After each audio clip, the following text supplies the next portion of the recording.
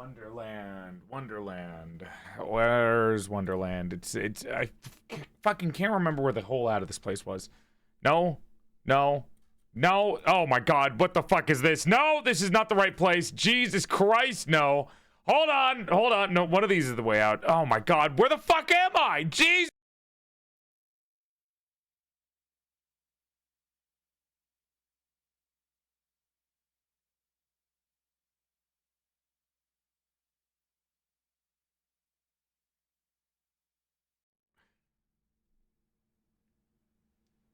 Hello? Is this the right place? Boo.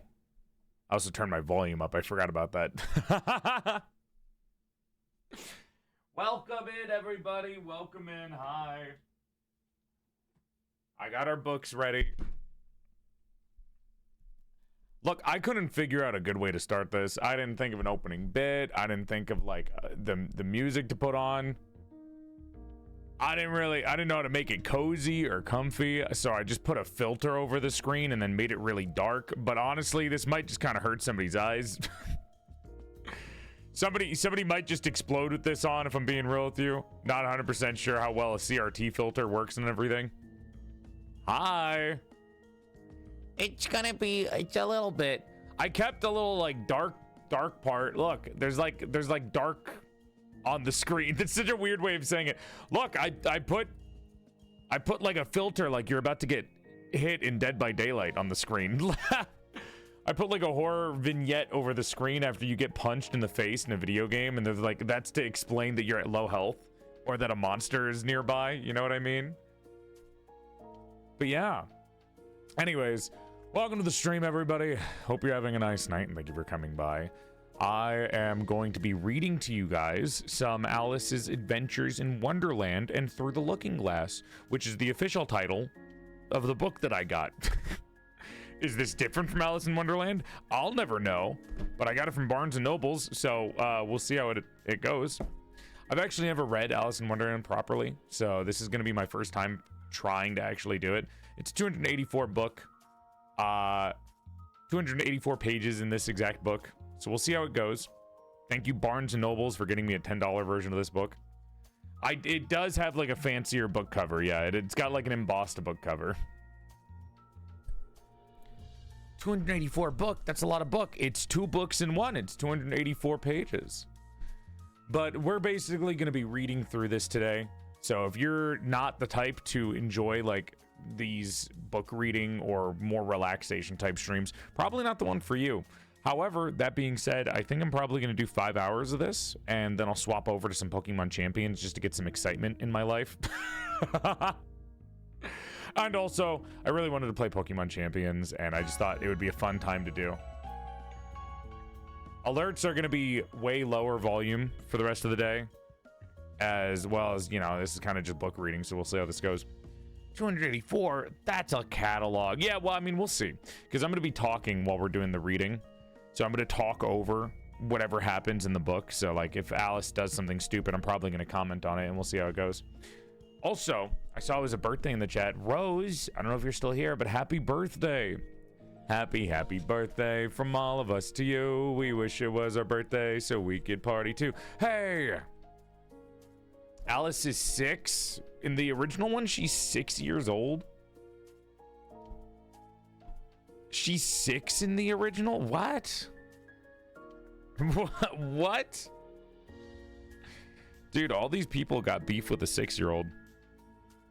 Am I crazy, or does it feel like Alice is way too, like, knowledgeable to be 6? I know my nephew is like 5, dude.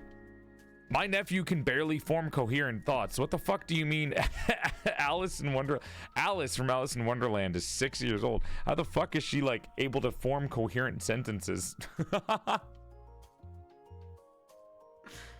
It's crazy. They get smart when they aren't raised on iPads. My nephews aren't allowed to like look at like TV. Like they watch they're allowed to watch like Octonauts. I think it's called Octonauts. The one where they teach you about animals. I guess. Not 100% sure. Still kind of crazy. I always thought she was like Pokemon trainer old, you know, where they're like 10 to 12. That's crazy. Victorian private tutoring. Building kids differently. Yeah, building them abusively, apparently. Jesus. Well, anyways, I don't know if we'll look at art today. I don't know how much art was posted, but I can double check just to make sure. And we'll double see. We can look through a little bit of art. I think there is maybe a few pieces that we could look through, and then we can start the stream. We're basically gonna look through Alice in Wonderland. I don't know what a good stopping point will be, but we're gonna look through it as much as we can. And then towards the end of the stream, I'll spend like an hour or two to set up Pokemon champions and maybe do a match or one or two matches, just because I've been really wanting to. And I think a couple of people in the chat have been really wanting me to like do it on stream. They don't want me to do it off stream, so I think it'd be fun to do. I think it'd be a good time. But yeah, that's the plan for today. Wow, yippee, 25 streams. It feels like I've been here for longer, but time flies. It's been a fun and silly fucking whole month. Jesus Christ. Period sim, collabs, girl dinner, fatal frame, and more. Oh, you guys make my day snazzy. And looking forward to more. Hell yeah, that's such a sweet message. Thank you so much for the 25 stream streak. A couple of you guys are at 20 to 25. That's all. It's been like 25 streams since this model debuted too. That's so awesome. God, it's good to know that this is a model that you guys all like. Elisa, thank you so much as well. Same with Blue. And Beans. And Oomph-Chur, thank you for the biddies. Oomph, is it your birthday? Oomph-Chur. You too, that's double birthdays. There's one for Rose and there's one for Oomph. Oomph, happy birthday. Happy birthday from all of us to you. We wish it was a birthday so we could party too. Hey. There we go. I'm wearing my nice clothes today because I feel like you have to be confident to fucking read a book. Book talk girlies will chew you the fuck out, bro. You gotta be careful. All right. Let's look through some fan art. We'll see what we do. And we can get started with the stream and have a good time. All right? Not too much fan art. I mean, we literally caught up to it yesterday, so we'll see how this goes. But yeah, happy birthday. I've been here for a year now. I'm so sorry that I kidnapped you guys and you guys haven't been able to go home for an entire year. Let me get chat up on the screen as well so you guys don't feel alone. I was gonna use the original model because the original model has the glasses toggle, which makes it look a little goofy and fun. But I decided to go with the male model just because I feel like I talk differently when I have the male model on. Maybe it's because of my own preconceptions on males.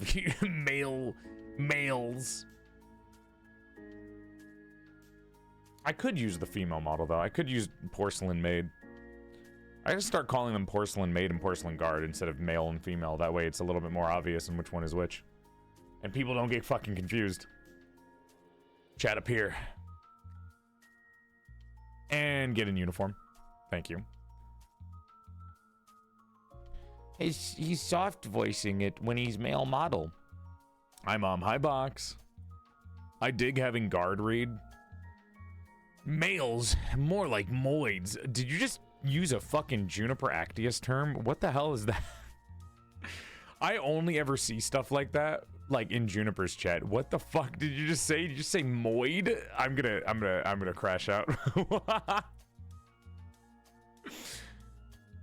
Oh my god, what happened? What happened to our girly pops, dude? They're being influenced. Oh god. Technically Guard is a woman though. Yeah.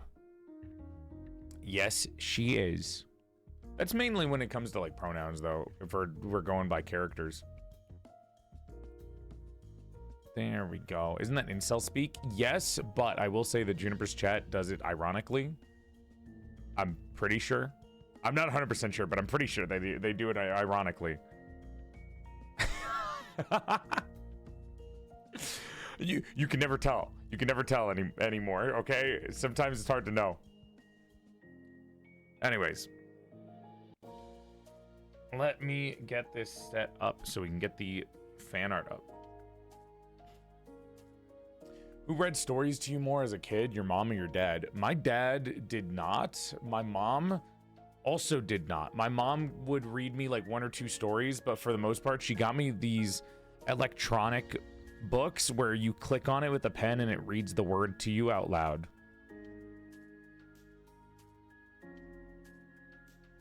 It's completely like, it was like I would like touch it and it would say the word out loud. Leapfrog, it was like, maybe it was Leapfrog. It was Pokemon books, and then I would just like read to myself afterwards, which is kind of like how it just worked in general. Okay, Leapfrog was peak. I do like Leapfrog. Do you guys like the thumbnail? It took me, the reason I was 20 minutes late to the stream was because I was doing the thumbnail. 20 minutes late to stream to make a fucking thumbnail. To be fair, I haven't done this in a while, and I also crave my time where I just lay down in the sun. So I got to my computer at 4 p.m. because I was kind of just laying down in the sun on my couch, and it was just kind of nice. Dude, I woke up so early today. Sorry, I know I'm distracting myself, but I'm fixing my pants. I've been wearing the same like really nice pants like every other stream. It's been really fun. Anyways, I woke up so early today because they were doing, they were like mowing the lawn and it was super loud. And I woke up at 9 a.m. and then I went to bed. And then I had a dream where my house was completely different and way prettier. And I don't know what happened, but in my dream, I went out to the balcony and the balcony was like, it almost turned into like almost a storage unit, and there's a bunch of fancy antiques everywhere, and I was like, oh, this is maximalist. Ooh, ooh. And then I woke up again, and then I went to bed again, and while I was in this next dream, fucking Genshin Impact characters appeared. I would like to remind everyone, I don't care about Genshin Impact. I don't play Genshin Impact. But the twink from Genshin Impact, Scaramouche, and then the fucking what's the female version of a twink? The Shank? I don't know. The blue-haired woman twink, that has like white and blue. People draw her with Arlecchino. Farina, yeah. Both of them fucking like bumped into me while I was sitting on a train, and I've never even been in a train, which is double crazy. I don't play Genshin and I've never been inside of a train, but they fucking bumped into me while I'm sitting down on the train, and it turned into an awkward situation where, you know, when somebody's about to fall on you and you have to like, you're like, oh god, do I move out of the way and let you slam your head into the fucking ground, or do I like catch you, or I don't know what to do. And the blue-haired twink like pushed the Arlecchino girl, and I was like, oh god, what do I do? And then I woke up because I didn't know what to do, and it panicked me. And then it was 11, and so I had like 1 hour sleeps between each one, and had really weird ass dreams where my house turned into like a maximalist, awesome fucking antique store. Like I don't know what's going on.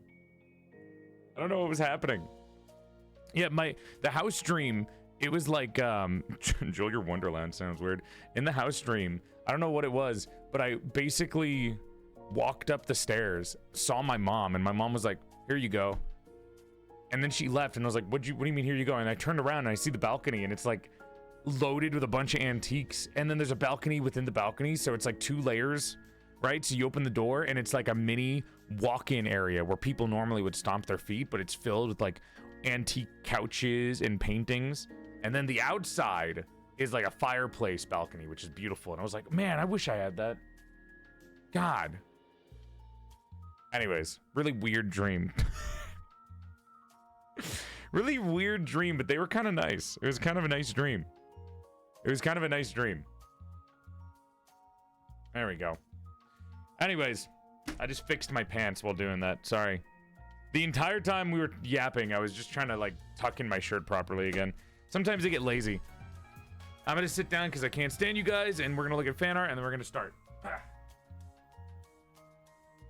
Hi, Yukina. Welcome to the Stream Raiders. Oh, I didn't get coffee today. Fuck, I gotta go make my coffee after this. Welcome to the Stream Raiders. Hope you're having a nice night. Thank you for coming by. My name's Porcelain Guard. I used to be a bountiful baddie before I died and my soul got trapped inside the body of an even sexier male doll. Follow for 3 extra inches to your dick size. Welcome, welcome. I'm gonna take this like frame off. So like, what is Porcelain Radio anyways? Porcelain Radio is when I read books to chat and I do like a react Andy to it. So like, I read Grim Fairy Tales a while ago, and while reading Grim Fairy Tales, I would like, I'd basically read it like normal, and then whenever something stupid happened, like when Snow White ate a fucking strange apple from a woman that poisoned her 3 times in a row, I'm just crashing out at them. In a quieter voice though. So it's like book reactions. Think of it like book club, kinda. Except I'm reading the book also. I hope you had a good stream. Welcome, welcome. Let me turn this filter off for a second before we get into anything. And let's get to fan art. I read Grim Fairy Tales a long time ago.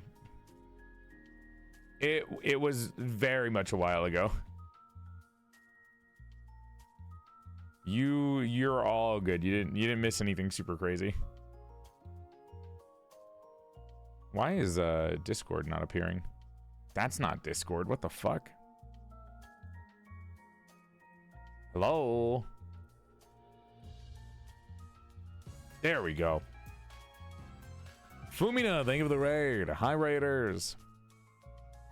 Welcome to the Stream Raiders. Hope you're having a nice night and thank you for coming by. My name's Porcelain Guard. I used to be a bountiful baddie before I died and my soul got trapped inside the body of an even sexier male doll.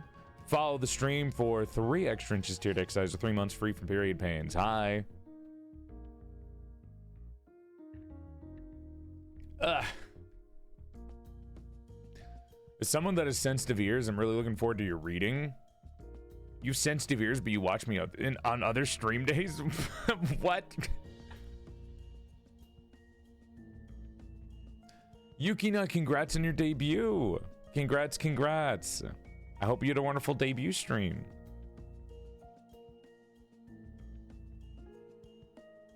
I kind of noticed it because whenever we get raids, I get to see the little PNGs. I get to see everyone's like pictures. And there's always like the shadowed thing.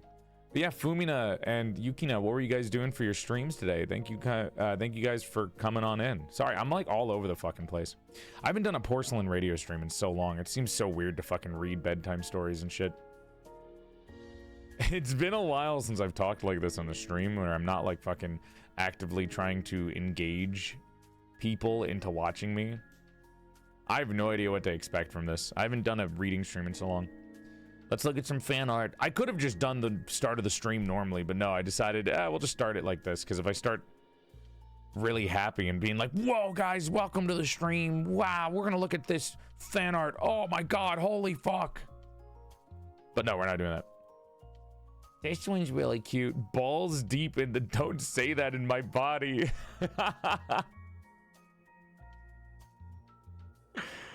Body swap chat. That's so cute.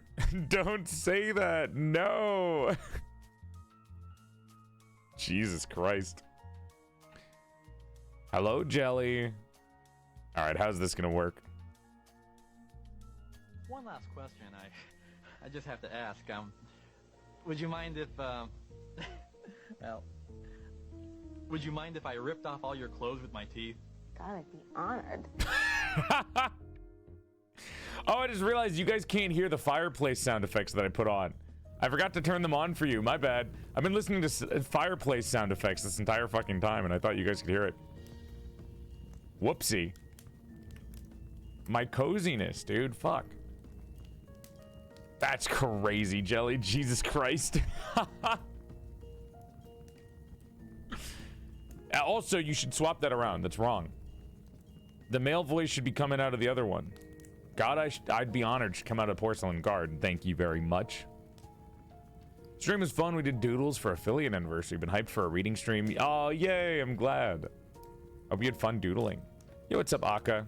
Finally able to come to a stream. You decided the first stream? You decided to join the fucking reading stream? This one? Well, fuck. I guess I'll try to make it entertaining. We'll see how fucked up, Alice in Wonderland's gonna be. Since mother and father insist that we shouldn't smoke, I've taken it upon myself to continue the tradition of disappointing parental figures and made myself an ashtray with a perfect little smoking buddy. Do not smoke. I have cosplay cigarettes because I have an oral fixation. You smoke because you're a sick puppy and you need to get a better hobby. Because do not smoke. Do not smoke. This is really cute, but use it not as an ashtray. Use it as like as a peanut bowl. Like put peanuts in there. Do not smoke. Please do not smoke. I am begging you. Yeah, or a ring tray, like a little jewelry bowl. Why peanuts specifically? I don't know. Nuts. The fuck you. What the fuck do you want from me? Why does everything I say need to be scrutinized by you sick bastards? Can I not just say that, like, peanuts? Did I have to? Do you want me to be specific? I'm sorry. yeah, cashews are better. Oh, boo-hoo. Prettiest princess. I laughed so hard hearing this. What is this? Where's Bubbles? She's probably upstairs combing her hair, so she'll be the prettiest girl in the party. I'm gonna be the prettiest princess at the party. I haven't seen Powerpuff Girls in so long, man. Where's Bubbles? She's probably upstairs combing her hair, so she'll be the prettiest girl at the party. I'm gonna be the prettiest princess at the party. It's on the internet forever. Sleepy Razor, thank you guys for the subs. Stealing that voice clip, Jesus Christ. Oh my god, Bub, Jesus Christ. This feels wrong for Bub to be the one to draw this. I feel like Bub should not be allowed to do these kinds of things. Bub, my man. Ultimate dap up. Why man equal dog? Actually, wait, man is cat in this situation and then woman's dog. Technically, this is a reversal, but also not a reversal based on what you're looking at. Puppy girl, cat boy. Except it's not like twink cat boy. That's like nya nya wow. All that bullshit. It's like actual cat. I will say, can I throw some shade at some VTubers? Every so-called catboy VTuber acts like a dog. Like, I'm just saying. Every catboy VTuber I've ever watched acts like a dog. Like, they do not act like cats. They only, I swear to God, they want to be cats just for the aesthetic, where it's like, haha, sexy cat. They don't actually act like cats, dude. They don't. Taiga's super cat energy? Taiga's a confusing kind of cat. Taiga's not bitchy enough to be a cat sometimes. He's too friendly. He's a very friendly cat. He's like an orange cat in my head. He's like orange cat. Oh, why are you rating me when I'm doing this? This is so embarrassing. Why? I'm not doing anything interesting today. I'm reading a book. Throw shade, girl. Wait, did you hear me? I was throwing shade at catboy VTubers because every time I've ever seen a catboy, they don't act like a cat. It's like they want to be a cat because they like the little slutty energy they get from it. Like how on Halloween people wear like slutty outfits instead of like actual costumes. That's what catboy VTubers always felt like to me whenever I see them. Like, you motherfuckers, where's my cat energy, dude? You need to be demanding food and like being as bitchy as possible. Like, what is this? This is not the cat. Spit your truth, queen. Hello, girl queen pussy boss. Luca, thank you for the raid. Hi. Says the guy with 0 cats. I had a cat named, there was a cat that was named after me.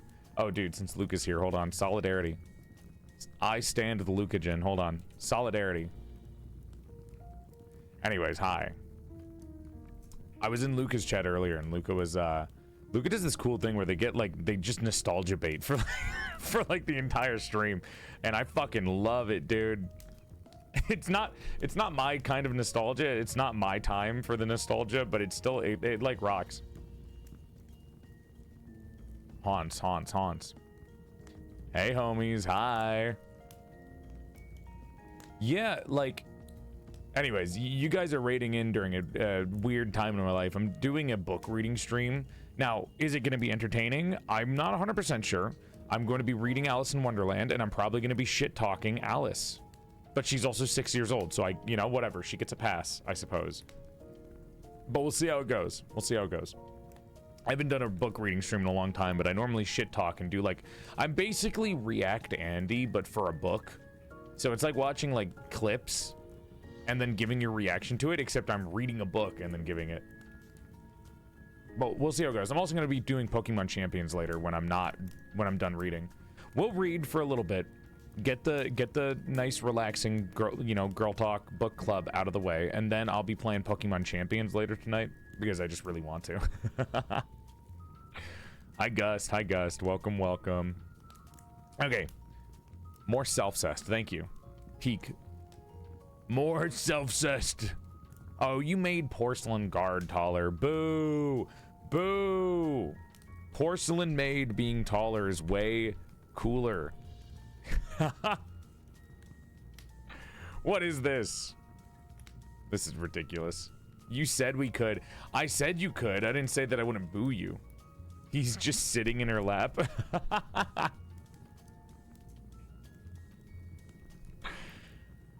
That's fair. Maybe it's a romantic dip. He's picking. What do you mean picking her up? Oh yeah. Oh, you're right. Wait, no, Bub was correct. I don't know why Bub started crying. No. PorcelainMaid is picking up Porcelain Guard. I work hard on drawing and I get booed. No, sweetheart. Bub, you're super cool. We'll get you some pizza later. Blah. Crazy. Boss is such a hater. You know, it happens. Hating is one of my favorite hobbies. No, you all did amazing. I love all of your art. I'm gonna have to talk like this for 5 hours. At some point, I'm gonna break and yell, and nobody will know. Chikala X PorcelainMaid decided to recreate a scene from the Blockhead lore video because it's so cute. The slimes creating a blackhead and becoming a doll like Maid was heartwarming. I'm glad you liked the lore video. The Blockhead lore video is my favorite. I actually think we did so well with it. The Blockhead lore video legitimately is my favorite one just because it's so well made, dude. It's so fucking... it's so good. It's so well made. This is really cute. This is really cute, Fuji. Oh my god, me and who? That's the size difference between any horse and a human being. And there we go. Okay. There's the line. Now let's go over to see some chat sonas. Hello, baby. Oh, it's so fucking cute, man. I don't know which fan art this falls under, but I got motivation to draw my OC Sona in the outfits of VTubers I watch. Yo, Akio, this is so fucking good. Holy shit. Dude, this is so cute. I think everyone should try on my dress at least once. Everyone should try my dress on. I think you would all do really well wearing my big ass fucking poofy dress. Yo, what's up, Ghost? I'm literally so new to everything. I just learned about VTuber lore videos and I watch all of yours. The Blockhead one is so adorable. It's... oh. Arya, it's my favorite one because I feel like we did such a good job making it. Like, it's so good. Also, pro tip, VTubers, from now on, name your lore videos animatics. I named my Porcelain Guard video an animatic and it did like 10 times better on YouTube. Now, it could just be that the art style popped off on YouTube, but it did way better on YouTube when it was labeled as an animatic. And I had people in the comment section of that video being like, I didn't know that this animatic was a VTuber. Crazy shit. Introducing Blockina 2.0. A fresh new body for Yuki Slime after the tragedy that befell her during the Great Nuggy Raid of whatever year Joel's timeline takes place in. That's so cute. That's very adorable, Yuki. That's very cute. God, I feel like I'm on the... This is like the verge of BFE ASMR when I fucking kill myself. Sorry. I gotta stop saying that. This is just book reading. It just feels weird to talk like this, because I talk like this during collabs. Like, I'll talk like this when I'm playing fucking Slay the Spire with Roy, but I'm doing it on my stream. It feels wrong. It feels wrong. I feel like I'm doing something wrong. This feels kind of weird. You're collabing with us. You know, I'll think of it that way. I will think of it that way. I think it's because I'm using the male model. I think that's what it is. I think I'm judging myself. I'm putting myself in a box. Okay, let's go and take a look at Blue Sky and Twitter. And this time I won't go to the homepage of Twitter and almost fucking throw some ass on the floor. Dangerous goddamn life. Let's take a look. Let the estrogen guide you. That's such a crazy sentence to fucking say. Let the estrogen guide you. Let it be your shepherd. Listen to the estrogen. It will guide you well. Jesus Christ. Have a good time, Logan. Enjoy walking with your dog. What is this fucking emote? Why do we have a bouncy castle emote? Where the fuck did the big fat titty emote come from? Where did that come from? Why we got big fucking titties on the timeline? Oh. Oh my god, fuck, there's a lot to retweet. Hold up. Yippee! Ambi! Blockhead and Maid, or Maid in guard cosplays for the Blockhead. That's so cute. You can't escape PorcelainMaid? Jesus Christ. Free me from horse, dude. Jesus Christ. Bye, Jelly. That's so cute. Clips. Oh, dude, it's fucking Lily. I gotta hang out with Lily again. I wanted to do a Monster Hunter design review with Lily. Lily Goth, this person. They're an artist. I thought it would be really fun to do. Got a new Toggles boss. Wolfguard is real. Oh, I have it. Was it W6? Oh. Well, from the front, it works. From the front, it works. To be fair, I'm more of a cat person. You never fixed it. I do have to fix... Well, it's... Okay, so... One side looks fine. It's just the right ear that I'd have to fix. These ones were made by BQ, chat. These were made by the lovely little BQ. BQ, if you're lurking, thank you. We just saw the self-cessed. Thank you. Thank you. Oh my god, I'm gonna draw PorcelainMaid. Yeah, there's been a lot of PorcelainMaid lately. There's been a lot of PorcelainMaid. I think people just really like horses. Thank you. I do say that like that. I do say thank you a little weirdly now. It's like a stem. Oh, dude, speaking of horses. I was drinking water. Crazy fucking time to do. Anyways, here's the thing about it is that sometimes I just don't want to have legs. Oh. PP had a clip where they were talking about horse cock. Very fitting. Very fitting. Just fucking retweet everything at this point. Okay, back to art. Let's look at the beautiful art now. Look at Eric. Eric made a Alice in Wonderland style art. Actually, maybe I should be a woman today. Maybe I should be PorcelainMaid, because PorcelainMaid kind of looks like Alice.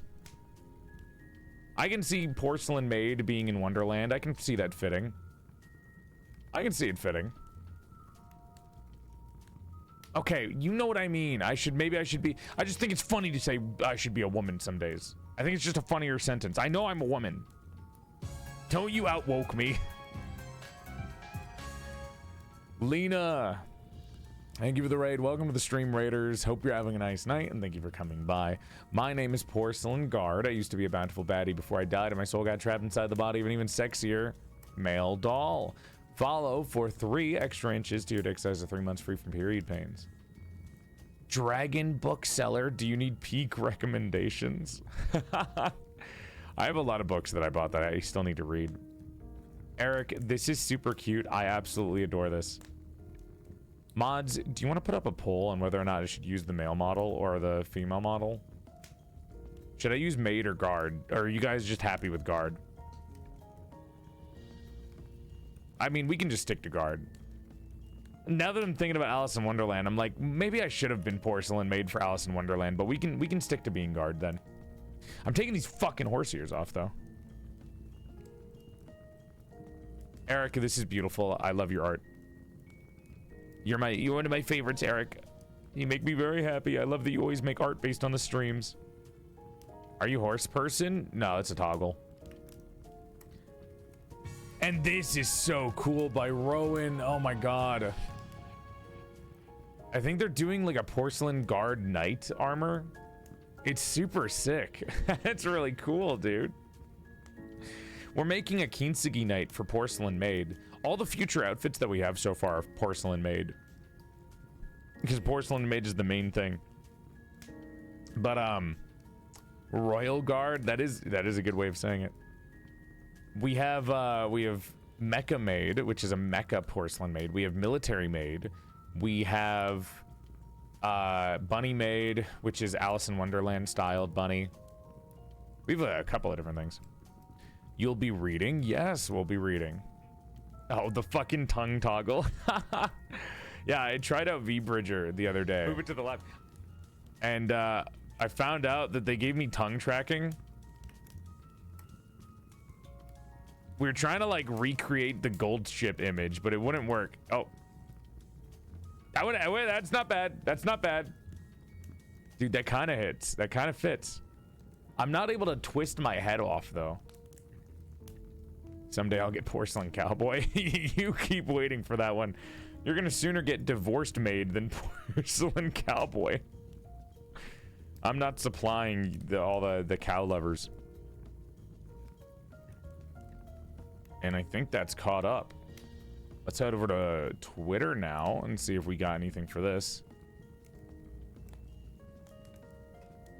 Why do you hate cows? I don't hate cows. Thank you, shoes. Bob. I don't think there's anything special on Twitter. Yeah, we're all caught up. We can get into reading now.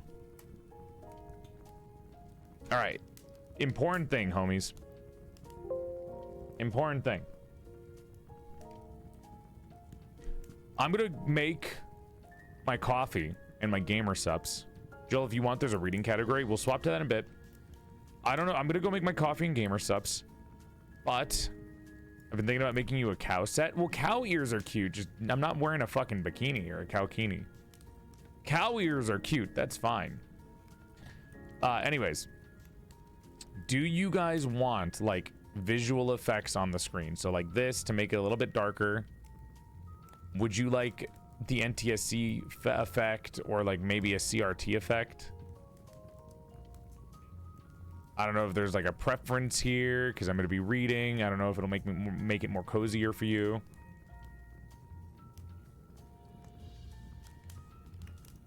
Put a fireplace on the background. No CRT, but yes to darker. Oh, you just like the vignette? What about this one? This is called NTSC. Or does this one hurt your eyes? I like it 'cause this one hurts your eyes. Dude, that sucks because I really like using that effect. I love that effect because I think it makes it look so comfortable to me. I'm surprised it hurts so many people's eyes. I always like it because it just feels like super cozy because it like makes me feel like I'm watching a VHS. Even though that's not what NTSC is. Okay. It gives 3DS screen.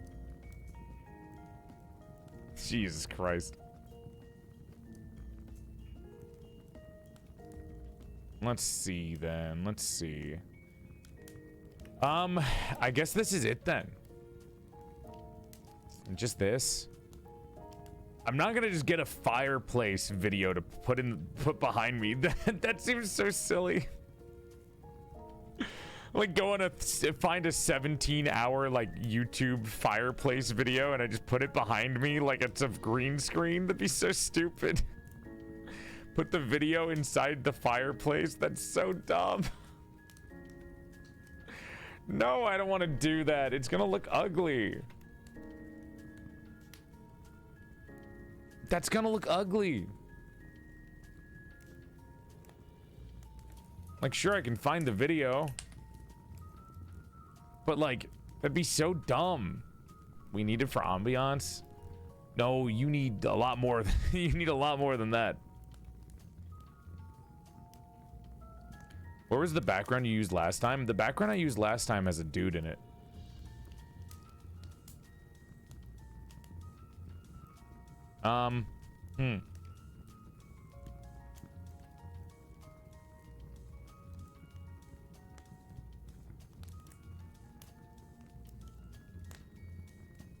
Do you see how stupid this would look now? You see how stupid this would look if it's just...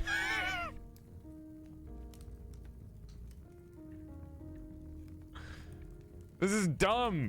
Can you put that in your actual fireplace? No, because it's not gonna fit. What part of it doesn't fit do you fuckers not understand? What part of it looks dumb and doesn't fit do you not understand? I can't use 3D effects anymore because for some reason OBS like got rid of the 3D effects.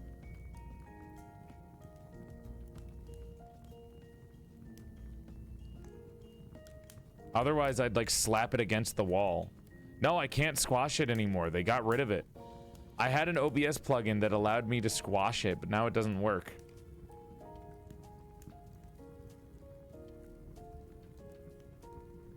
They like took away my filters. Yeah, no, I wish. For some reason the 3D effect on OBS is gone.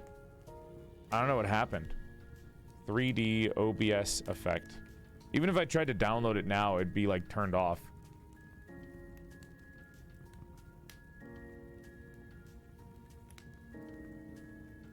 I'd have to re-look it up. If you hold Alt, you can. Like, no, it's not cropping. It's like flipping and squashing it. I haven't played Limbus Company, but I know that I think Millie does the music for Limbus Company. Oh my god, why you guys have to... I'm gonna fucking yell at you before I get into the fucking book. You have the fireplace audio in the background. What do you want, a fucking fire? What do you want, an actual fire? Get over it. Get over it. I don't have fire GIF. I don't have a fire GIF. Jesus. Here, you want me to be burning alive? Is this what you want? This is stupid. This looks dumb.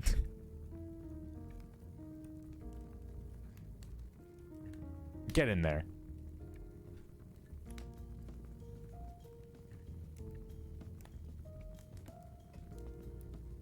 No.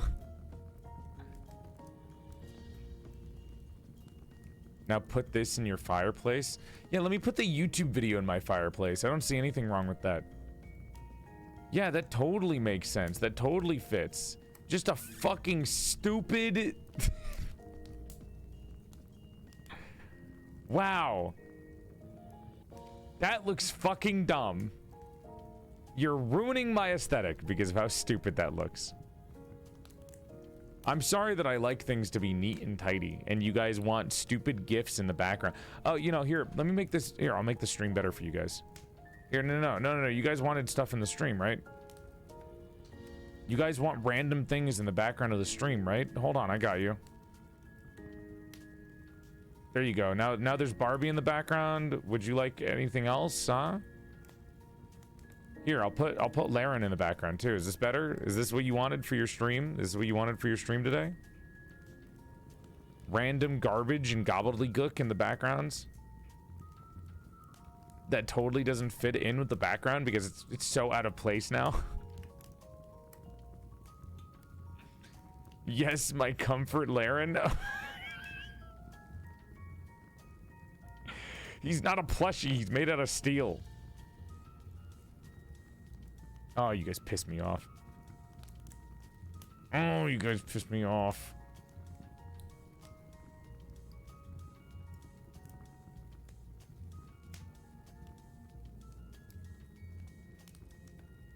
This is stupid. I'd leave it like that, but yeah, don't be me. Do we get a plushie or a blanket? You get my unending rage and annoyance.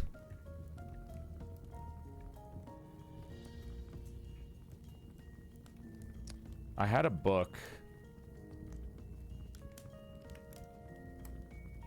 I made a fake book. I have Grim Fairy Tales, but I don't have Alice in Wonderland as a thing. So I can do like this. Let me see. Would you guys like a book to be on the screen so it looks like I'm reading out of a book?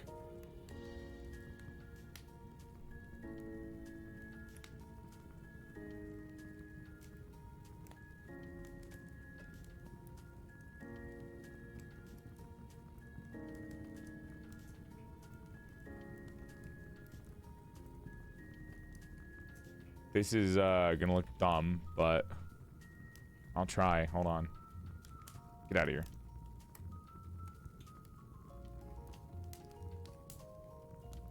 Oh, the fireplace is out? Yeah, because it won't... Shut up!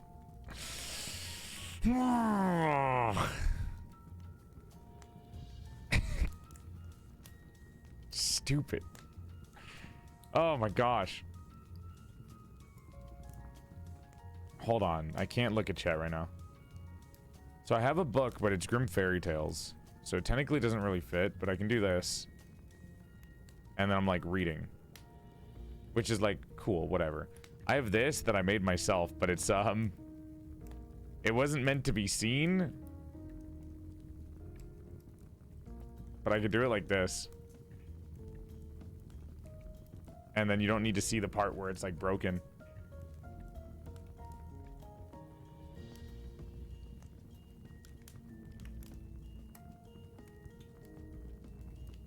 Now I'm reading. Eh? It kind of works. Don't pin it to the model, though. Why? I'm holding the book. Oh, I'm sorry. You want it to just be like this? Isn't that kind of dumb?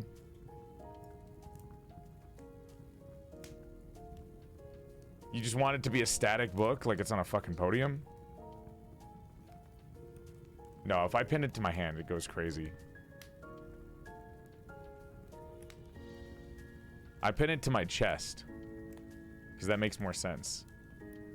Because now it's just moving. Oh, it's pinned onto the... Ooh, it got pinned onto the leaf. Whoops.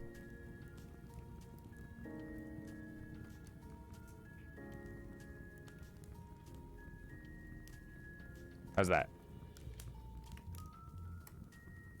Is that good?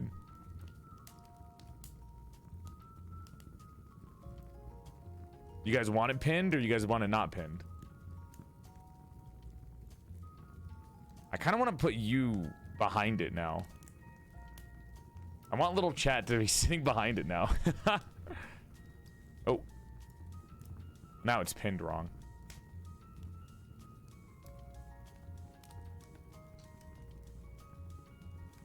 There.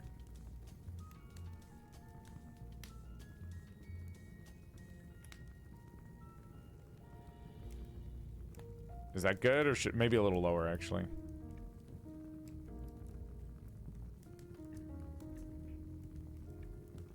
There we go.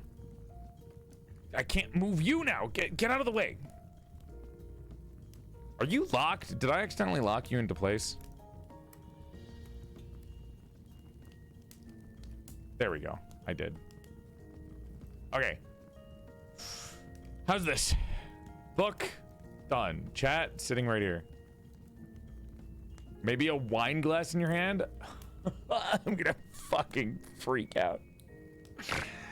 I can't do this, dude. I can't do this. I can't be adding all this shit. Anyways, I gotta make my coffee, or else I'm gonna fall asleep doing this, because this is literally book reading. I gotta make my coffee, or else I'm actually gonna fall asleep, okay? Give me a second. Laren, come back. Okay. He'll babysit you. I'm gonna make my coffee. This is your babysitter.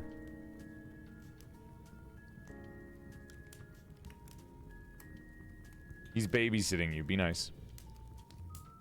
I will be right back. I'm gonna make coffee and some gamer subs, so I'm ready for the stream. And after, when I get back, we're gonna start reading Alice in Wonderland, and I will do a couple hours of it, and then I'll play Pokemon. Alright? Sit still. Say hi to your babysitter, Chad. Say hi to your babysitter. Oh, I dropped my fucking... Okay. Gamer subs, Grandpa's ashes, and a nice black coffee that has been turned unblack with hazelnut creamer.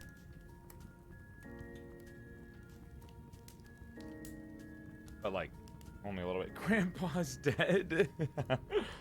It's a flavor name. Grandpa's not, well, mine is. Grandpa's not dead though.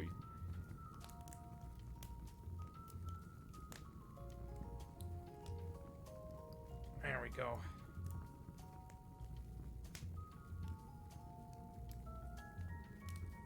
Are you drinking both again? Yes. The Grandpa's Ashes one is not caffeine though, so should be okay. I actually have to thank caffeine. I gotta thank coffee because I think my sleep schedule fixed itself from drinking coffee, if I'm being real with you. Because coffee gives you a crash, and I think the crash is the only reason that I've been going to bed early. Like, the coffee crashes actually helps me sleep.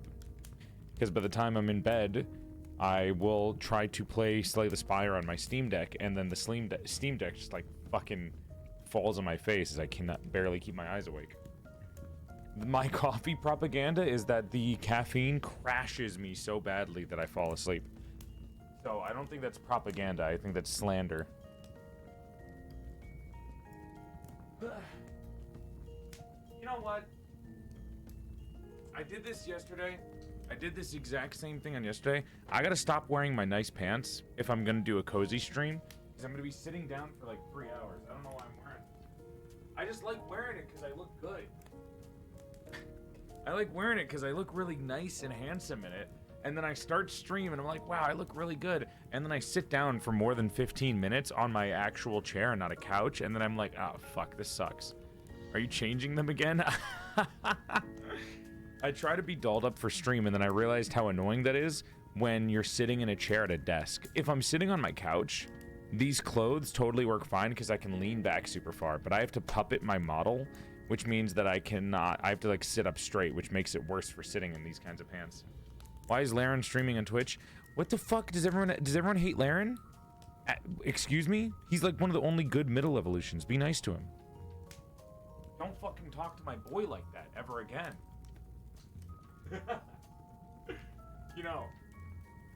You know what?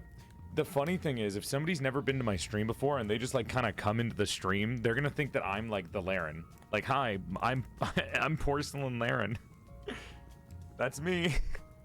This is my new model. This is the new male model. Do you guys like him? You're not Laren? All male VTubers are Laren. Hey, you take that back. Laren would never be accused of horrible things. Laren would never. My boy sits down and he eats mountain rocks all day.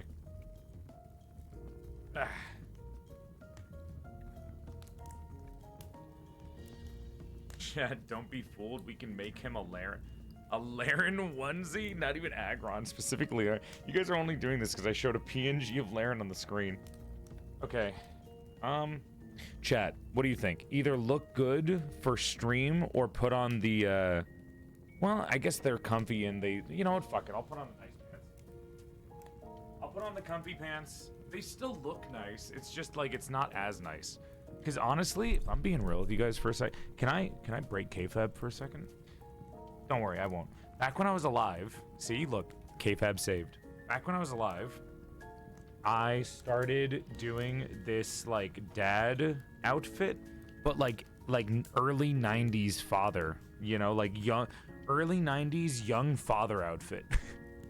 So what I was doing was I was wearing like these, not skinny jeans, but they were like kind of boxy jeans, and they showed off a really nice waist, and then I would wear like a white beige shirt that was really puffed at the top, which is so nice because when you add the accessories to it, it makes me look like a dad. And I shit you not, because I walk around with a fake cigarette in my house because it's oral fixation thing. It's like a fidget toy. I felt like I looked like somebody's fucking like early dad. Like, you know those baby pictures of you when you're like 2 years old or something and your dad looks super young? That's what I felt like. I was like, what the fuck is this? That's why I said I looked like Clark Kent the other day, but like Clark Kent off duty. It felt a weird thing to say. It was such a weird thing to say, but it was so highly accurate that I was like, what the fuck? What did I click into? You're listening to Laren Reed's Alice in Wonderland. Welcome to the stream. My name is Lyron, or Laren, however you want to pronounce it. I spend most of my days eating rocks and minerals. Alright, we're all cozy.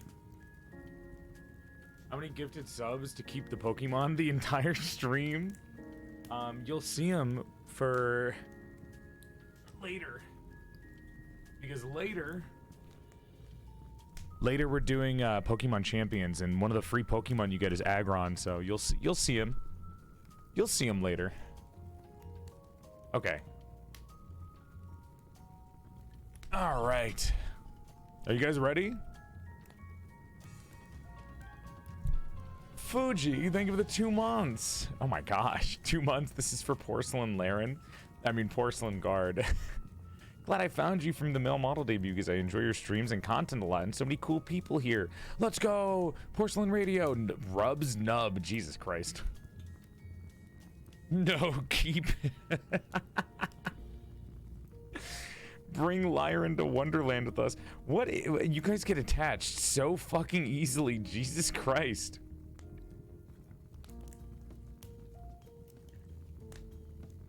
There. There.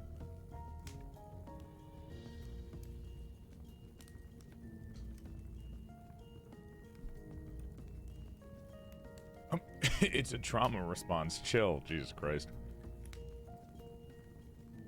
Okay. With that being said,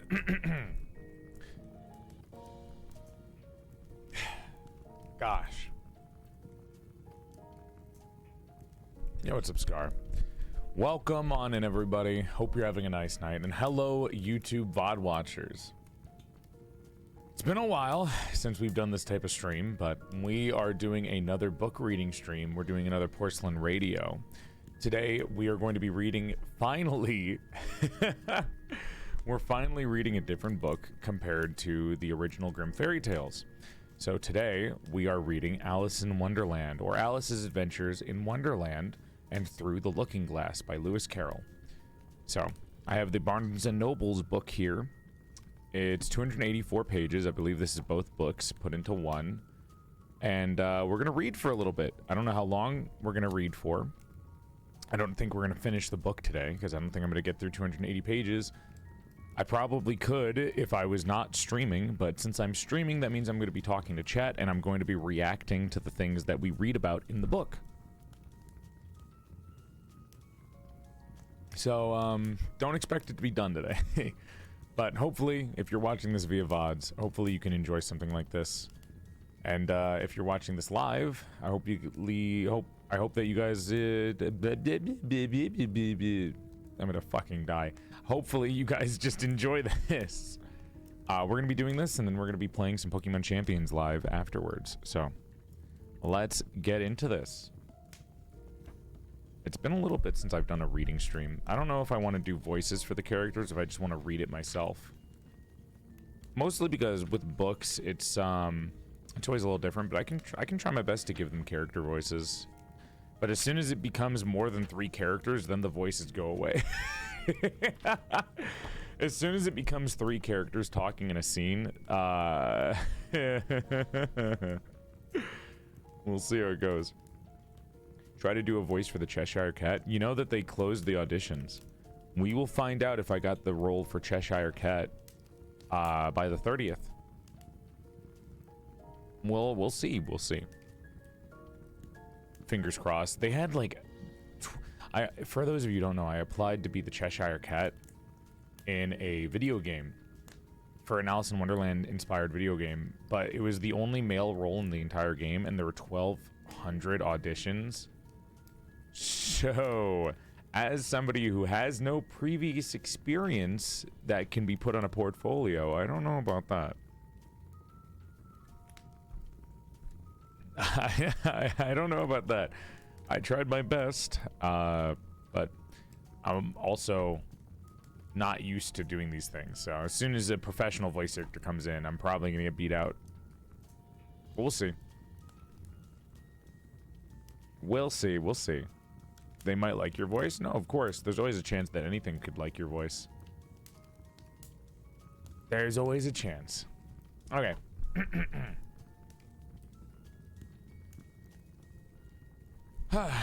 Alice in Wonderland down the rabbit hole. We're gonna start now, and for the rest of the stream, I will try my best to still pay attention to things that are going on.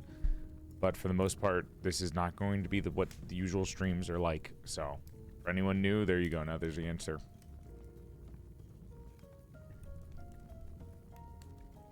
Down the rabbit hole, Alice was beginning to get very tired of sitting by her sister on the bank and of having nothing to do.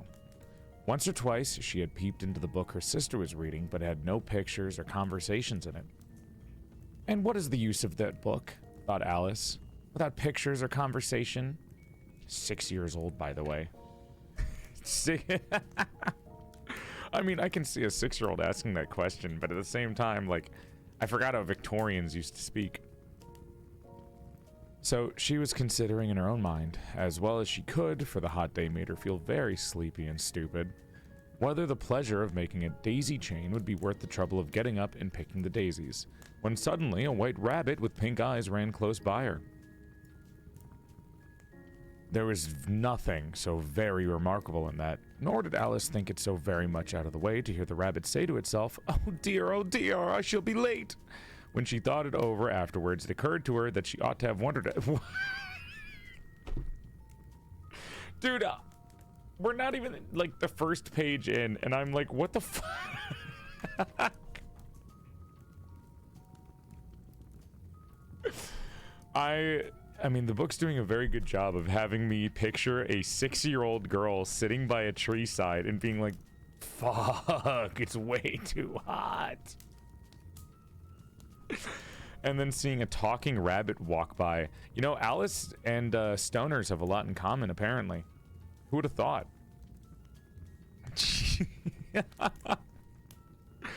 Oh dear, I shall be late. Blam, blam, blam. But when the rabbit actually took a watch out of its waistcoat pocket and looked at it, then hurried on, Alice started to her feet, for it flashed across her mind that she had never before seen a rabbit with either a waistcoat pocket or a watch to take out of it. And burning with curiosity, she ran across the field after it, and fortunately was just in time to see it pop down a large rabbit hole under the hedge. She didn't wonder about it speaking. The, oh dear, I'm gonna be late. That didn't, nothing, that didn't spark for you at all? It was the fact that it was wearing clothes and not naked? Actually, it wasn't even the fact that it was wearing clothes, it was the fact that it took a watch out of its clothes. I'm sorry. Rabbits can talk. Rabbits can talk. All rabbits talk, Joel. My bad. My bad. She's 6? Yeah, so are you. Have a good shower. In another moment, down went Alice after it, never once considering how in the world she was to get out again. The rabbit hole went straight on like a tunnel for some way, then dipped suddenly down. So suddenly that Alice had not a moment to think about stopping herself before she found herself falling down a very deep well. Either the well was very deep or she fell very slowly, for that she had plenty of time as she went down to look about her and to wonder about what was happening next. First, she tried to look down and make out what she was coming to, but it was too dark to see anything. Then she looked at the sides of the well and noticed that they were filled with cupboards and bookshelves here and there. She saw maps and pictures hung upon pegs. She took down a jar from one of the shelves as she passed, and it was labeled orange marmalade, but to her great disappointment, it was empty. Very lackadaisical child. She did not like to drop the jar for fear of killing somebody, so she managed to put it in one of the cupboards as she fell past it. Well, thought Alice to herself, after such a fall as this, I shall think nothing of tumbling down the stairs. How brave they'll all think of me at home. Why, I wouldn't say anything about it, even if I fell off the top of the house. Which was very likely true. Dude, you know what, man? I thought I wasn't gonna like Alice, but I'm kind of vibing with Alice. Why is this 6-year-old so chill? I kind of want to dap up Alice, dude. Like, Alice, dap me up, dude. Holy fuck. She's so chill. She's so stoner coded.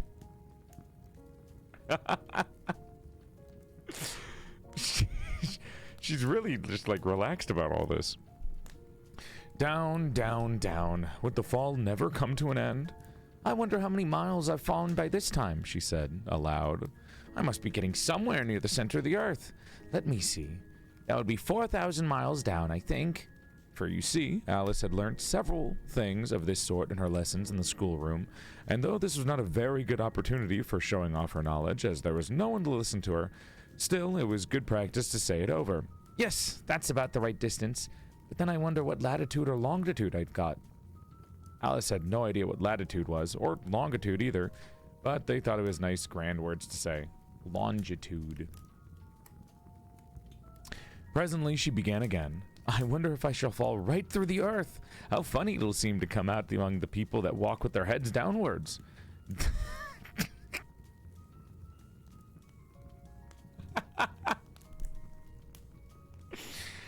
The antipathies, I think. She was rather glad there was no one listening this time, as it didn't sound at all the right word. But I shall have to ask them what the name of the country is. You know, please, ma'am, is this New Zealand or Australia? As she tried to curtsy as she spoke. Fancy curtsying as you're falling through the air. Do you think you could manage it? And what an ignorant little girl she'll think of me for asking. No, it'll never do. Perhaps I shall see it written up somewhere.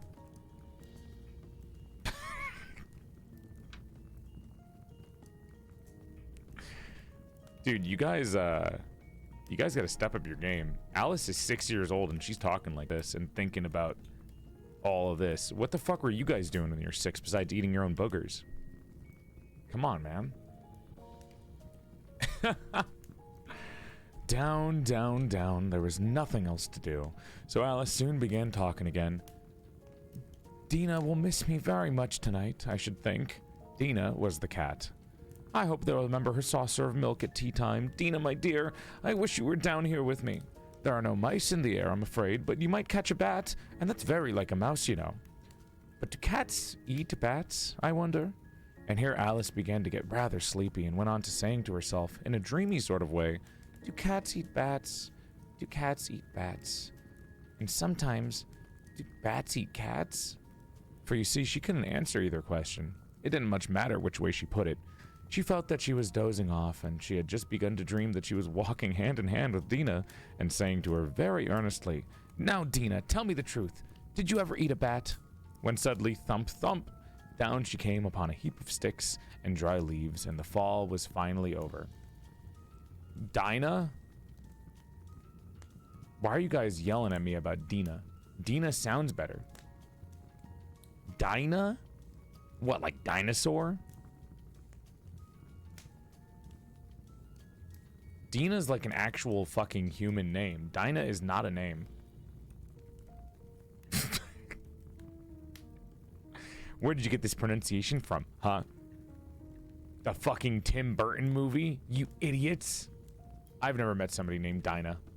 Dina? I've met plenty of Dinas. You are too American, Joel. Is it because I'm super cool? You're a talking rabbit and you're worried about the pronunciation? I'm sorry. Alice just fell 17 billion miles into the earth. And she's worried about pronunciation too. So I think I'm more in line with the book than you are, motherfucker. If you ask me.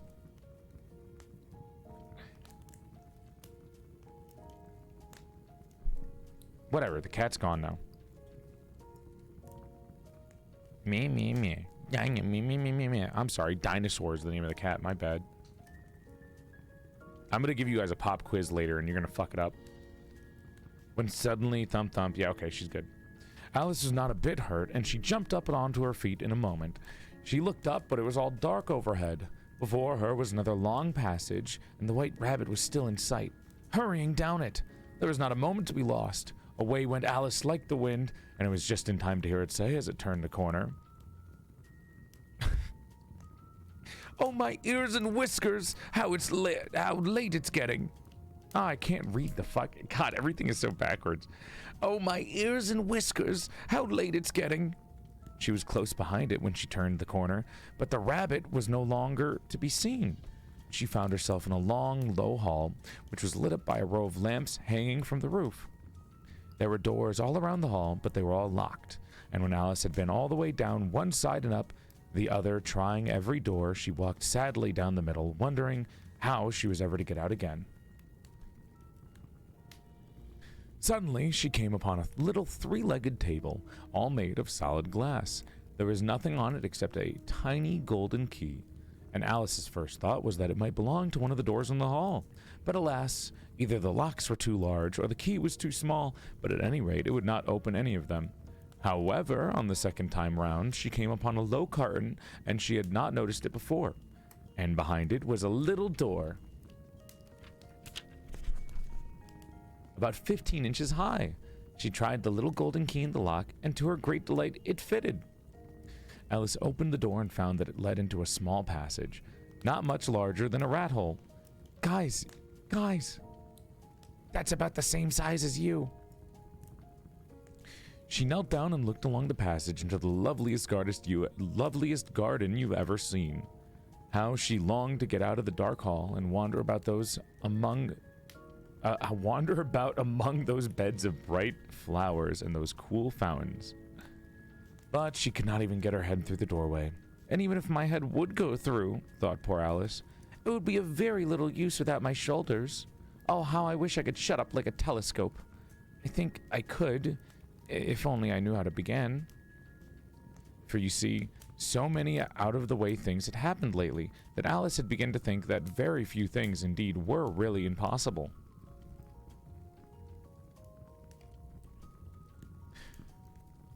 There seemed to be no use in waiting by the little door, so she went back to the table, half hoping that she might find another key on it, or, at any rate, a book of rules for shutting people up like telescopes. This time she found a little bottle on it, which certainly was not here before, said Alice, and round the neck of the bottle was a paper label with the words, "Drink me," beautifully printed on it in large letters. It was all very well to say, "Drink me," but the wise little Alice was not going to do that in a hurry. "No, I'll look first," she said, "and see whether it's marked poison or not." For she had read several nice little histories about children who had got burnt and eaten up by wild beasts and other unpleasant things, all because they would not remember the simple rules their friends had taught them.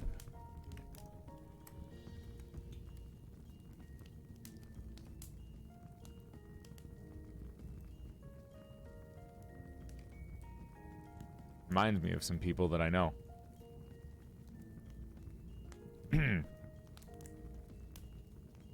Drink me.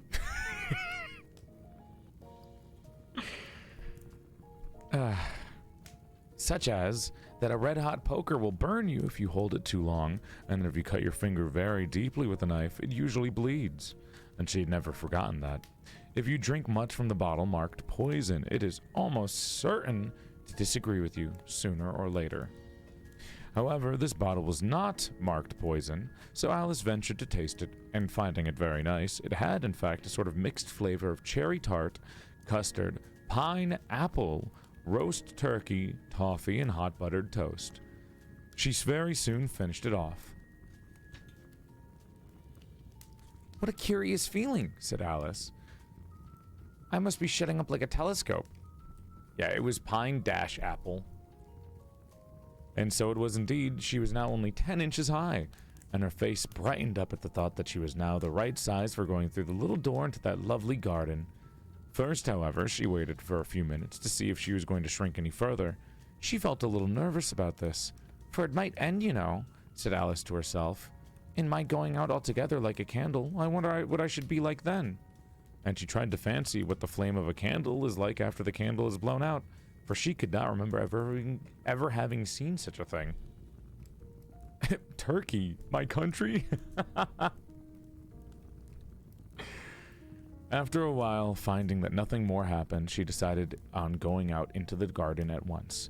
But alas for poor Alice, when she got to the door, she found she'd forgotten the little golden key. And when she got back to the table for it, she found she could not possibly reach it. She could see it quite plainly through the glass, and she tried her best to climb up one of the legs of the table, but it was too slippery, and when she had tired herself out with trying, the poor little thing sat down and cried.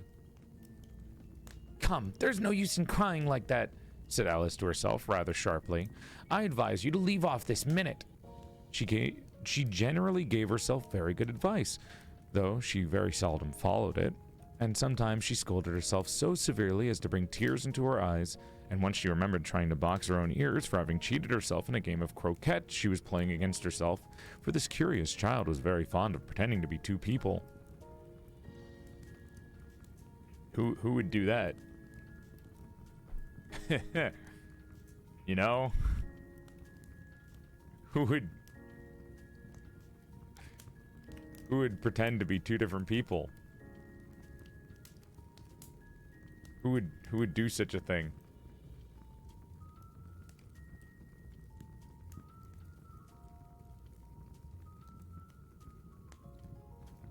Ah.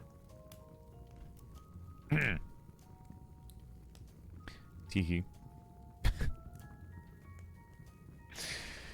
But it's no use now, thought poor Alice, to pretend to be two people. Why, there's very hardly any of me left to make one respectable person. Soon her eye fell on a little glass box that was lying under the table. She opened it and found it a very small cake, on which the words, "Eat me," were beautifully marked in currants.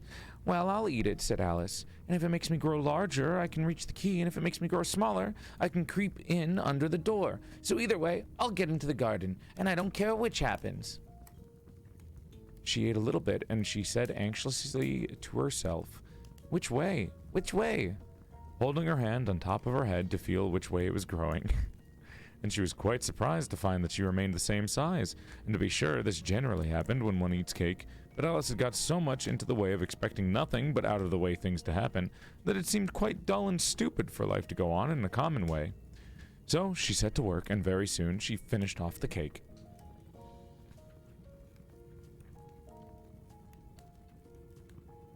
Oh my god. So, there's pictures in this book. And, there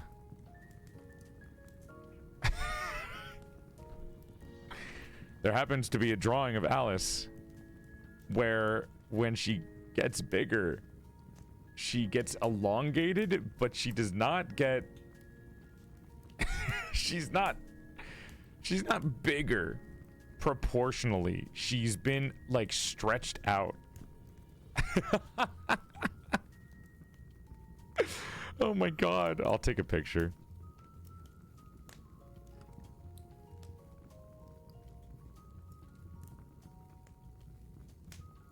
Jesus.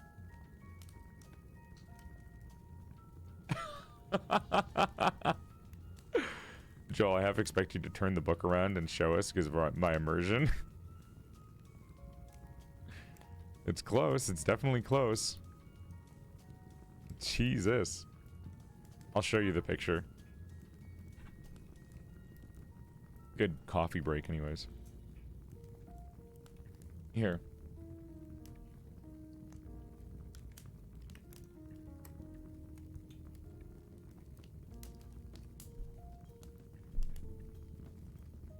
Here it is.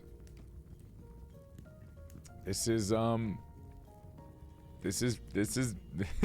okay, Alice. Here's your protagonist, chat, after she drinks or she eats the cake.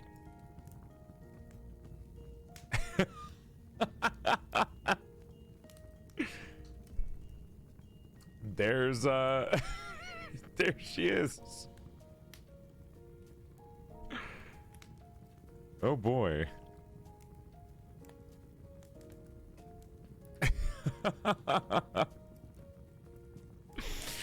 Ooh, she's looking like a Japanese gum commercial.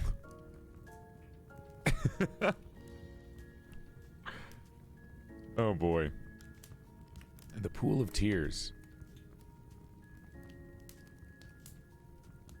Chapter 2, Pool of Tears. Curiouser and curiouser, cried Alice. She was so much surprised that for a moment she quite forgot how to speak good English. Now I'm opening out like the largest telescope that ever was. Goodbye, feet. But when she looked down at her feet, they seemed to be almost out of sight. They were getting so far off. Oh, my poor little feet. I wonder who put on your shoes and stockings for you now, dears. I'm sure I shan't be able. I shall be a great deal too far off to trouble myself about you. You must manage the best way you can, but I must be kind to them, thought Alice. Or perhaps they won't walk the way I want to. Let me see. I'll give them a new pair of boots every Christmas. And she went on planning to herself on how she would manage it. They must go by a carrier, she thought. And how funny I'll seem sending presents to one's own feet. And how odd the directions will look. Alice's right foot, Esquire. Hearth rug, near the fender, with Alice's love. Oh dear, what nonsense I'm talking. Just then her head struck against the roof of the hall. In fact, she was now more than 9 feet high. And she at once took up the little golden key and hurried off to the garden door. Poor Alice, it was as much as she could do, lying down on one side to look through into the garden with one eye, but to get through was more hopeless than ever. She sat down and began to cry. You ought to be ashamed of yourself, said Alice. A great girl like you. She might well say this. To go on crying in this way. Stop this moment, I tell you. But she went on all the same, shedding gallons of tears, until there was a large pool all around her, about 4 inches deep and reaching half down the hall. After a time, she heard a little pattering of feet in the distance, and she hastily dried her eyes to see what was coming. It was the White Rabbit returning, splendidly dressed with a pair of white kid gloves in one hand and a large fan in the other. He came trotting along in a great hurry, muttering to himself as he came, Oh, the Duchess! The Duchess! Oh, won't she be a savage if I've kept her waiting? Alice felt so desperate that she was ready to ask help of anyone. So when the rabbit came near her, she began in a low, timid voice. If you please, sir. The rabbit started violently, dropped the white kid gloves in the fan, and scurried away into the darkness as hard as he could. Alice took up the fan and gloves, and as the hall was very hot, she kept fanning herself all the time as she went on talking. Dear, dear, how queer everything is today. And yesterday's things went on just as usual. I wonder if I've been changed in the night. Let me think. Was I the same when I got up in the morning? I almost think that I can remember feeling a little different, but if I'm not the same, the next question is, who in the world am I? Ah, it's the great puzzle. And she began thinking over all the children she knew that were the same age as herself, to see if she could have been changed for any of them. How queer of you, chat. How queer of you. So queer. Very queer of my viewers. In the next picture with Alice, she actually looks the same again. She's still tall, but she, like, grows, like, she's proportionally normal again, which is crazy. Incredibly queer of you. Mm-hmm. Can we be this tall? I'd rather you weren't. I like you guys being small and grabbable. Ahem. I'm sure I'm not Ada, she said, for her hair goes in such long ringlets, and mine doesn't go in ringlets at all. And I'm sure I can't be Mabel, for I know all sorts of things, and she, oh, oh, she knows so very little. She's so stupid. Okay, Alice, damn. Besides, she's she, and I'm I, and oh dear, how puzzling it all is. I'll try if I know all the things I used to know. Let me see. 4 times 4 is 12, and 4 times 6 is 13, and 4 times 7 is... oh dear, I shall never get to 20 at that rate. However, the multiplication table doesn't signify. Let's try geography. London is the capital of Paris, and Paris is the capital of Rome, and Rome... oh, that's all wrong, I'm certain. I must have changed from Mabel.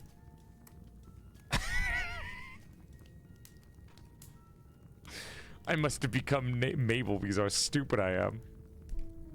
How doth the little... and as she crossed her hands on her lap as if she were saying lessons and began to repeat it, but her voice sounded hoarse and strange, and the words did not come out the same that they used to.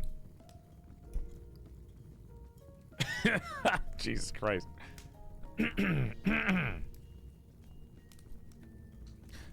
How doth the little crocodile improve his shining tail, and pour the waters of the Nile on every golden scale? How cheerfully he seems to grin, how neatly spreads his claws, and welcome little fishes in with gently smiling jaws.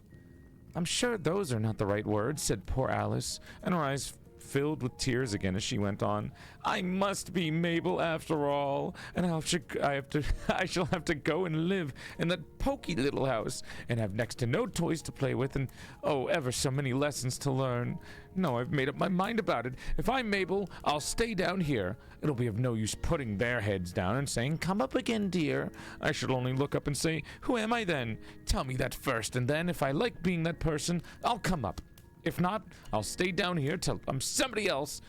But, oh dear, cried Alice with a sudden burst of tears. I do wish they would put their heads down. I'm so very tired of being all alone down here. Alice, you're so classist. Jesus Christ. I hate Mabel because she's poor and she's stupid. God damn. As she said this, she looked down at her hands and was surprised to see that she had put on the rabbit's little white kid gloves while she was talking. How can I have done that, she thought. I must be growing small again. She got up and she went to the table to measure herself by it and found that, as nearly as she could guess, she was now about 2 feet high.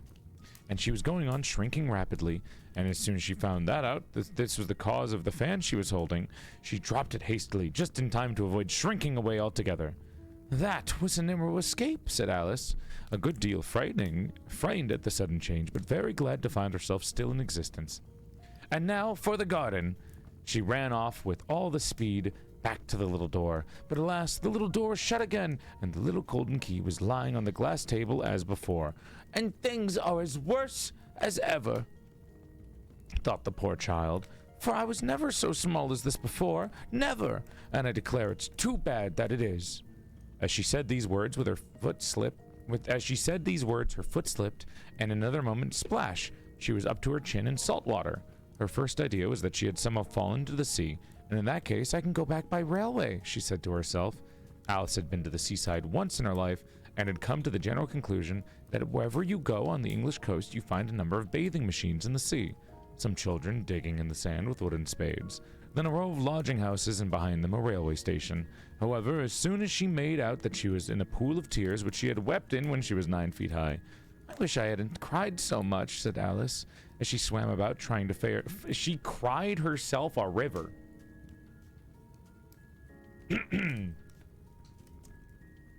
I mean, you know, if I could do that, that's basically a free swimming pool.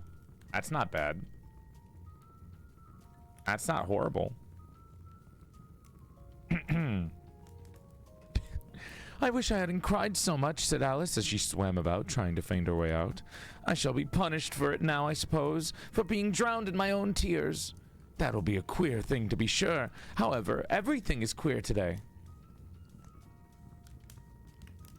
I don't need to make a joke about that. That's low-hanging fruit. Come on. We're better than this.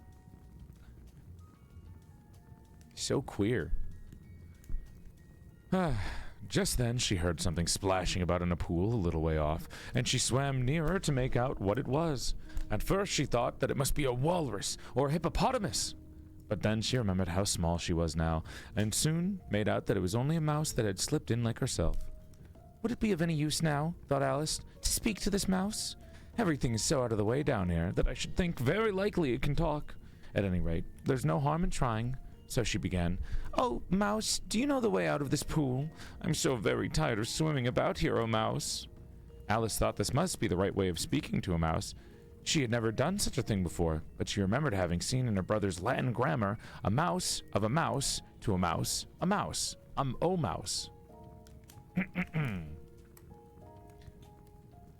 The mouse looked at her rather inquisitively and seemed to her to wink with one of its little eyes, but it said nothing. Perhaps it doesn't understand English, thought Alice. I dare say it's a French mouse, come over with William the Conqueror. For with all of her knowledge of history, Alice had no very clear notion of how long ago anything had happened. So she began again.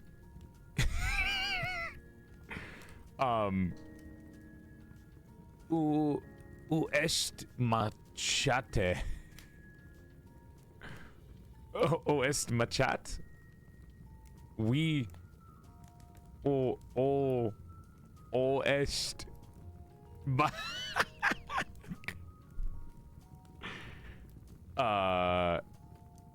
No, not chateau.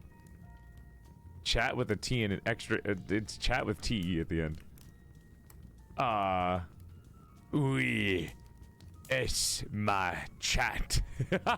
What the fuck? Chat? Chat?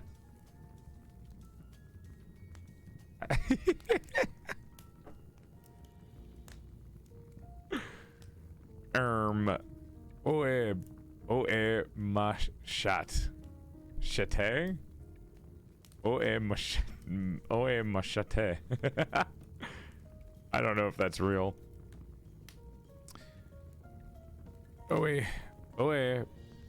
Ma chat. Close enough. Which was the first sentence in her French lesson book. The mouse gave a sudden leap out of the water and seemed to quiver all over with fright. "Oh, I beg your pardon," cried Alice hastily, afraid that she had hurt the poor animal's feelings. "I quite forgot you didn't like cats." Yes, they were saying cat, because chat is cat in French. Chat. Ma chat.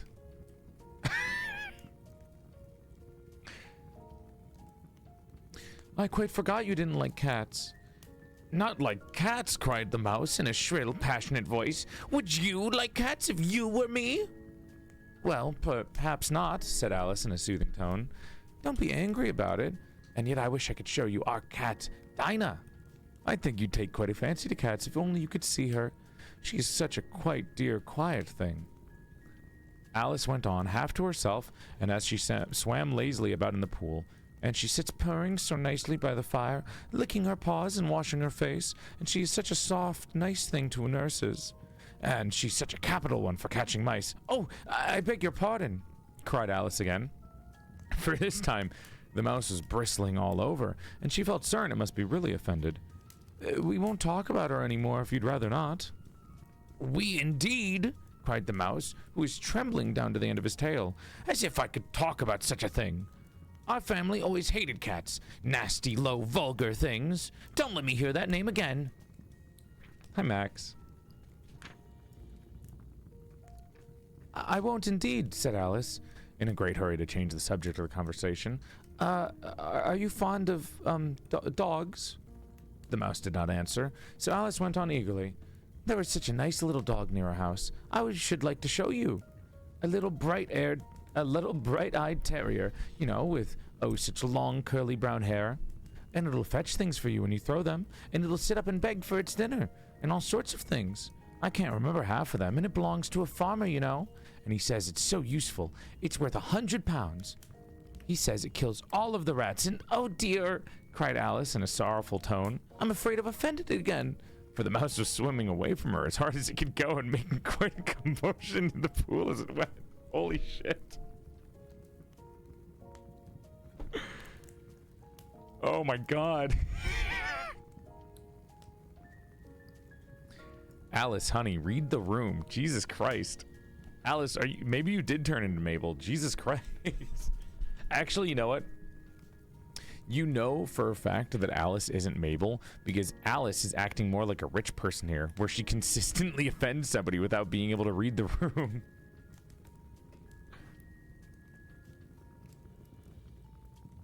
Oh my god.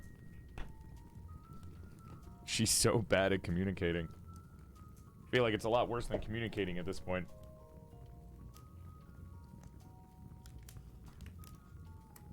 Am I about to finish my coffee already? I am. Jesus Christ.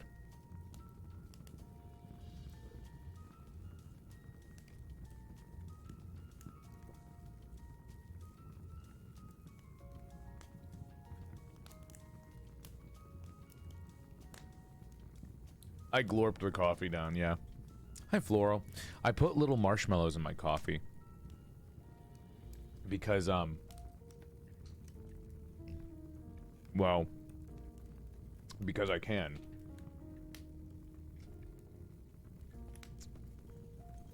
It's really nice. It's a very pleasant feeling. Because you have a bitter coffee and then you get a little bit of sweetness from the marshmallows. It's like hot chocolate, but better, because hot chocolate fucking sucks. I'll only drink hot chocolate if Tom Hanks comes in and fucking sings me a song while handing me it.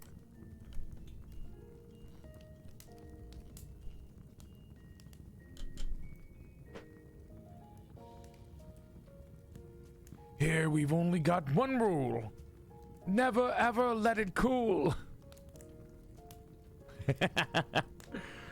Ooh, what's hot, hot, hot. Ooh, that's hot, hot, hot. Hot chocolate. You're removed from Oshi status. Sorry, guys. I just don't like hot chocolate. I'd prefer coffee with, like, marshmallows in it than hot chocolate. It's got a more, like, rich... I don't know. It's a more intricate flavor. Much easier to drink than just straight sugar.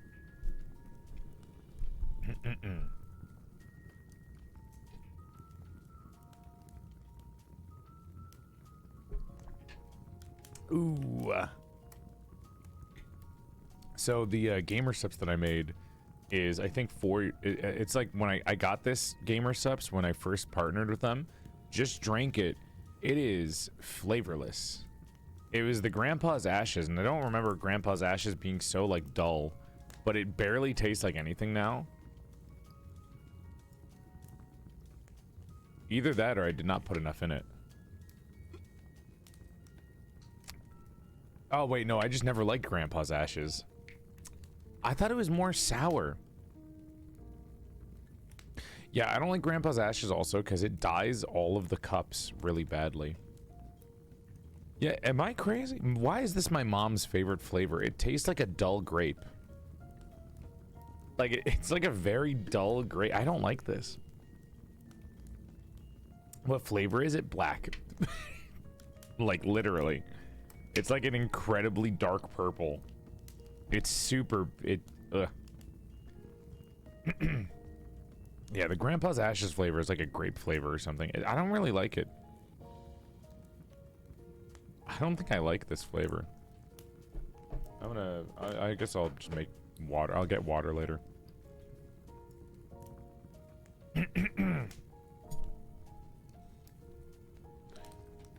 Okay. Where were we? Oops, my page went backwards.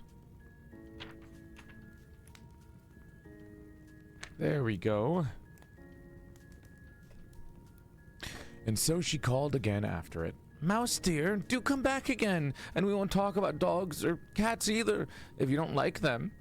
And then when the mouse heard this, it turned around and swam slowly back to her. Its face was quite pale, with passion, Alice thought. And it said in a low, trembling voice, let us go to the shore, and then I'll tell you my history, and you'll understand why it is I hate cats and dogs. It's high time to go, for the pool's getting quite crowded with the birds and animals that had fallen into it. There was a duck, and a dodo, a lory, and an eaglet, and several other curious creatures. Alice led the way, and the whole party swam to shore.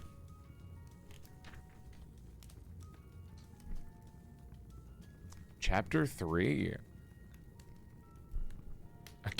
A caucus race in a long tail. They were indeed a queer-looking party that assembled on the bank. The birds with the draggled feathers, the animals with their fur clinging close to them, and all dripping wet, cross, and uncomfortable.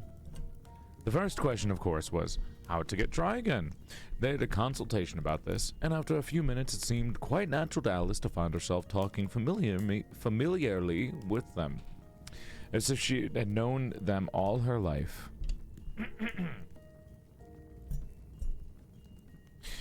Indeed, she had quite a long argument with the lory, who at last turned sulky and would only say, "I'm older than you and must know better." What an argument. And this Alice would not allow without knowing how old it was, and as the lory positively refused to tell its age, there was no more to be said. At last the mouse, who seemed to be a person of authority among them, called out, "Sit down, all of you, and listen to me. I'll soon make you dry enough." They all sat down at once, in a large ring with the mouse in the middle. Alice kept her eyes anxiously fixated on it, for she felt soon that she would catch a bad cold if she did not get dry. Tyria, or Tyria. Tyria, thank you for the raid. Welcome to the stream, Raiders. Hope you're having a nice night, and thank you for coming by. My name is Porcelain Guard. I used to be a bountiful baddie before I died, and my soul got trapped inside the body of an even sexier male doll. Follow for 3 extra inches to your dick size, or 3 extra months free from period pains. Welcome on in, and thanks for coming by. Hi. We're reading Alice in Wonderland right now, and then we're going to play Pokemon Champions later. But hi. I'm doing a book reading stream. Kind of an awkward time to join in for the first time, if it is, but, you know, it's cool. If you like Alice in Wonderland, that is. I'm late to story time. It's okay, you didn't miss much. Alice drank something, turned small. Alice ate cake, got big, and then she started crying to herself a bunch. She's very abusive to herself, but like in a weird way. So, welcome. Said the mouse with an important air. Are you all ready? This is the driest thing I know. Silence all around, if you please. William the Conqueror, whose cause was favored by the Pope, was soon submitted to by the English, who wanted leaders, and he had been of late much accustomed to usurpation and conquest. Edwin and Morcar, the Earls of Mercia and Northumbria. Ah, said the lory with a shiver. I beg your pardon, said the mouse, frowning but very politely. Did you speak? Not I, said the lory, hastily. I thought you did, said the mouse.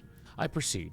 Edwin and Morcar, the Earls of Mercia and Northumbria, declared for him, and even Stigand, the patriotic Archbishop of Canterbury, found it advisable. Found what? Said the duck. Found it, the mouse replied rather crossly. Of course you know what it means. I know what it means well enough when I find a thing, said the duck. It's generally a frog or a worm. The question is, what did the Archbishop find?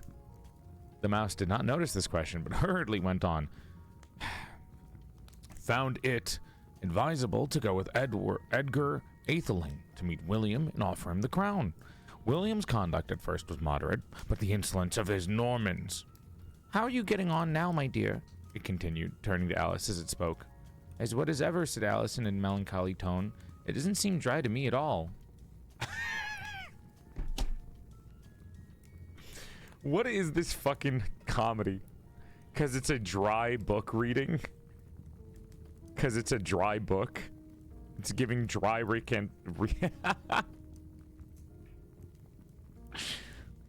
How are you getting on now, my dear? it continued, turning to Alice as it spoke. As wet as ever, said Alice in a melancholic tone. It doesn't seem dry to me at all. In that case, said the dodo, solemnly rising to its feet, I move that the meeting adjourn for the immediate adoption of more energetic remedies. Speak English, said the eaglet.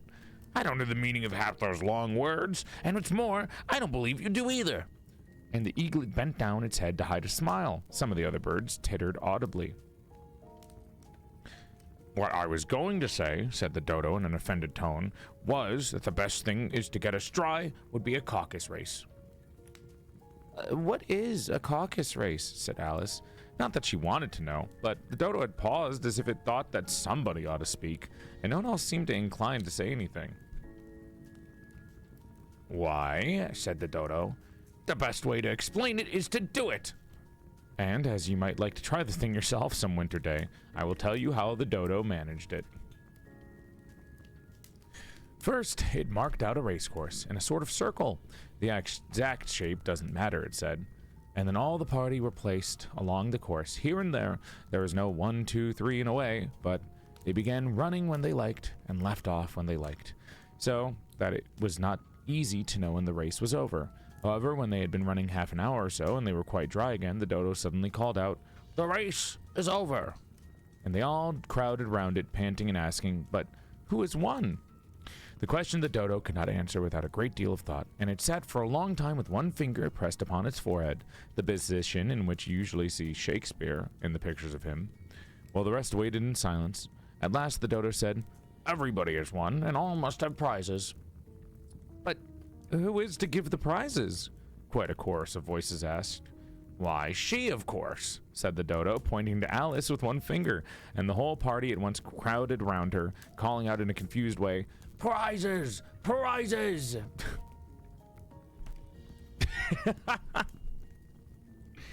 Chat, are you guys a caucus of animals? I'm starting to sense a kinship between you and the fucking freaks that are in this book. No offense. Actually, no, full offense. Fuck you. Are they gonna eat her? Yeah, Alice dies at the end of the book. I'm glad you were able to figure that out one. That was all on you. You figured it out. How dare you? Good night, Revy. Carcass, me, after I ate a fat bowl of pasta. Jesus Christ. Hi, Michiko. Alice had no idea what to do, and in despair she'd put her hand in her pocket and pulled out a box of comfits. Luckily, the salt water had not gone into it, and handed them round as prizes. There was exactly one apiece, all around. But she must have a prize herself, you know. Oh, wait, it was the wrong voice. But she must have a prize herself, you know, said the mouse. I came in and instantly heard the freaks in this book. Of course, said the dodo, replying very gravely. Oh, what else have you got in your pocket? He went on, turning to Alice. Only a thimble, said Alice sadly. Hand it over here, said the dodo. And they all crowded round her once more, while the dodo solemnly presented the thimble, saying, We beg your acceptance of this elegant thimble. And when I had finished this short speech, they all cheered. Wow! Wow! Yay! Did I miss anything? Alice was just hustled by a group of animals. So, no, you didn't miss anything. Alice thought the whole thing was very absurd, but they all looked so grave that she did not dare to laugh. And, as she could not think of anything to say, she simply bowed and took the thimble, looking as solemn as she could. The next thing was to eat the comfits. Or comfy? Comfy. I don't know. This caused some noise and confusion, as the large birds complained that they could not taste theirs, and the small ones choked and had to be patted on the back. However, it was over at last, and they sat down again in the ring, and begged the mouse to tell them something more. You promised to tell me your history, you know, said Alice, and why it is you hate C and D, she added in a whisper, half afraid that it would be offended again. Hi. Hi, Vix. Hi, Everhart. Welcome to the stream, Raiders. Hope you're having a nice night, and thank you for coming by. My name is Porcelain Guard. I used to be a bountiful baddie before I died, and my soul got trapped inside the body of an even sexier male doll. I'd give you a curtsy out of courtesy, or a bow out of beauty, because I'm elegant as fuck like that, but I'm busy reading. And Raiders, you know, if you follow the stream, you gain 3 inches to your dick size, or 3 months free from period pains. Welcome on in, thanks for coming by. Hi. We're reading Alice in Wonderland right now, so you guys came in at a very weird time. I see first-time chatters. Welcome. Your first time in my stream is me reading a fucking book. This is not a normal stream, but hope you enjoy. What were you guys up to? Thank you for the raid. Hi. Hi. Yo, what's up, Chaos? Crazy first stream to get rated on is the fucking book reading stream. Dude, every time I get a first-time chatter when I'm doing something weird like book reading, I'm like, fuck, dude, how do I explain that this isn't what I'm normally like? Hi, Toxie, what's up? It was their first stream? What the fuck? Dude, humongous first stream, goddamn. I started off to like 0 viewers, that's crazy. Good shit. Weird, like, book reading? Well, it's weird for me. We're reading Alice in Wonderland. We're reading Alice in Wonderland right now, and we're actually making good progress. We're on book number 20, or page number 29. But yeah, I have layers like an onion, I guess. Welcome, welcome. Thanks for coming by. This is our protagonist. Good job, Alice. Actually, hold on. That's wrong. This is our protagonist. Yeah, baby. I love PorcelainMaid. What a fucking hot bod. What a hot piece of fucking porcelain. Ugh. I'd love to polish that one. You know what I mean? God damn. Get out of here. Get out of here, you stupid, sexy bastard. Fuck you. Go. Die. I hate you. Sorry, cuteness aggression took over. Mom, lock in. My bad. Mom, please. Sorry. Ahem. Mine is a long and sad tale, said the mouse, turning to Alice and sighing. It is a long tale, certainly, said Alice, looking down with wonder at the mouse's tail. But why do you call it sad? And she kept on puzzling about it while the mouse was speaking, so that her idea of a tale was something like this. Oh, Jesus Christ. Fury said to a mouse that he met in the house, "Let us both go to law. I will prosecute you. Come, I'll take no denial. We must have the trial, for really this morning I've nothing to do." Said the mouse to the cur, "Such a trial, dear sir, with no jury or judge, would be wasting our breath. I'll be the judge, I'll be the jury," said cunning old Fury. "I'll try the whole cause and condemn you to death." You are not attending, said the mouse to Alice severely. What are you thinking of? I beg your pardon, said Alice very humbly. You had got to the fifth bend, I think. I had not, cried the mouse, sharply and very angrily. A knot, said Alice, always ready to make herself useful, and looking anxiously about her. Oh, do let me help undo it. I shall do nothing of the sort, said the mouse, getting up and walking away. You insult me by talking such nonsense. I didn't mean it, pleaded poor Alice. But you're so easily offended, you know. The mouse only growled in reply. Oh, please come back and finish your story, Alice called after it, and the others all joined in chorus. Yes, please do. But the mouse only shook its head impatiently and walked a little quicker. The mouse is kind of an asshole, man. This mouse is kind of a dickhead. You know, I'm not trying to judge an animal, you know, but fuck, it's kind of mean. What a pity it wouldn't stay, sighed the lorry. As soon as it was out of our sight, an old crab took the opportunity of saying to her daughter, Oh, my dear, let this be a lesson to you to never lose your temper. Hold your tongue, Ma, said the young crab, a little snappishly. You're enough to try the patience of an oyster. I wish I had my Dinah here. Dino? Dinah? Motherfucker. I know I do, said Alice aloud, addressing nobody in particular. She'd soon fetch it back.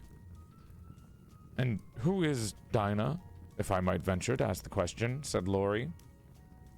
Alice replied eagerly, for she was always ready to talk about her pet. Dinah's our cat.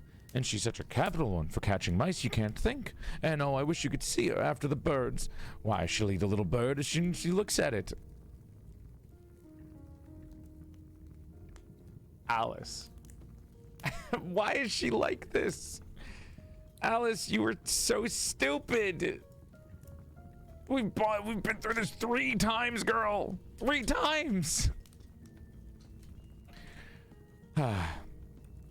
This speech caused a remarkable sensation among the party. Some of the birds hurried off at once. One old magpie began wrapping itself up very carefully, remarking, I really must be getting home. The night air doesn't suit my throat. And a canary called out in a trembling voice to its children, come away, my dears. It's high time you were all in bed. On various pretexts, they all moved off, and Alice was soon left alone. Oh, I wish I hadn't mentioned Dinah, she said to herself in a melancholic tone. Nobody seems to like her down here, and I'm sure she's the best cat in the world. Oh, my dear Dinah, I wonder if I ever shall see you anymore. And here poor Alice began to cry all over again, for she felt very lonely and low-spirited. In a little while, however, she once heard a little pattering of footsteps in the distance, and she looked up eagerly, half hoping that the mouse had changed his mind and was coming back to finish the story.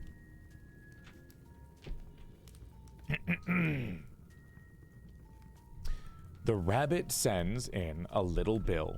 Oh, I'm like bending over in the fucking model.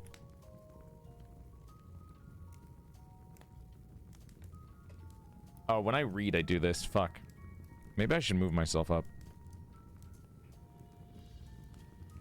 I guess this makes more sense. Otherwise, I have to look at you guys when I'm reading, and that means I have to hold the book up, which is awkward. Posture check? I have to read looking down. Chapter 4. Page 32.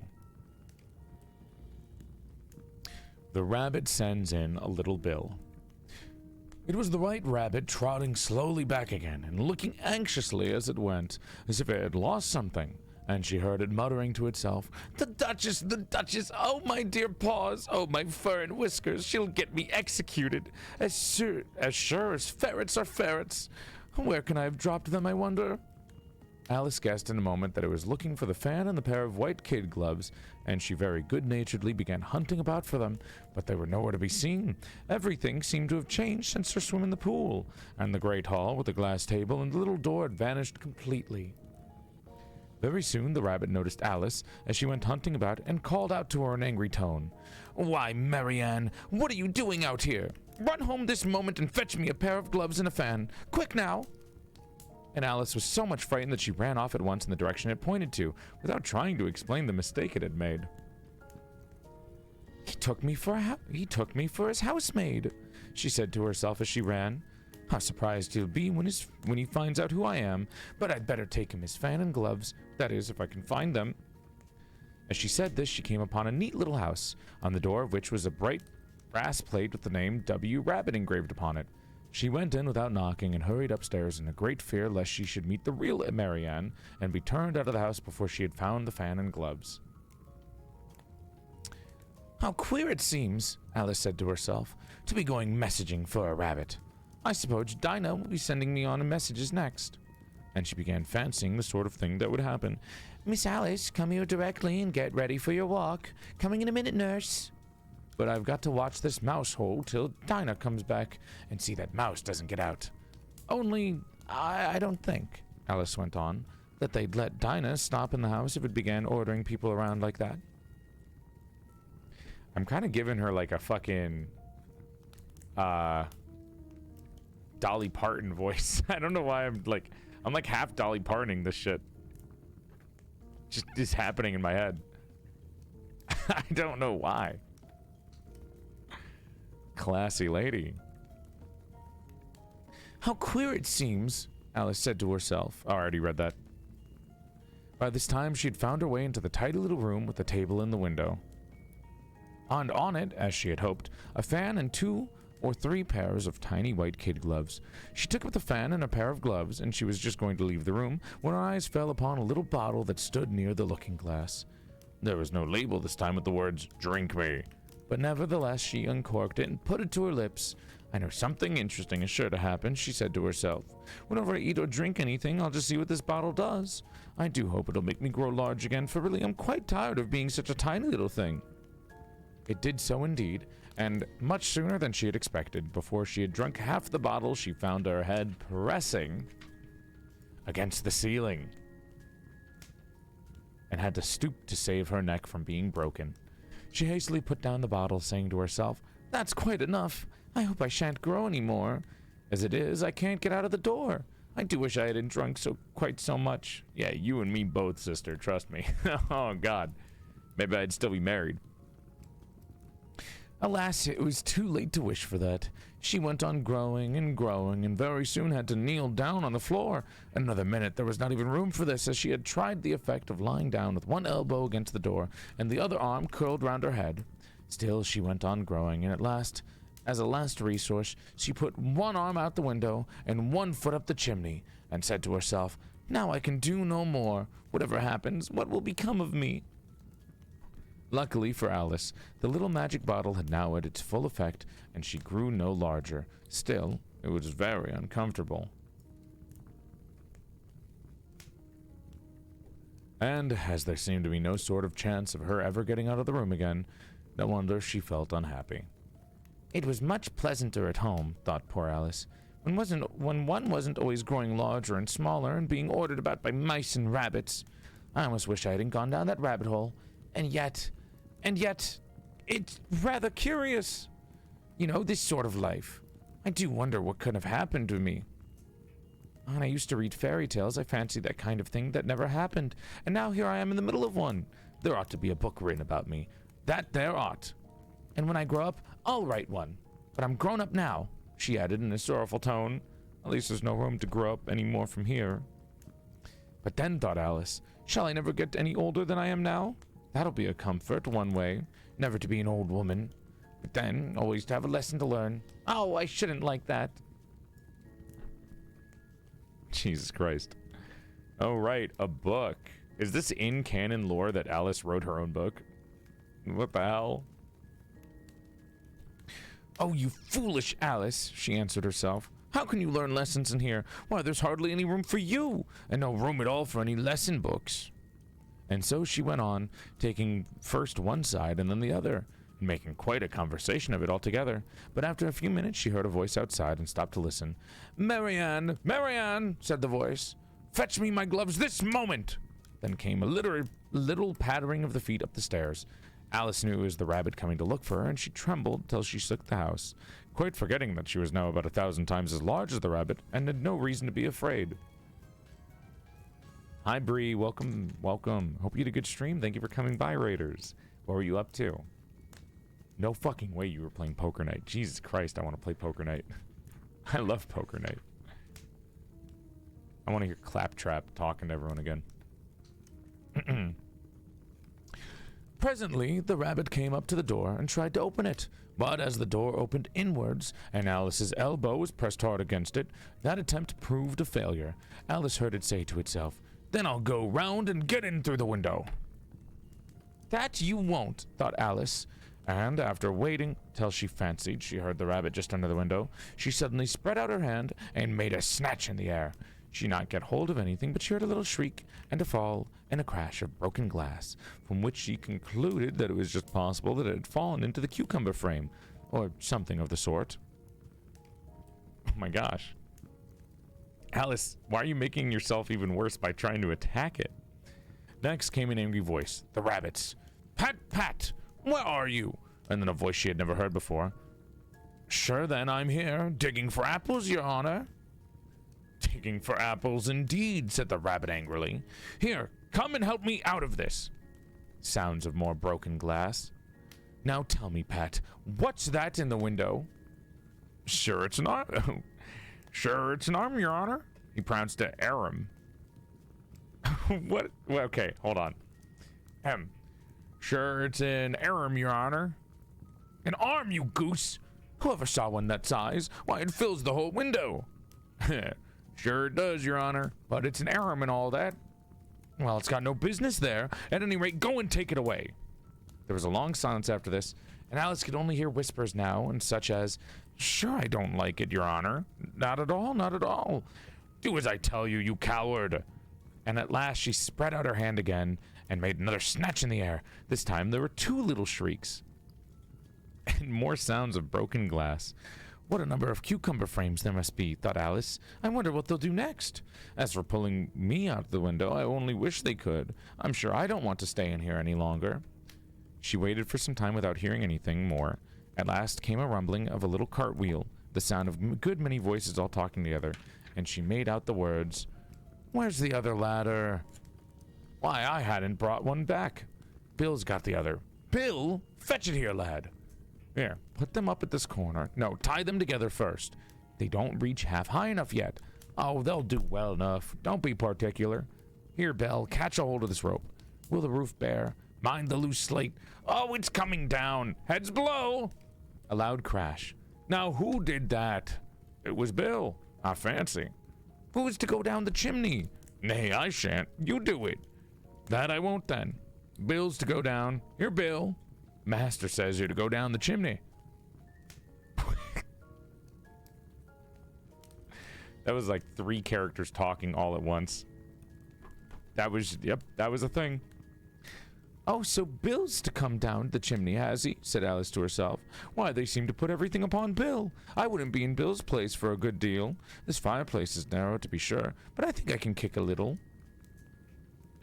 Alice, you're such a little piece of shit. Alice is like, oh yeah, let me just kick the person coming in. Wait, why? What is wrong with her? She drew her foot as far down the chimney as she could, and waited till she heard a little animal, she couldn't guess of what sort it was, scratching and scrambling about in the chimney close above her, then saying to herself, "This is Bill." She gave a sharp kick, and waited to see what would happen next. The first thing she heard was a general chorus of, "There goes Bill," said the rabbit's voice alone. "Catch him, you hedge!" Oh, catch him, you by the hedge! Then silence, and another confusion of voices. Hold up his head. Brandy now, don't choke him. How was it, old fellow? What happened to you? Tell us all about it. Last came a little feeble, squeaking voice. That's Bill, thought Alice. Well, I hardly know. No more, thinky. I'm better now, but I'm a deal too flustered to tell you. All I know is something comes at me like a jack-in-the-box, and up I goes like a skyrocket. So you did, old fellow, so you did, said the others. We must burn the house down, said the rabbit's voice, and Alice called out as loud as she could. If you do, I'll set Dinah on you. There was a dead silence instantly, said Alice, thought to herself. And I wonder what they will do next. If they had any sense, they'd take the roof off. After a minute or two, they began moving about again, and Alice heard the rabbit say, A barrowful will do, to begin with. A barrowful of what? Thought Alice. But she had not longed it out, for the next moment a shower of little pebbles came rattling at the window, and some of them hit her in the face. I'll put a stop to this, she said, and to herself shouted out, You'd better not do that again. Which produced another dead silence. Alice noticed some surprise that the pebbles were all. Also, Bill is a lizard, turning into little cakes as they lay on the floor. A bright idea came into her head. If I eat one of these cakes, she thought, it's sure to make some change in my size. As it can't possibly make me any larger, it must make me smaller, I suppose. So she swallowed one of the cakes and was delighted to find that she began shrinking directly. As soon as she was small enough to get through the door, she ran out of the house and found quite a crowd of little animals and birds waiting outside. The poor little lizard Bill was in the middle, being held up by 2 guinea pigs, who were giving it something out of a bottle. They all made a rush at Alice the moment she appeared, but she ran off as hard as she could, and found herself soon in a safe in a thick wood. Mom, what, horse? Oh. Yeah, here are your horse ears that you can't see, dumbass. Ah, yes, horse ears. Is that better? Vengeance for Bill. Dude, literally kicked the shit out of Bill for no reason. She really did not need to do that. She just kicked the shit out of him for like literally no reason, dude. Very much like an asshole thing to do. There was no reason for her to do that. In the picture in the book, it's literally Bill flying out of the fucking chimney. Like he got headshotted by her fucking foot. The first thing I've got to do, said Alice to herself, as soon as she wandered about in the wood, is to grow to my right size again. And second thing is to find my way into that lovely garden. I think that will be the best plan. It sounded an excellent plan, no doubt, and very neatly and simply arranged. The only difficulty was that she had not the smallest idea how to set about it. And while she was peering about anxiously among the trees, a little sharp bark just overhead made her look up in a great hurry. An enormous puppy was looking down at her with large round eyes and feebly stretching out at one paw, trying to touch her. Poor little thing, said Alice in a coaxing tone, and she tried hard to whistle at it, but she was terribly frightened all the time that it might... Fuck. She was terribly frightened all the time at the thought that it might be hungry, in which case it would be very likely to eat her up in spite of all of her coaxing. God damn. Hardly knowing what she did, she picked up a little bit of a stick and held it out to the puppy, whereupon the puppy jumped into the air off all of its feet at once with a yelp of delight and rushed at the stick and made believe to worry about it then. Then Alice dodged behind a great thistle to keep herself from being run over, and the moment she appeared on the other side, the puppy made another rush at the stick and tumbled head over heels in its hurry to get a hold of it. Then Alice, thinking it was very like having a game of play with a cart horse, and expecting every moment to be trampled under its feet, ran round the thistle again. Then the puppy began a series of short charges at the stick, running very little ways forwards each time, and a long way back, and barking hoarsely all the while, till at last it sat down a good way off, panting, with its tongue hanging out of its mouth, and its great eyes half shut. And Eku. This seemed Alice a good opportunity for making her escape, so she set off at once, and ran till she was quite tired and out of breath, until the puppy's bark sounded quite faint in the distance. And yet what a dear little puppy it was, said Alice, as she leant against a buttercup to rest herself, and fanned herself with one of the leaves. I should have liked teaching it tricks very much, if only I'd been the right size to do it. Oh dear, I'd nearly forgotten that I'd want to grow up again. Let me see how it is to be managed. I suppose I ought to eat or drink something or other, but the great question is well, what? The great question certainly was, what? Alice looked all around her at the flowers and blades of grass, but she did not see anything that looked like the right thing to eat or drink under the circumstances. There was a large mushroom growing near her, but it was about the same height as herself. And when she had looked under it and on both sides of it and behind it, it occurred to her that she might as well look and see what was at the top of it. She stretched herself up on the tiptoe and peeped over the edge of the mushroom, and her eyes immediately met those of a large caterpillar that was sitting at the top with its arms folded, quietly smoking a long hookah and taking not the smallest notice of her or of anything else. And we're at chapter 5 now at page 43. Alice is, we've learned a lot about Alice today, and,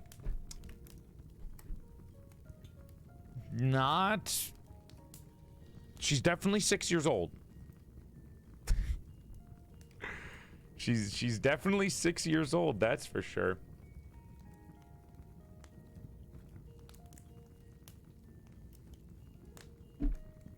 No denying that one. I like it when she talks to herself. She's so silly. But she also makes the dumbest decisions I've ever seen in my life. Literally the stupidest decisions I've ever seen in my life, dude. Like, how do you make the decision, oh, I'll just kick everyone that comes near me? Hello?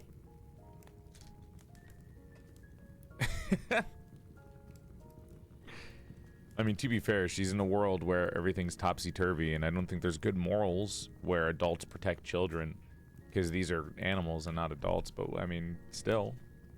Little insane. Poor Bill. She even said, poor Bill. Like, I don't want to be Bill right now. She just kicked Bill without knowing anything about him. Anyways. I'm gonna take a little Doll's Room break because the amount of drinks that I'm drinking is going crazy through me. So give me a little second. I'll be right back. Let me call the babysitter. Calling the babysitter back. All right. Give me a second. I hope you guys are enjoying the story. I didn't realize how whimsical the original Alice in Wonderland is. It's very like disjointed, kind of. Not in a bad way, but it's a very disjointed story.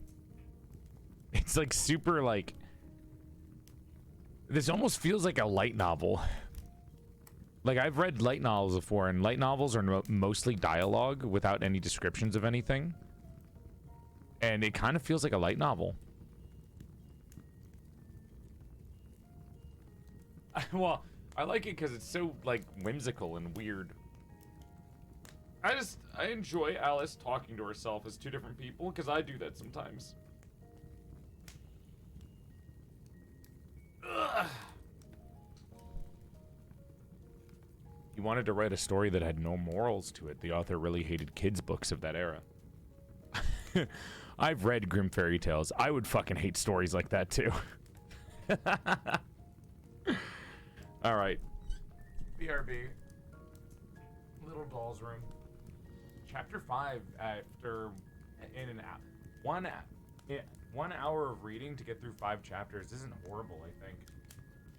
Because it's 40 pages. So 40 pages down out of 280 pages. That's not bad. Fix that. I'm back.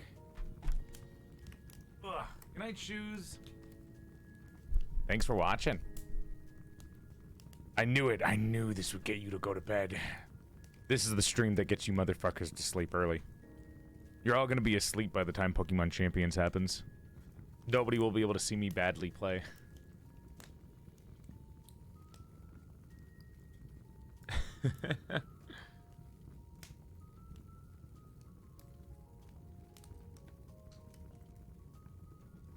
Okay. Continuing onwards. I actually am really excited to play Pokemon Champions later. I don't know if anyone's going to be awake for it, but I've been really excited to play for a while.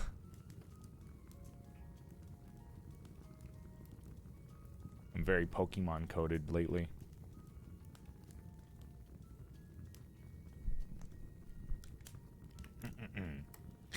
Okay, back to where we were.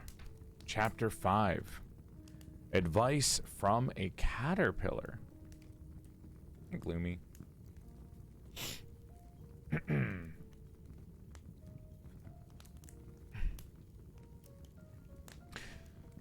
The caterpillar and Alice looked at each other for some time in silence. At last the caterpillar took the hookah out of its mouth and addressed her in languid, sleepy voice. "Who are you?" said the caterpillar. This was not an encouraging opening for a conversation. Alice replied rather shyly, I hardly know, sir, just at present. At least I know who I was when I got up this morning, but I think I must have been changed several times since then." "What do you mean by that?" said the caterpillar sternly. "Explain yourself."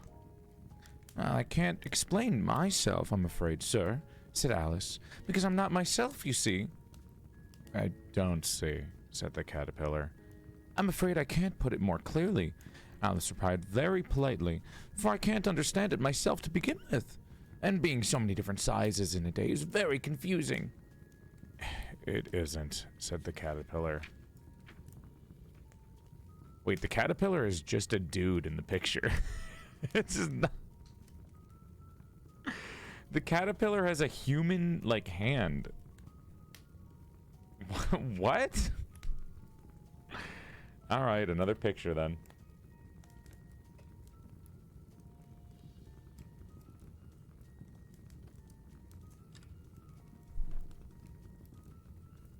Another picture.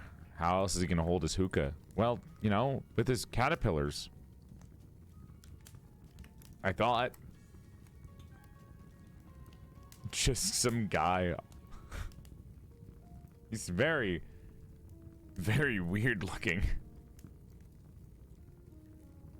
Also, he just sounds like an old man. He sounds like a regular person.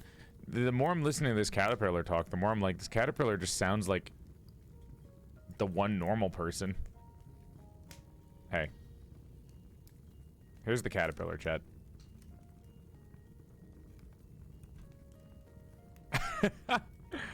It's just a dude.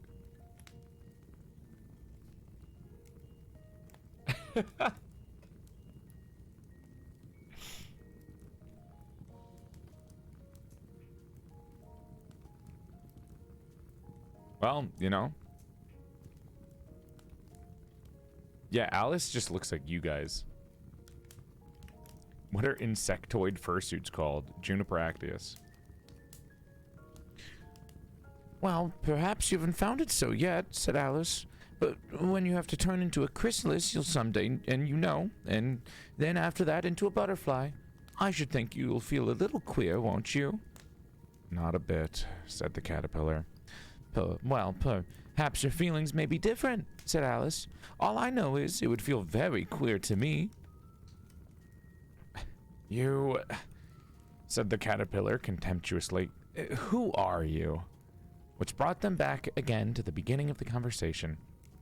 Alice felt a little irritated at the caterpillar's making such very short remarks, and she drew herself up and said, very gravely, I think you ought to tell me who you are first. Why? Said the caterpillar.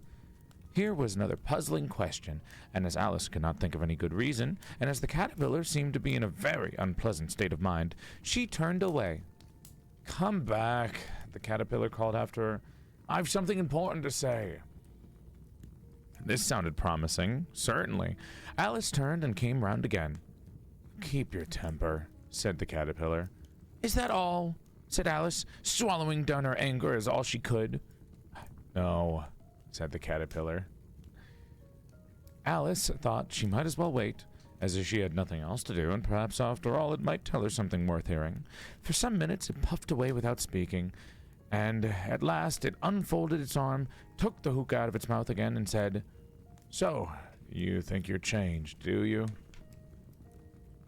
Alice keeps calling everyone gay in this book. I'm so confused. Oh my god. What is this story? I just got double pictures. I'm afraid I am, sir, said Alice. I can't remember things as I used, and I don't keep the same size for 10 minutes together. Yeah, I also don't keep the same size for 10 minutes, Alice. Oh boy. Once again, points to my ex-wife. Or ex-husband in this form. What? It's not like it used to be, alright?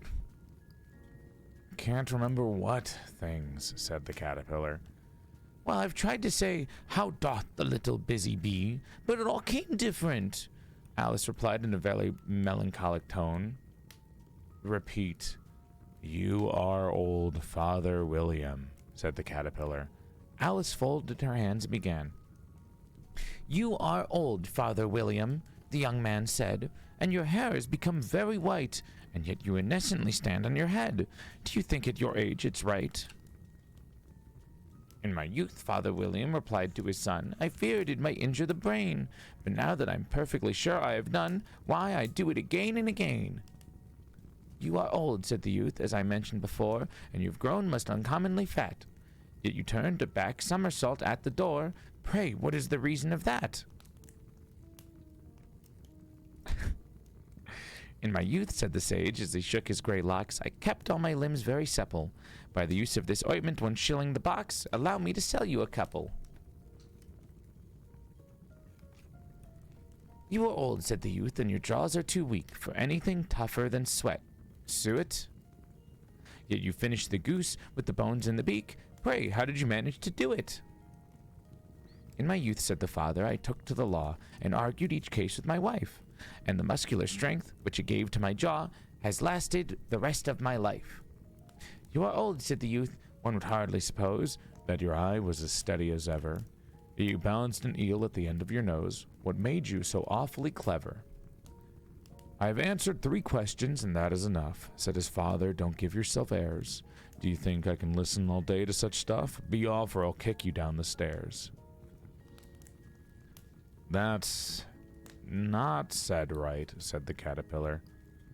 Not quite right, I'm afraid, said Alice timidly. Some of the words have got altered. It is wrong from beginning to end, said the caterpillar decidedly, and there was silence for some minutes. The caterpillar was the first to speak. What size do you want to be? It asked. Oh, I'm not particular as to size, Alice hastily replied. Only one doesn't like changing so often, you know?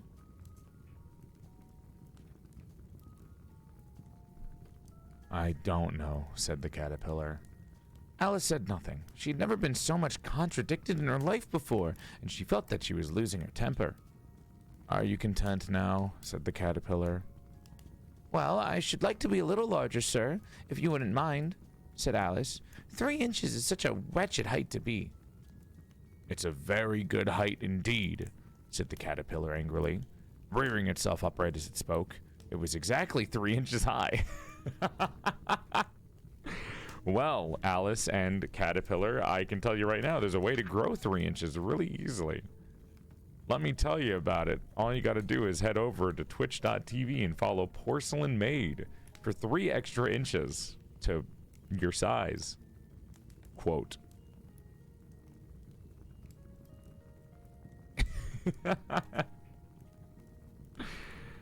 Oh boy. She doesn't know the hack.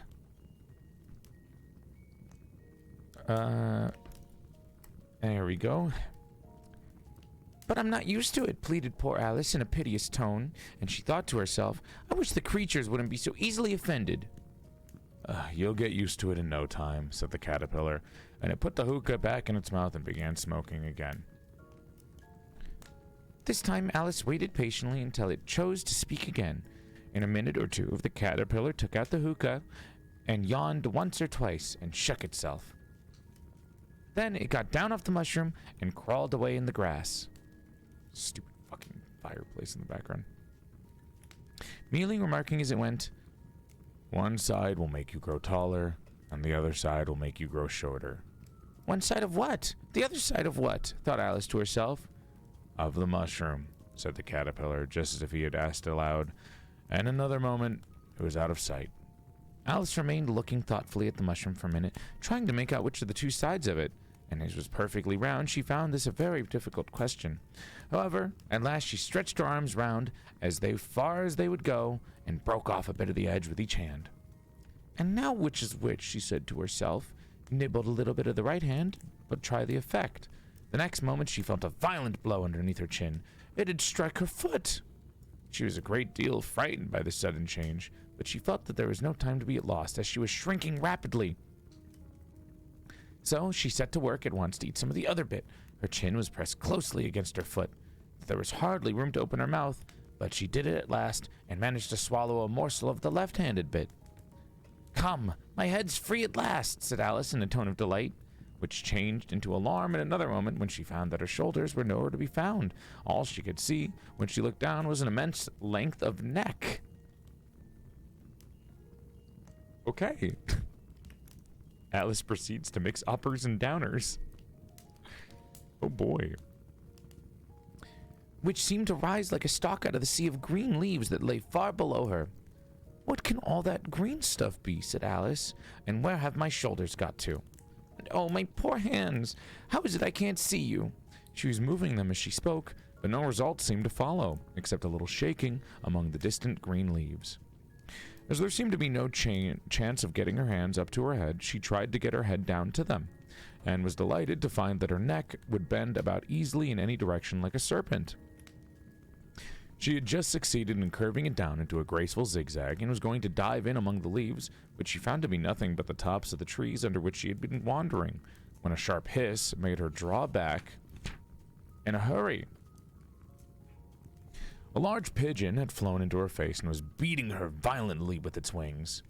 Serpent! Screamed the pigeon. I am not a serpent, said Alice indignantly. Leave me alone. Serpent, I say, again! Repeated the pigeon, but in a more subdued tone, and added with a kind of sob, I've tried every way, but nothing seems to suit them. I haven't the least idea of what you're talking about, said Alice. I've tried the roots of the trees, and I've tried the banks, and I've tried hedges. the pigeon went on without attending to her. But those serpents, there's no pleasing them.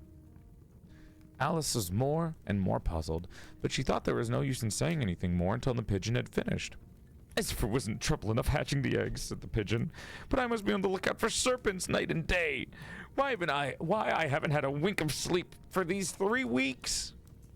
I'm very sorry you've been annoyed, said Alice, who was just beginning to see its meaning. And just as I'd taken the highest tree in the wood, continued the pigeon, raising its voice to a shriek, and just as I was thinking I should be free of them at last, they must needs be coming down from the sky. Serpents.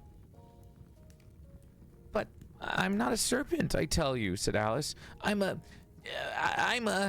Well, what are you? Said the pigeon. I can see you're trying to invent something.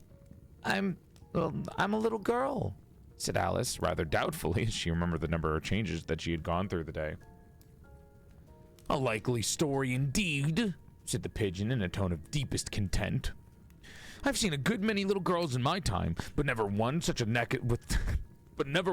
a neck as that. No, you're a serpent, and there's no use in denying it. I suppose you'll be telling me next that you've never tasted an egg. I have tasted eggs, certainly, said Alice, who was a very truthful child. But little girls eat eggs much as serpents do, you know. I don't believe it, said the pigeon. But if they do, why, then they're a kind of serpent, and that's all I can say. Rosio, thank you for the sub for 39 months. Big love. And Post, thank you for the 22. Jesus Christ. Dude, every animal's got beef with Alice. Passive, thank you for the 25. It's surprising that the animals don't really show up in any Alice in Wonderland adaptation that I've seen, I feel like. It feels like we've gone through 50 pages of just animals going crazy. Kind of interesting. This is such a new idea to Alice that she was quite silent for a minute or two, which gave the pigeon the opportunity of adding, You're looking for eggs. I know that well enough. And what does it matter to me whether you're a little girl or a serpent? Well, it matters a good deal to me, said Alice hastily. But I'm not looking for eggs, it happens. And if I was, I wouldn't want yours. I don't like them raw. Well, be off then, said the pigeon in a sulky tone, as it settled down again into its nest. Alice crouched down among the trees as well as it could, for her neck kept getting entangled among the branches, and every now and then she had to stop and untwist it, and after a while she remembered that she still held the pieces of mushroom in her hand. And she set to work to very carefully nibbling the first one, and then the other, growing sometimes taller and shorter until she had succeeded in bringing herself down to her usual height. It's been so long since she had been anything near the right size that it felt quite strange at first, but she got used to it in a few minutes and began talking to herself as usual. Come, there's half my plan done now. How puzzling all these changes are. I'm never sure what I'm going to be from one minute to another. However, I've got back to my right size, and the next thing is to get into that beautiful garden. How is that to be done, I wonder? As she said this, she came suddenly upon the whole open place, with a little house in it about 4 feet high. Whoever lives there, thought Alice, it'll never do to come upon them this size. Why, I should frighten them out of their wits. So she began nibbling at the right bit again, but did not venture to go near the house until she had brought herself down to 9 inches high. Jesus Christ. Chapter 6. Gravity. Thank you so much for the raid. Welcome to the stream, Raiders. Hope you're having a nice night. Thank you for coming by. Oh, my name is Porcelain Guard. I used to be a bountiful baddie. Before I died, my soul got trapped inside the body of an even sexier male doll. Follow the stream for 3 extra inches to your dick size or 3 months free from period pains. Welcome on in and thank you for coming by. Hi. How was your stream? And thank you for the biddies. You were playing Library of Ruina? I've never played it, but I know that Millie did the song for it, which makes me happy because I love Millie. Great musician. Hi, Vil Morris. This read-along is so good. What the hell? Was I supposed to do it badly? I'm sorry. Oh, God. How are you finding Alice in Wonderland? Well, I'm not finding Alice at all. Because she's constantly fucking lost in this place. So, as of right now, I'm not finding her. Hi, Pegasus. She's just fucking wandering. I don't know how. Alice is just ADHD incarnate. 54 pages in. She is just a little child alone and walking. She reminds me of you guys.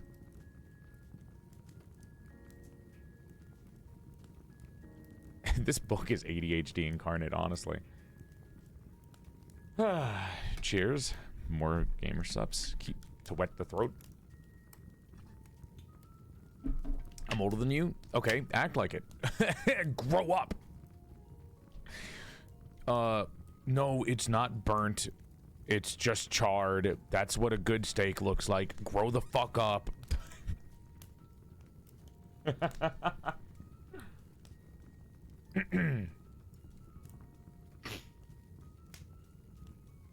Onwards and downwards, I guess, because we're shrinking again. Chapter 6, Pig and Pepper. For a minute or two, she stood looking at the house and wondering what to do next, when suddenly a footman in livery came running out of the wood. She considered him to be a footman because he was in livery. Otherwise, judging by his face only, she would have called him a fish, and rapped loudly at the door with his knuckles. It was opened by another footman in livery with a round face and large eyes like a frog. And both footmen, Alice noticed, had powdered hair that curled all over their heads.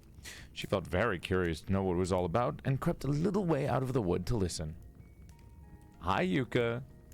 Love your Pocopia stuff, Yuka. Love seeing it. The fish footman began by producing from under his arm a great letter, nearly as large as himself, and this he handed over to the other, saying in a solemn tone, "For the Duchess, an invitation from the Queen to play croquet." The frog footman repeated in the same solemn tone, only changing the order of the words a little. "From the Queen, an invitation for the Duchess to play croquet." Oh my god, it is definitely, the picture is really interesting. The picture is really interesting. It's a frog. Imagine George Washington, but a frog. And then imagine like a British soldier as a fish. Like a British redcoat. Croquet? No, I'm talking about the food. I want a croquette. Sorry, I'm hungry. Apologies. I'm thinking of croquettes.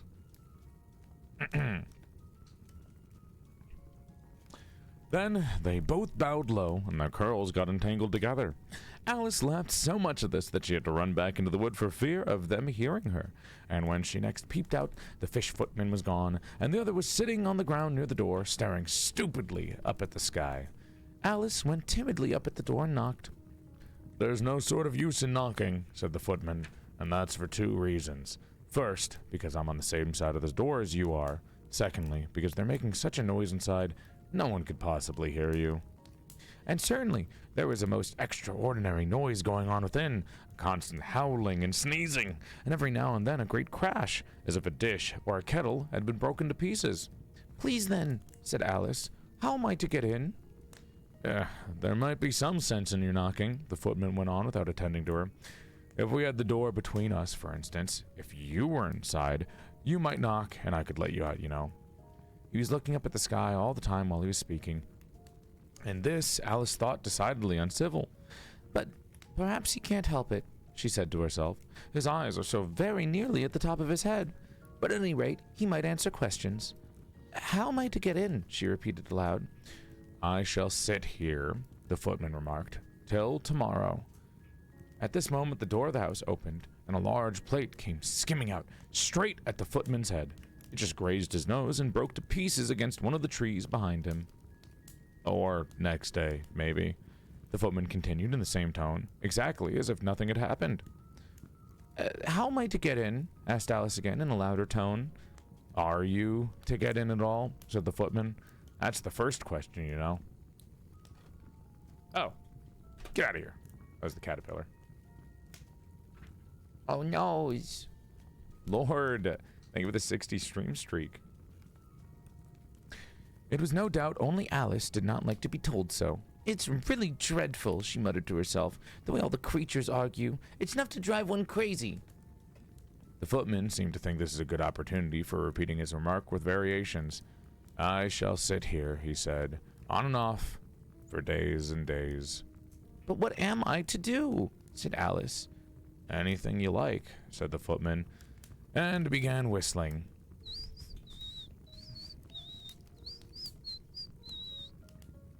Oh, there's no use in talking to him, said Alice desperately. He's perfectly idiotic. And as she opened the door and went in, the door led right into a large kitchen, which was full of smoke from one end to the other. The Duchess was sitting on a three-legged stool in the middle, nursing a baby. The cook was leaning over the fire, stirring a large cauldron which seemed to be full of soup. There's certainly too much pepper in that soup, Alice said to herself, as well as she could for sneezing. There was certainly too much of it in the air. Even the Duchess sneezed occasionally. And, well, as for the baby, it was sneezing and howling alternatively without a moment's pause. The only two creatures in the kitchen that did not sneeze were the cook, a large cat, which was lying on the hearth.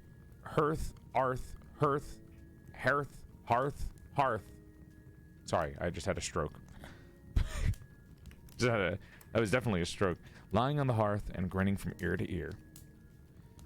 Please, would you tell me, said Alice, a little timidly, for she was not quite sure which was good manners for her to speak first, why your cat grins like that? Oh, God, here he is. It's a Cheshire cat, said the Duchess, and that's why. Pig! Oh, my God. Jesus Christ. She said the last word with such a sudden violence that Alice quite jumped, but she saw in another moment that it was addressed to the baby, and not to her. So she took courage and went on again. I didn't know that Cheshire cats always grinned. In fact, I didn't know that cats could grin. They all can, said the Duchess, and most of them do. I didn't know that any of them that do, Alice said very politely, feeling quite pleased to have gone into a conversation. You don't know much, said the Duchess, and that's a fact. Alice did not like at all the tone of this remark, and thought it would be as well to introduce some other subject of conversation. While she was trying to fix on one... God, you know what? Okay, she's like polite on one hand and also horrible on the other hand. Alice will go from being very polite to people and very patient in like not getting into a fight, and then at the other moment of time, she'll just kick the shit out of people that she doesn't know. Jesus. Yeah, she's polite when they're smaller than her. While she was trying to fix on one, the cook took the cauldron of soup off the fire and at once set to work throwing everything within her reach at the Duchess and the baby. The fire irons came first, then followed a shower of saucepans, plates, and dishes. Duchess took no notice of them even when they hit her, and the baby was howling so much already that it was quite impossible to say whether the blows hurt or not. Oh, please mind what you're doing, cried Alice, jumping up and down in an agony of terror. Oh, there goes his precious nose, as an unusually large saucepan flew close by it and very nearly carried it off. If everybody minded their business, the Duchess said in a hoarse growl, the world would go round a deal faster than it does. Which would not be an advantage, said Alice, who felt very glad to get an opportunity of showing off a little of her knowledge. Just think of what work it would make with a day and night. You see, the Earth takes 24 hours to turn round on its axis. Talking of axis, said the Duchess, chop off her head. Alice glanced rather anxiously at the cook to see if she meant to take a hint, but the cook was busily stirring the soup and seemed not to be listening. So she went on again. 24 hours, I think? Or is it 12? Oh, don't bother me, said the Duchess. I can never abide figures. And with that she began nursing her child again, singing a sort of lullaby to it as she did so, and giving it a violent shake at the end of every line. Yokai, thank you for the raid. Welcome to the stream, Raiders. Hope you're having a nice night. Thank you for coming by. My name is Porcelain Guard. I used to be a bountiful baddie before I died, and my soul got trapped inside the body of an even sexier male doll. Follow the stream for 3 extra inches to your dick size, or 3 months free from period pains. Speak roughly to your little boy and beat him when he sneezes. He only does it to annoy because he knows it teases. in which the cook and the baby joined. Wow, wow, wow! While the Duchess sang the second verse of the song, she kept tossing the baby violently up and down, and the poor little thing howled so that Alice could hardly hear the words. Excuse me one moment.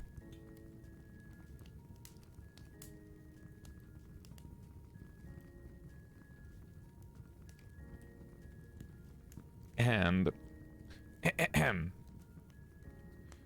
I speak severely to my boy. I beat him when he sneezes, for he can thoroughly enjoy the pepper when he pleases. Wow, wow, wow.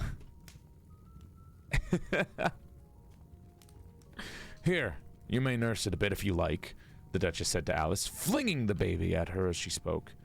I must go and get ready to play croquet with the Queen, and she hurried out of the room. The cook threw a frying pan after her as she went out, but it just missed her. Alice caught the baby with some difficulty, as it was a queer-shaped little creature, and held out its arm and legs in all directions. It's just like a starfish, thought Alice. The poor little thing was snorting like a steam engine when she caught it, and kept doubling itself up and straightening itself out again, so that altogether, for the first minute or two, it was as much as she could do just to hold it. As soon as she had made out the proper way of nursing it, which was to twist it up into a sort of knot, then keep hold of its right ear and left foot, as to prevent its undoing itself, she carried it out into the oh my gosh. Yeah, this is just it's just a pig, Chad. It's not an actual, it's a baby. Well, actually, I can't tell. It was originally a human, and then in the next picture it shows it as a baby, or as a pig.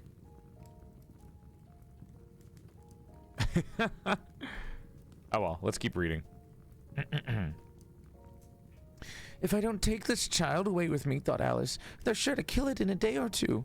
Wouldn't it be murder to leave it behind? She said the last words out loud, and the little thing grunted in reply. It had left off the sneezing by this time. Don't grunt, said Alice. That's not at all a proper way of expressing yourself. The baby grunted again, and Alice looked very anxiously into its face to see what was the matter with it.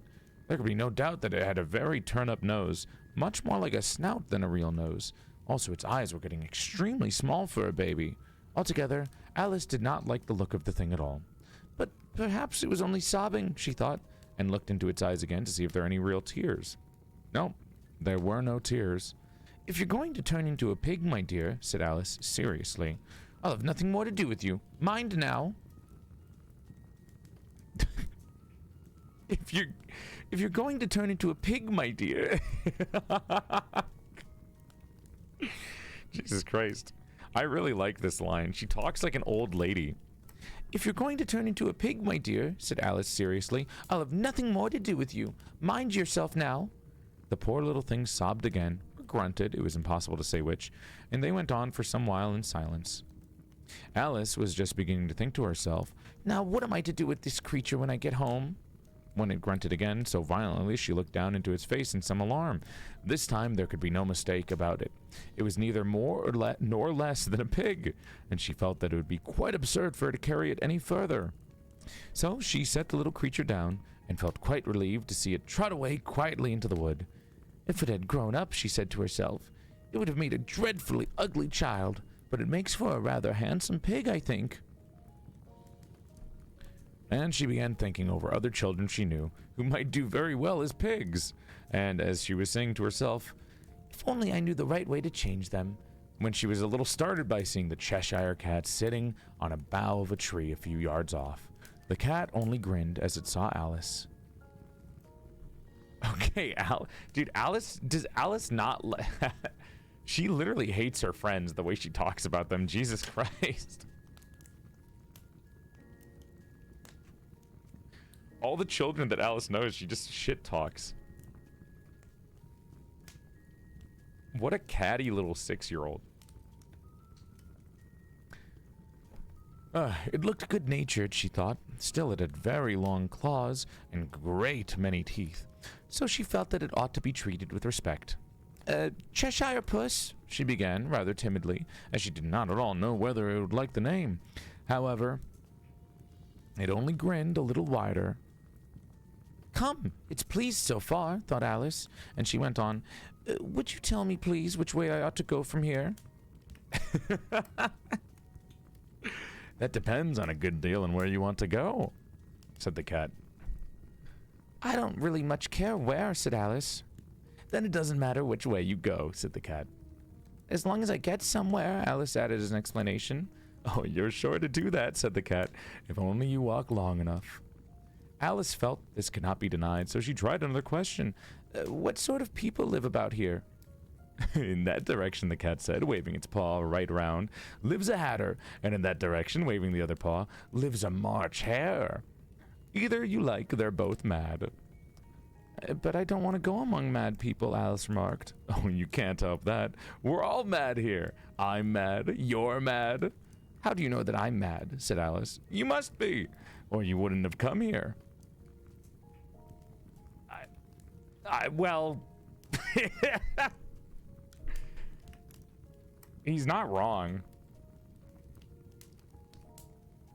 I mean, like... This 6-year-old just jumped into a hole to follow a rabbit and then just kind of went with everything. He's not wrong.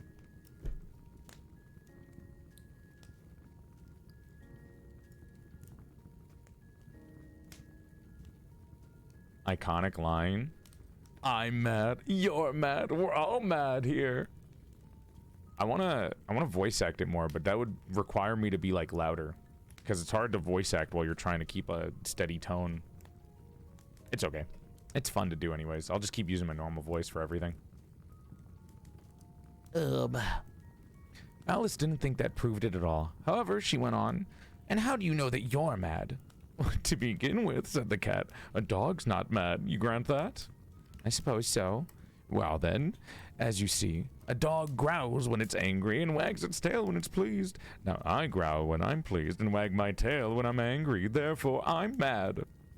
I call it purring, not growling, said Alice. Call it what you like. Do you play... I keep thinking of the food. Do you play croquet with the queen today? I should like it very much, said Alice, but I haven't been invited yet. Thank you for the streak, D-Knight. That's the funny part. The Wonderland folk make more sense than Alice does sometimes. I mean, she literally is 6, so...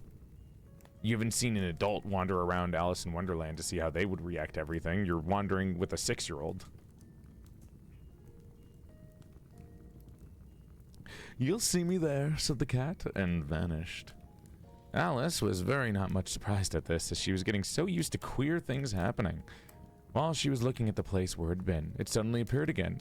By the by, what became of the baby? Said the cat. I'd nearly forgotten to ask. It turned into a pig, Alice quietly said, just as if it had come back to a natural way. I thought it would, said the cat, and vanished again. Alice waited a little, half expecting to see it again, but it did not appear, and after a minute or two, she walked in the direction in which the March Hare was said to live. I've seen hatters before, she said to herself. The March Hare will not be much more... This March Hare will be much more interesting, and perhaps as this May, it won't be raving mad. At least, not so mad as it was in March. As she said this, she looked up, and there was the cat again, sitting on a branch of a tree. Just constantly yelling what the fuck while you're in Wonderland. I feel like after a while, you start to get used to it, and then it becomes the normal. Did you say pig or fig? Said the cat. I said pig, replied Alice, and I wish you wouldn't keep appearing and vanishing so suddenly. You make one quite giddy. All right, said the cat, and this time it vanished quite slowly, beginning with the end of the tail and ending with the grin, which remained some time after the rest of it had gone.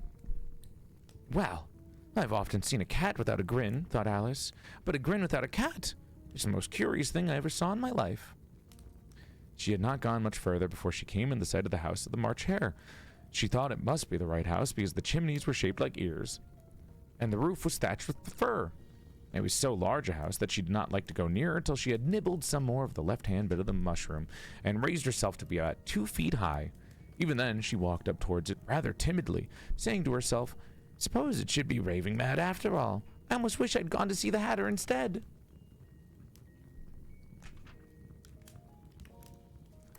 Chapter 7, The Mad Tea Party. Oh my gosh. The tea party, yeah. You guys are so hyped for it. Guys, we're on page 69. There was a table set out under a tree in front of the house, and the March Hare and the Hatter were having tea at it. A dormouse was sitting between them, fast asleep, and the other two were using it as a cushion, resting their elbows on it and talking over its head. Very uncomfortable for the dormouse, thought Alice. Only, as it's asleep, I suppose it doesn't mind. The table was a large one, but the three were all crowded together at one corner of it. No room, no room, they cried out when they saw Alice coming. There's plenty of room, said Alice, indignantly, and she sat down in the large armchair at one end of the table. Have some wine, the March Hare said in an encouraging tone. Alice looked all around the table, but there was nothing on it but tea. I don't see any wine, she remarked. There isn't any. Then it wasn't very civil of you to offer it, said Alice angrily. It wasn't very civil of you to sit down without being invited, said the March Hare. I didn't know it was your table, said Alice. It's laid out for a great many more than 3. Your hair wants cutting, said the Hatter, and he had been looking at Alice for some time with great curiosity, and this was his first speech. You should learn not to make personal remarks, Alice said with some severity. It's very rude. The Hatter opened his eyes very wide on hearing this, but all he said was, "Why is a raven like a writing desk?" Come, we shall all have some fun now, thought Alice. I'm glad they've begun asking riddles. I believe I can guess that, she added aloud. Do you mean that you can think you can find out the answer to it? Said the March Hare. Exactly so, said Alice. Then you should say what you mean, the March Hare went on. I do, Alice hastily replied. At least, I mean what I say. That's the same thing, you know. Not the same thing in a bit. You might just as well as say, I see what I eat. It's the same thing as what I eat, and I eat what I see. I just said all of that wrong because I got distracted by the raid. Hi, Nice Meadow. Welcome to the stream. Welcome to the stream, Raiders. Hope you're having a nice night, and thank you for coming by. My name is Porcelain Guard. I used to be a bountiful baddie before I died, and my soul got trapped inside the body of an even sexier male doll. Follow for 3 extra inches to your dick size or 3 months free from period pains. We're reading Alice in Wonderland right now. We're at the Mad Hatter's tea party. I'm trying to figure out what voice to give to the Hare and the Hatter, because there's now 3 people in the scene. I was very tempted to give one of them the nerd voice. Well, you should say what you mean. It's very hard to do high-pitched and demonic or anything like that until, like, because I'm worried that I'm trying to read at a stale volume of tone, like a stale volume, because I don't want to read and then like suddenly go from relaxed reading voice to like overacting and being super loud. Give one of them the goon voice. It's very hard to do this voice without talking at a projected it's very hard to do impressions at a low volume because I keep doing them, and when I do, it's like my voice wants to be louder, and I'm not gonna wake people up. It's hard to goon quietly? Okay, dude.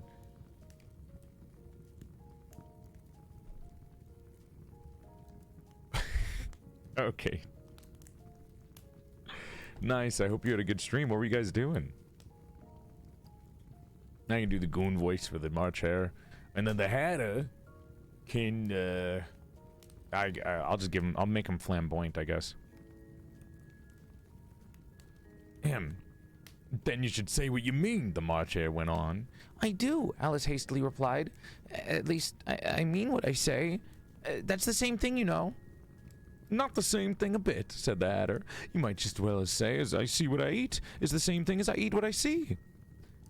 You might well just as say it, added the March Hare, that I like what I get is the same thing as I get what I like.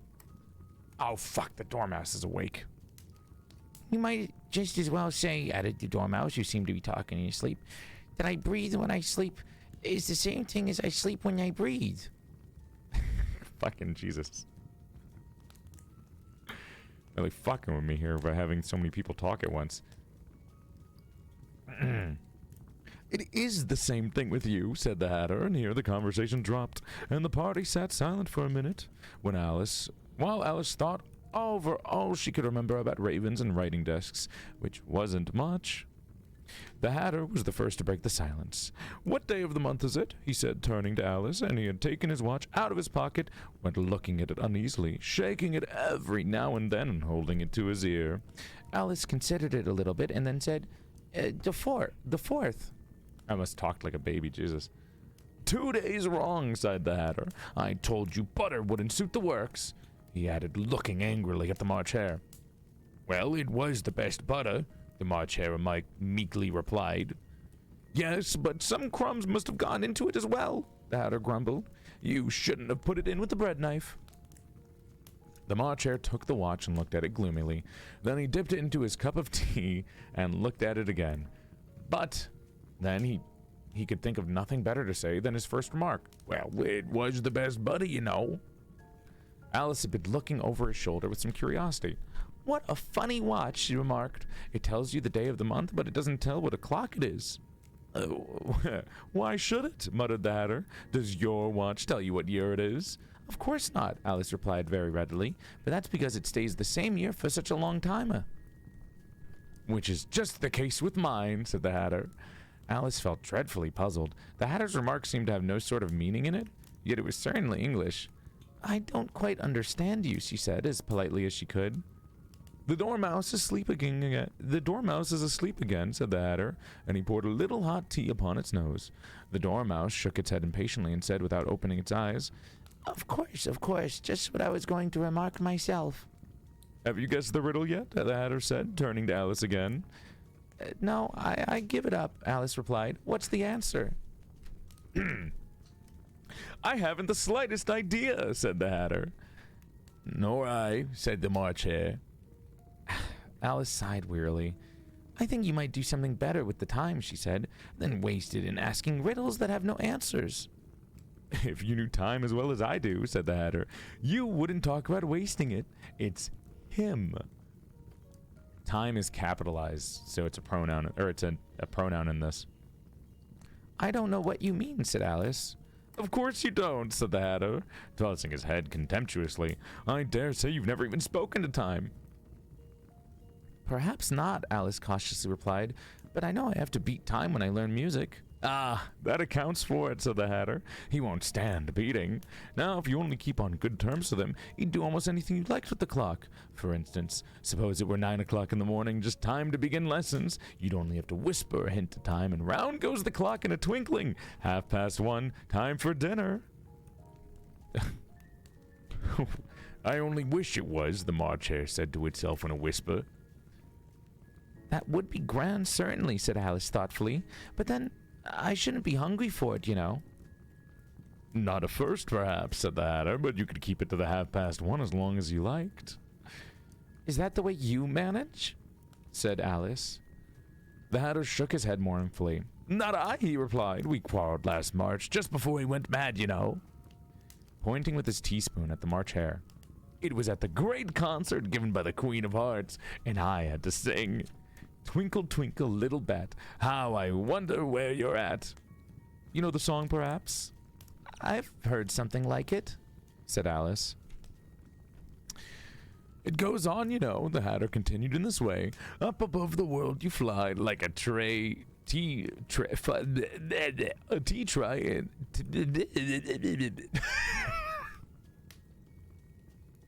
Like a tea tray in the sky, twinkle, twinkle. Here the Dormouse shook itself and began singing in its sleep, Twinkle, twinkle, twinkle, twinkle, and it went so long that they had to pinch it to make it stop. This is definitely a Mad Hatter party. I'm already losing it. Twinkle, twinkle, Chet, twinkle, twinkle. Hi, Cal. And Biscuits, thank you for the biddies.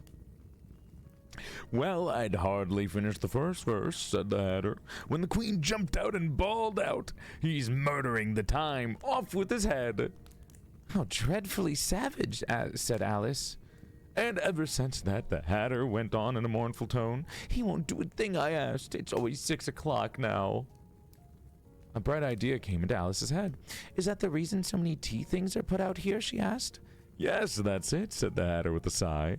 "It's always tea time and we've no time to wash the things between whiles." Then you keep moving round, I suppose? "Exactly so," said the Hatter, "as the things get used up." But what happens when you come to the beginning again? Alice ventured to ask. Suppose we change the subject," the March Hare interjected, yawning. "I'm getting tired of this, and I vote the young lady tell us a story." I'm afraid I don't know one, said Alice, rather alarmed at the proposal. "Then the Dormouse shall," they both cried. "Wake up, Dormouse," and they pinched it on both sides at once. The Dormouse slowly opened its eyes. "I wasn't asleep," he said in a hoarse, feeble voice. "I heard every word you fellows were saying." "Tell us a story," said the March Hare. "Yes, please do," pleaded Alice. "And be quick about it," added the Hatter, "or you'll be asleep again before it's done."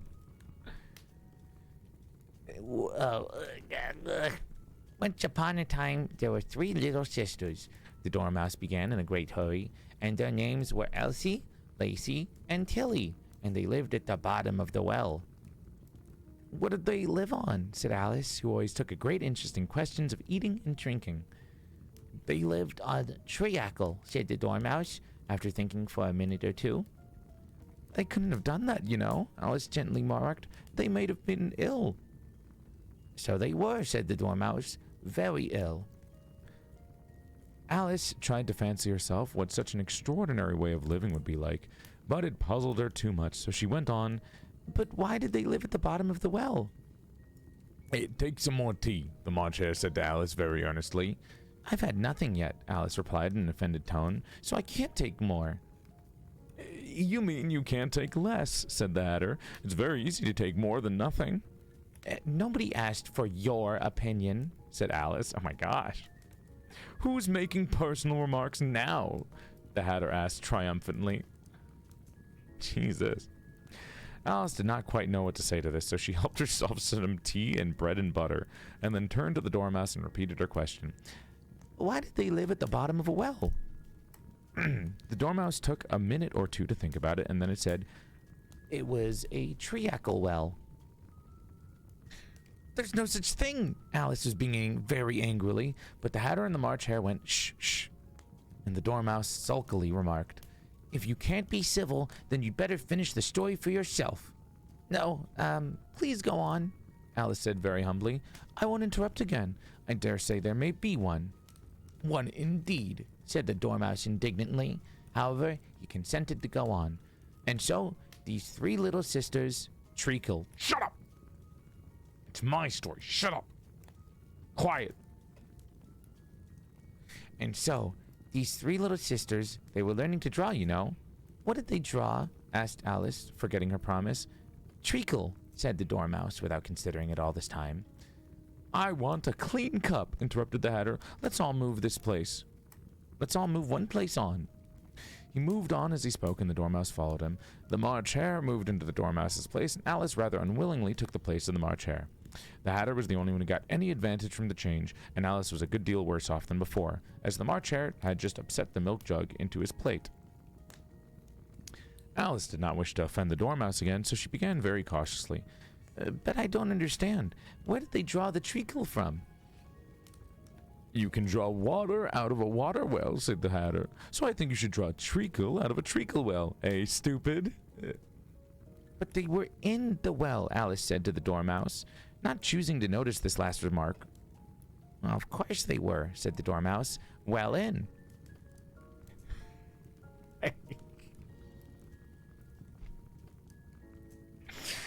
Is Alice in Wonderland just rage bait? Is this just rage bait? Hi, Stardust. Thank you for the 22 months. Good night, Ablazed. We're making good progress, chat. We're almost at 80 pages in out of the 280-page book.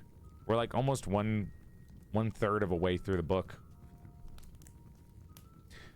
This answer so confused poor Alice that she let the Dormouse go on for some time without interrupting. They were learning how to draw, the Dormouse went on, and yawning and rubbing eyes, for it was getting very sleepy. And they all drew all manner of things, everything that begins with an M. Why with an M? Said Alice. Why not? Said the March Hare. Alice was silent. The Dormouse had closed its eyes by this time and was going off into a doze. But on being pinched by the Hatter, it woke up again with a little shriek and went on. That begins with an M, such as mousetraps, and the moon, and memory, and muchness. You say things that are much of a muchness. Do you ever really say such a thing as a drawing of a muchness? Really now, you ask me, said Alice, very much confused. I don't think... Then you shouldn't talk, said the Hatter. Oh my gosh. Hi, Gravity. Good night, Knox. Jesus Christ. This piece of rudeness was more than Alice could bear. She got up in great disgust and walked off. The Dormouse fell asleep instantly, and neither of the others took the least notice of her going, though she looked back once or twice, half hoping that they would call after her. The last time she saw them, they were trying to put the Dormouse into the teapot.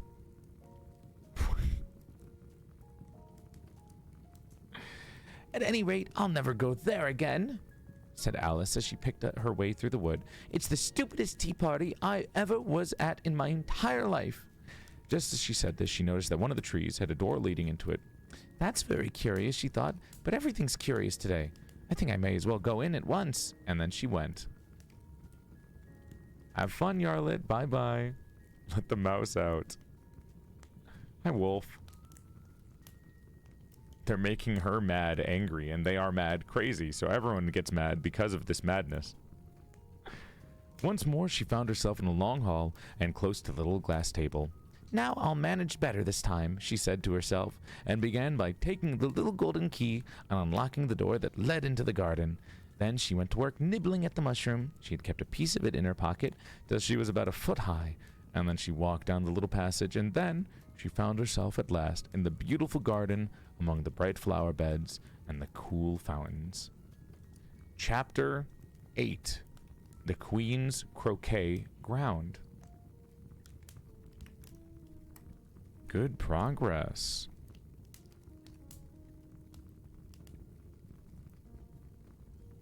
We've only been reading for two hours? Yeah, around 2 hours, because we started at what, like 1:30, 1:20? So yeah, it's been only 2 hours, and we're at page 80 out of... Yeah, we're... Wait, why is Humpty Dumpty in this?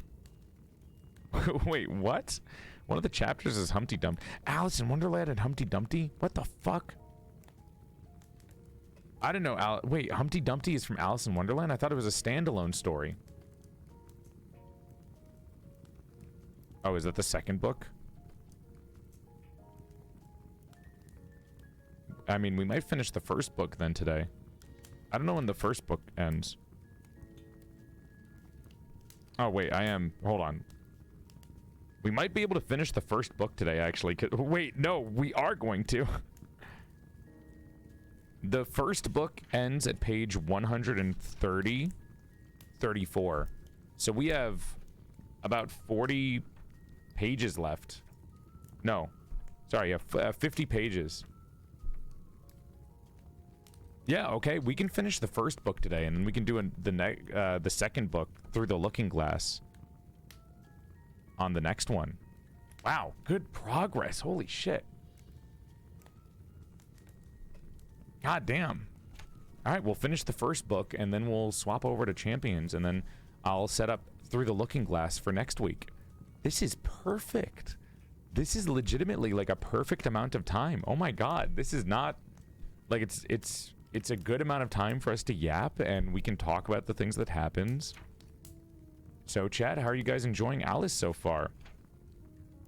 80 pages in to chapter 8. What the fuck? So I didn't know that That was it seems like the Mad Hatter is such a not that much of an impact in the original book. It's kind of interesting to see how the original story differs from all the adaptations that you see where they make characters of great importance. Like, the caterpillar was interesting. I think the mouse, the fucking mouse had more dialogue, it feels like, than the Hatter, and the mouse doesn't get put in any adaptation. Like, the Mad Hatter is cool, but like I would argue the Mad Hatter was not that interesting compared to the others. If that makes sense. Like, the Cheshire Cat was really cool and kind of ominous. Like, oh my gosh, we're all mad here. Yeah, but the mouse had like... the mouse is like kind of crazy too. I kind of like that the mouse was just getting rage baited by Alice. For Dracula, can the blockhead have fangs? I'll try to get some kind of asset for Porcelain Radios soon by the time we get to Dracula. I gotta figure out if there's an artist that I can commission for a background, because I think that would fit. Like, I'd want a fireplace background of the background for, like, I'd want somebody to make a fireplace of that background. The only thing is that I didn't want to commission any backgrounds for a while because we're still working on my architectural layout of my mansion, if you didn't know that. For the monster model debut, we were working on an architectural layout of my mansion so people would know how many rooms I have. Like, they would be able to draw up the backgrounds perfectly. I literally was trying to get a commission of a floor plan done. Shout out Neku. I don't know if he's still watching. He was here earlier. Blockhead needs a blankie. Well, I'll see what I can do. I'll see what I can do. Hi, Jelly. Oh, I dropped my shit. Can I be honest? I was using my cigarette as like a pointer to read certain words. Jesus Christ.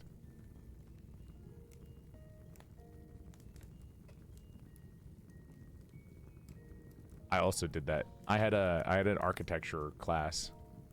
Can we get a little plushie too? The one in the cage is right next to your chat messages. Does that not count? No, you can't have a tank. Okay. If you ask the rigger for a toggle to make the blockhead not wiggly, you could choose to use assets with them more. I could just... Here's the thing. I need to poke the rigger and just see if they can give me the files, because the rigger that you guys have is wonderful and they're a great artist. However, they're not the most responsive, so I was gonna ask them if I could just like grab the files and I could just commission multiple people every time to get riggers to just put items on you, which would make life a lot easier. Hi, Fifi. Did you check the stream title before you rated? Does this look like an interesting stream? I'm reading a book. Quiet, Raiders. We're in a library right now. Do you mind? Quiet, quiet, Raiders. Shh. No yelling in the library. Bookworms unite. Don't do that. The book talk girlies are gonna come out and they're gonna fucking kill us. Yeah, that's why we dropped in. Are you kidding me? Whispers Fifi Raid. Chat needs to read more books anyways. We're almost done with the first book of Alice in Wonderland, and then we're gonna play Pokemon Champions afterwards. Mods, kill whoever did that. Find out who the anonymous person who played that was. Hi. What were you doing today, Fifi? Hi. Did you have a good time at WeebCon, Girl Queen Pussy Boss? Did you enjoy yourself? Give chat bedtime story. We're on chapter 8 of Alice in Wonderland, and this is my first time reading Alice in Wonderland because, you know, I've only ever seen adaptations. Motherfucker, Alice is I don't want to say Alice is a dickhead. Alice is kind of like, she's weirdly rude to people and then weirdly very polite sometimes too, and I'm like, hello? Can you make up your mind? And then I've learned that the Mad Hatter did not play that much a part of this story, as people keep gassing him up to be playing. Cheshire Cat's still really cool. Yeah, Alice is kind of stereotypically like bougie. Like, she's nice to certain people, and then she's rude to other people. But she's like ignorantly rude. She's not like ever like rude on she's never trying to be mean to somebody, but she's so ignorantly rude, you know, like she's based, yeah, she's almost like a posh 6-year-old Victorian child. Anyways, let's keep reading. So a spoiled brat? Yeah, like my chat. All right, let's keep reading. Chapter 8, The Queen's Croquet Ground. As a former indignant child, I understand her. Oh, I know you guys do. That's so different from how she's normally portrayed in the movies. She's very posh, Fifi. You'll see. She's got a speaking line here in a second. A large rose tree stood near the entrance of the garden. The roses on it were white, but there were 3 gardeners at it, busily painting them red. Alice thought this was a very curious thing as she went nearer to watch them, and just as she came up, she heard one of them say, "Look out now, 5, don't go splashing paint over me like that." "I couldn't help it," said 5 in a sulky tone. 7 jogged my elbow, on which 7 looked up and said, "That's right, 5, always lay the blame on others." "You'd better not talk," said 5. "I heard the Queen only yesterday, and you deserve to be beheaded." "What for?" said the one who had spoken first. "That's none of your business, too," said 7. "Yes, it is his business," said 5, "and I'll tell you what it was for, bringing the cooked tulip roots instead of the onions." The picture is them painting flowers. Wait, why does painting flowers give me like such a... What a useless thing to do. Oh, as long as you're having a good time. Painting flowers red. It's yellow in this book, but I guess it's supposed to be painting flowers red, huh? Tulip roots. 7 flung around his brush, and he had just begun, well, of all the unjust things, when his eyes chanced to fall upon Alice. As she stood watching them, he checked himself suddenly. The others looked round so, and all of them bowed low. "Would you tell me," said Alice a little timidly, "why are you painting those roses?" 5 and 7 said nothing, but looked at 2, and 2 began in a low voice. "Why, the fact is, you see, miss, this here ought to have been a red rose tree, and we put a white one in by mistake, and if the Queen was to find out, we should all have our heads cut off, you know. So, you see, miss, we're doing our best, afore she comes, too." At this moment, 5, who had been anxiously looking across the garden, called out, "The Queen! The Queen!" And the 3 gardeners instantly threw themselves flat upon their faces. There was a sound of many footsteps, and Alice looked round, eager to see the Queen. First came 10 soldiers carrying clubs. These were all shaped like the 3 gardeners, oblong and flat, with their hands and feet at their corners. Next, the 10 courtiers. These were ornamented all over with diamonds, and walked 2 and 2, as the soldiers did. Oh, do you guys want to see the picture of the Queen? Hold on, I got you. This is the picture in the book. What a fucking queen. Holy shit. Oh my god, she's gorgeous. Hi, wow. Wait, I'm the woman here. That one's the man. Fucked up my pronouns. I've unwoked myself. I'm so sorry. Shoo. There's no picture of the Queen yet, sorry. Oh boy. All over, these were ornamented all over with diamonds and walked 2 with 2. And as the soldiers did, after these came the royal children. There were 10 of them, and the little dears came jumping merrily along hand in hand in couples. They were all ornamented with hearts. Next came the guests, mostly kings and queens, and among them Alice recognized the White Rabbit. It was talking in a hurried, nervous manner, smiling at everything that was said, and went by without noticing her. Then followed the Knave of Hearts, carrying the king's crown on a crimson velvet cushion, and last of all, this grand procession came with the King and Queen of Hearts. Oh, here we go. Alice was rather doubtful whether she ought to lie down on her face like the 3 gardeners, but she could not remember ever having heard of such a rule at processions. And besides, What could be the use of such a procession, thought she, if people all had to lie down upon their faces so that they couldn't see it? So she stood still where she was and waited. When the procession came opposite to Alice, they all stopped and looked at her, and the queen said severely, "Who is this?" She said to the Knave of Hearts, only bowed and smiled in reply. "Idiot!" said the queen, tossing her head impatiently and turning to Alice as she went on. "What is your name, child?" "My name's Alice, so please, your majesty," said Alice very politely, but she added to herself, Why they're only a pack of cards after all. I needn't be afraid of them." "And who are these?" said the queen, pointing to the 3 gardeners who were lying round the rose tree.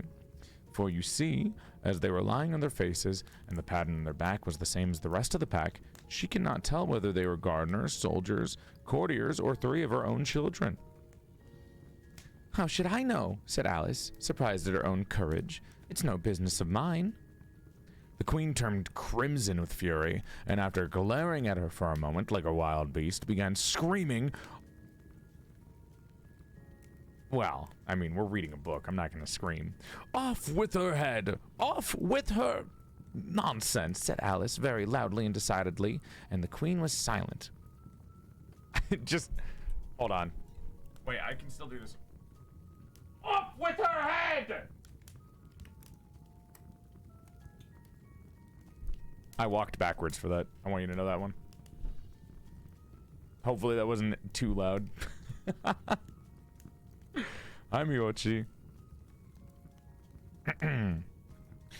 "Nonsense," said Alice very loudly and decidedly, and the queen was silent.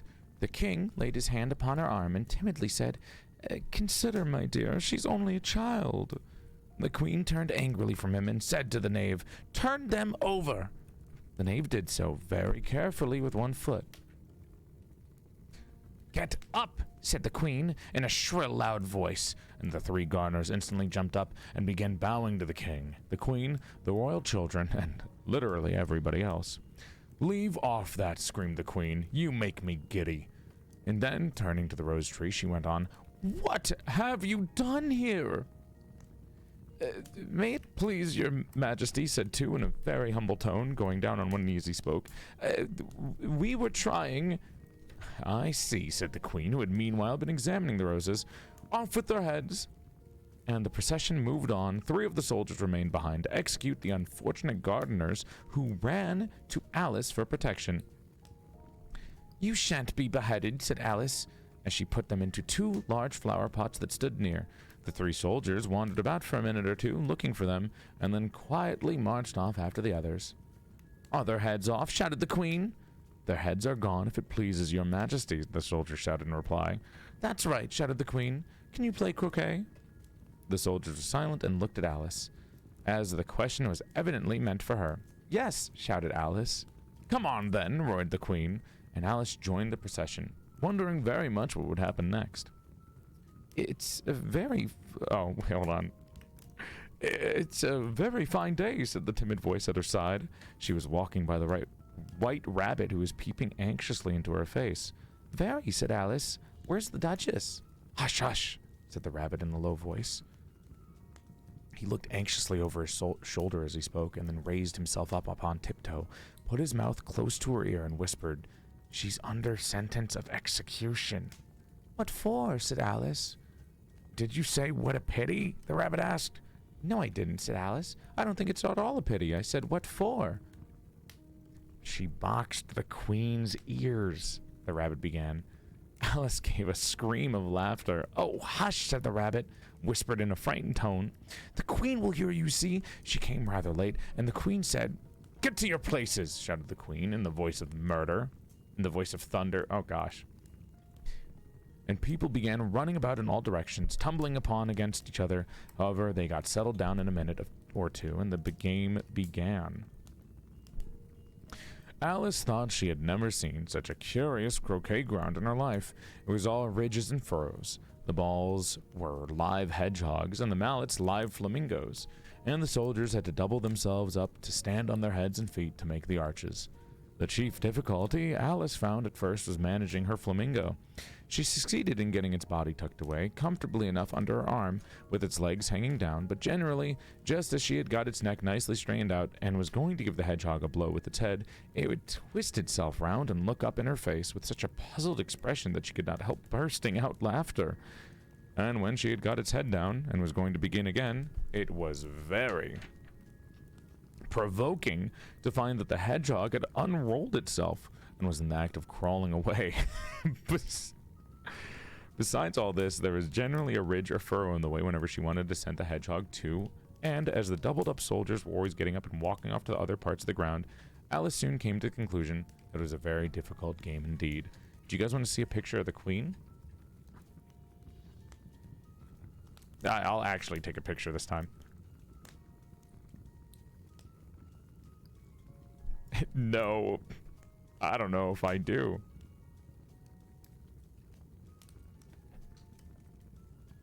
I don't know if I do. Well, you know, let's say that you do, so I can show them right now.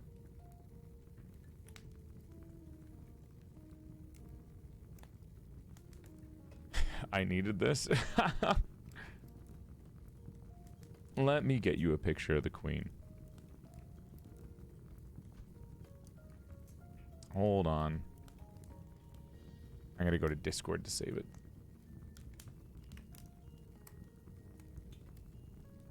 Here you go. Guys, I really needed this. Here's the queen. She is frighteningly a different head shape than all the others. She is very frighteningly a different head shape than everyone else. Yup. Oh boy.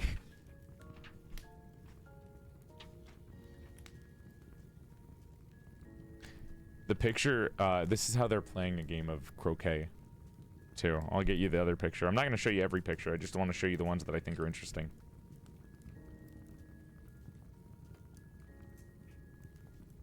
Hi, Quazon. This one is Alice trying to play croquet with her instruments, as you can see here.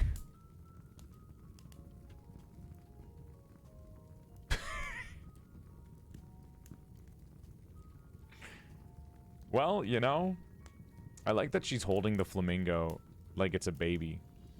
It kind of is funny that the flamingo is just kind of staring at her angrily. The fuck are you doing? Me when I pick up chat.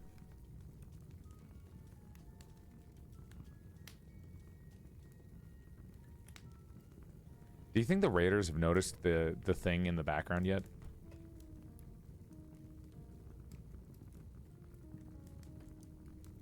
Do you think anyone has?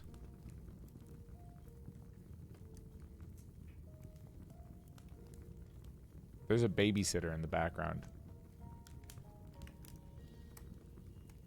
That's our emotional support, Lyron. Laron. I almost forgot that it was there. Oh, hi, Lyron.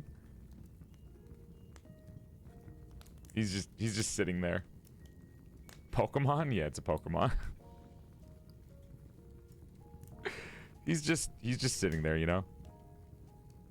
Flashbacks to you calling Lyron. That's why I have that picture. Hi, Suiko. You missed my French earlier. Okay. The players all played at once without waiting for turns, quarreling all the while and fighting for the hedgehogs. In a very short time, the queen was in a furious passion and went stamping about and shouting, "Off with his head! Off with her head!" about once a minute. Alice began... Oh, okay. Yep. I got you.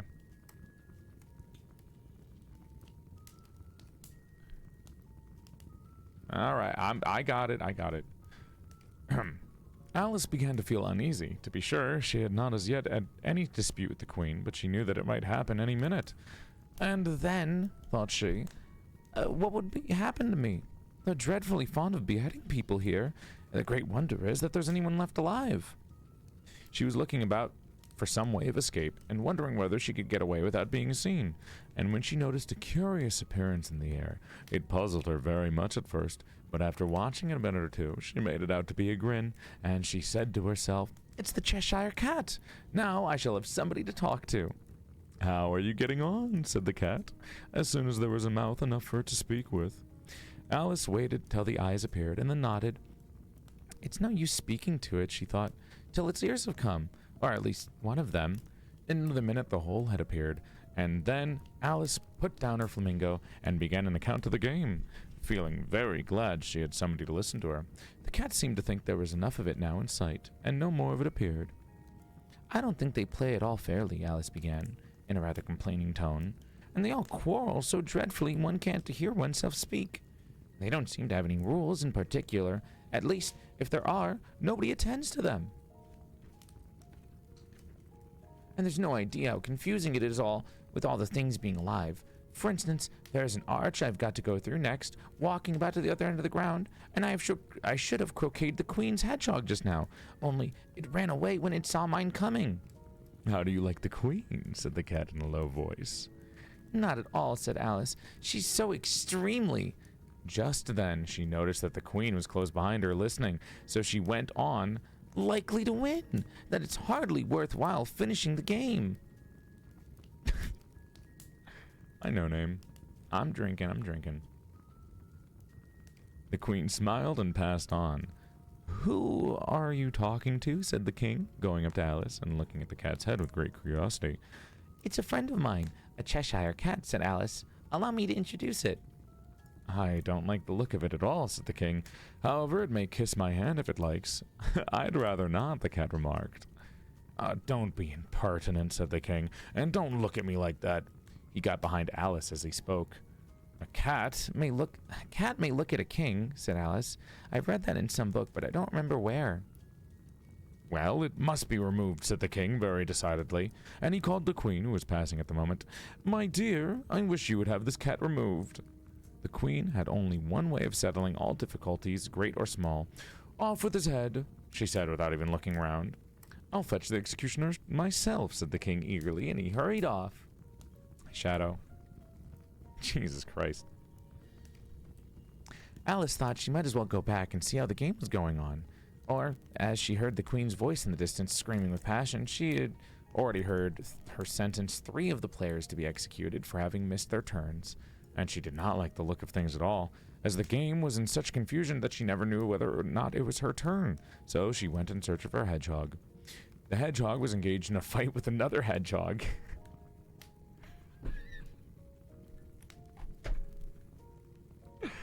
Cut to the Sonic Adventure dialogue where Sonic meets Shadow and he's like, "You're the faker.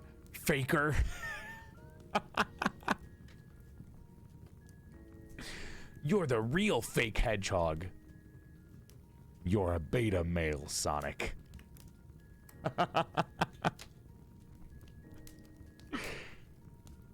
It's like Alice walking over to see her hedgehogs fighting, and then it cuts.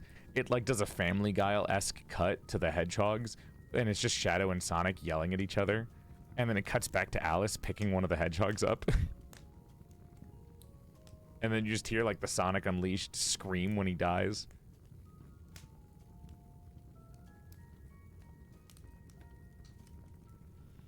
Oh my gosh. The hedgehog was engaged in a fight with another hedgehog, which seemed to Alice an excellent opportunity for croqueting one of them with the other. The only difficulty was that her flamingo was gone across to the other side of the garden, where Alice could see it trying in a helpless sort of way to fly up into a tree. By the time she had caught her flamingo and brought it back, the fight was over, and both the hedgehogs were out of sight. But it doesn't matter much, thought Alice, as all the arches are gone from this side of the ground. So she tucked it away under her arm so that it may not escape again, and went back for a little more conversation with her friend. When she got back to the Cheshire Cat, she was surprised to find quite a large crowd collected round it. There was a dispute going on between the executioner, the king, the queen, who were all talking at once, while the rest were quite silent and looked very uncomfortable. The moment Alice appeared, she was appealed to by all three to settle the question, and they repeated their arguments to her, though, as they all spoke at once, she found it very hard indeed to make out exactly what they said.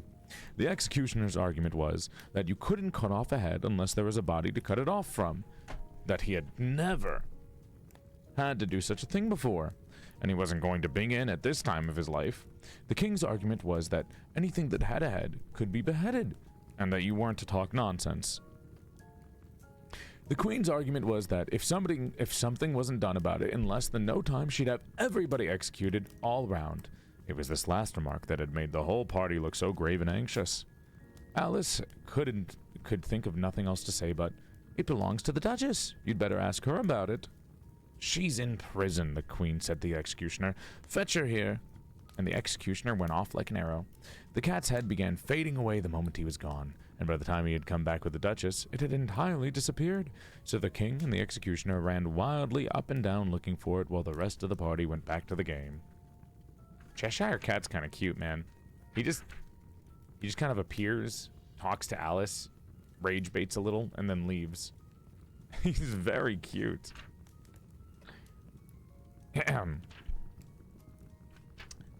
Chapter 9. 30 pages left. The mock turtle's story. Oh my god, who is this Giga Chad? What am I? Is this the Duchess? Jesus Christ. Oh boy, dude. I got a picture for you guys. 30 pages left of what? Alice in Wonderland. Alice in Wonderland, of course. Don't you know? That's what we're reading. Or have you not been paying attention?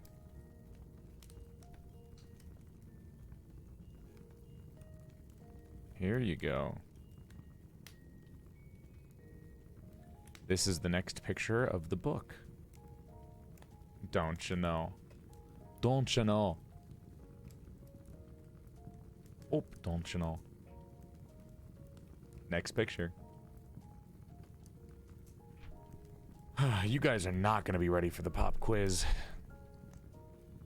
The Mock Turtle's story. "You can't think how glad I am to see you again, you dear old thing," said the Duchess as she tucked her arm affectionately into Alice's, and they walked off together.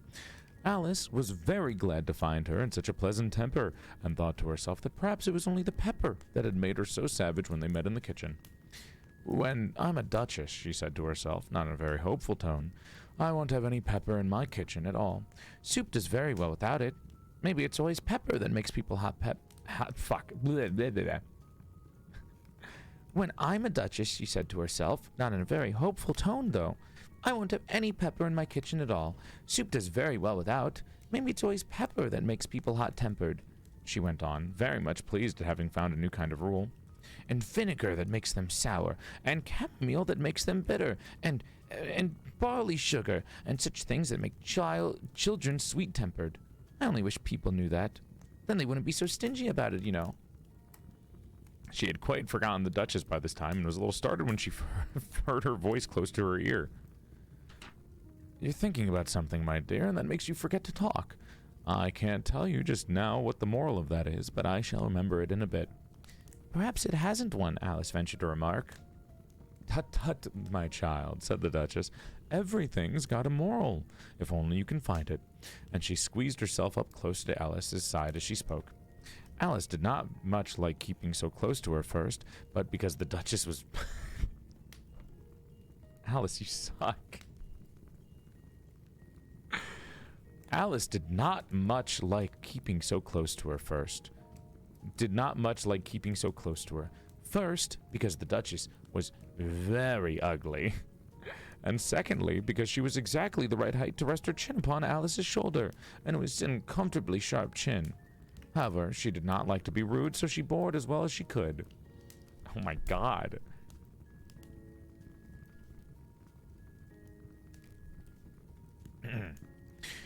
"The game's going on rather better now," she said, by the way of keeping up the conversation a little. "'Tis so," said the Duchess, "and the moral of that is, oh, 'tis love, that makes the world go round." "Somebody said," Alice whispered, "that It's done by everybody minding their own business. Ah, well, it means much the same thing, said the Duchess, digging her sharp little chin into Alice's shoulder as she added. And the moral of that is to take care of the sense, and the sounds will take care of themselves. How fond she is of finding morals in things, Alice thought to herself. I dare say you're wondering why I don't put my arm around your waist, the Duchess said after a pause. The reason is that I'm doubtful about that temper of your flamingo. Shall I try an experiment? He might bite, Alice cautiously replied, not feeling at all anxious to have the experiment tried. Very true, said the Duchess. Flamingos and mustard both bite, and the moral of that is, birds of a feather flock together. Oh, mustard isn't a bird, though, Alice remarked. Right as usual, said the Duchess. What a clear way you have of putting things. It's a mineral, I think, said Alice. Oh, of course it is, said the Duchess.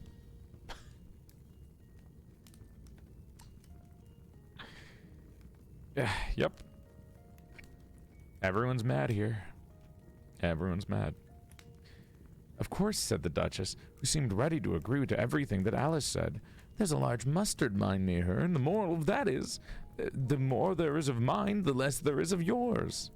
Oh, I know, exclaimed Alice, who had not attended to this last remark. It's a vegetable. It doesn't look like one, but it is. I quite agree with you, said the Duchess, and the moral of that is, be what you would seem to be. Or, if you'd like it more simply, never imagine yourself not to be otherwise than what it might appear to others, and that you were, or might have been, was not otherwise than what you would have been, had not appeared to them to be otherwise before.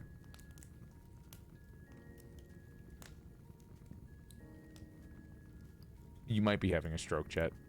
This is a stroke. She's having a stroke.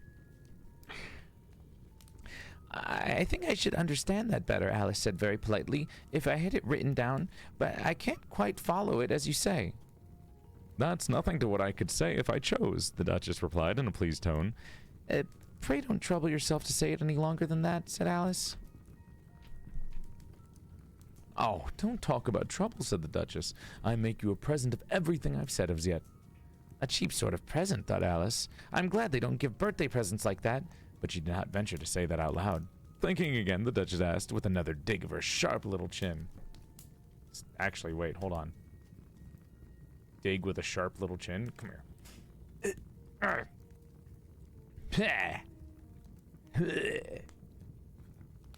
Now I'm your Duchess. Ow! Oh my gosh. I have a right to think, said Alice sharply, for she was beginning to feel a little worried. Just about as much right, said the Duchess, as pigs have to fly, and the moral of that is... But here, to Alice's great surprise, the Duchess's voice died away even in the middle of her favorite word, moral, and the arm that was linked into hers began to trouble. Alice looked up, and there stood the Queen in front of them with her arms folded, frowning like a thunderstorm.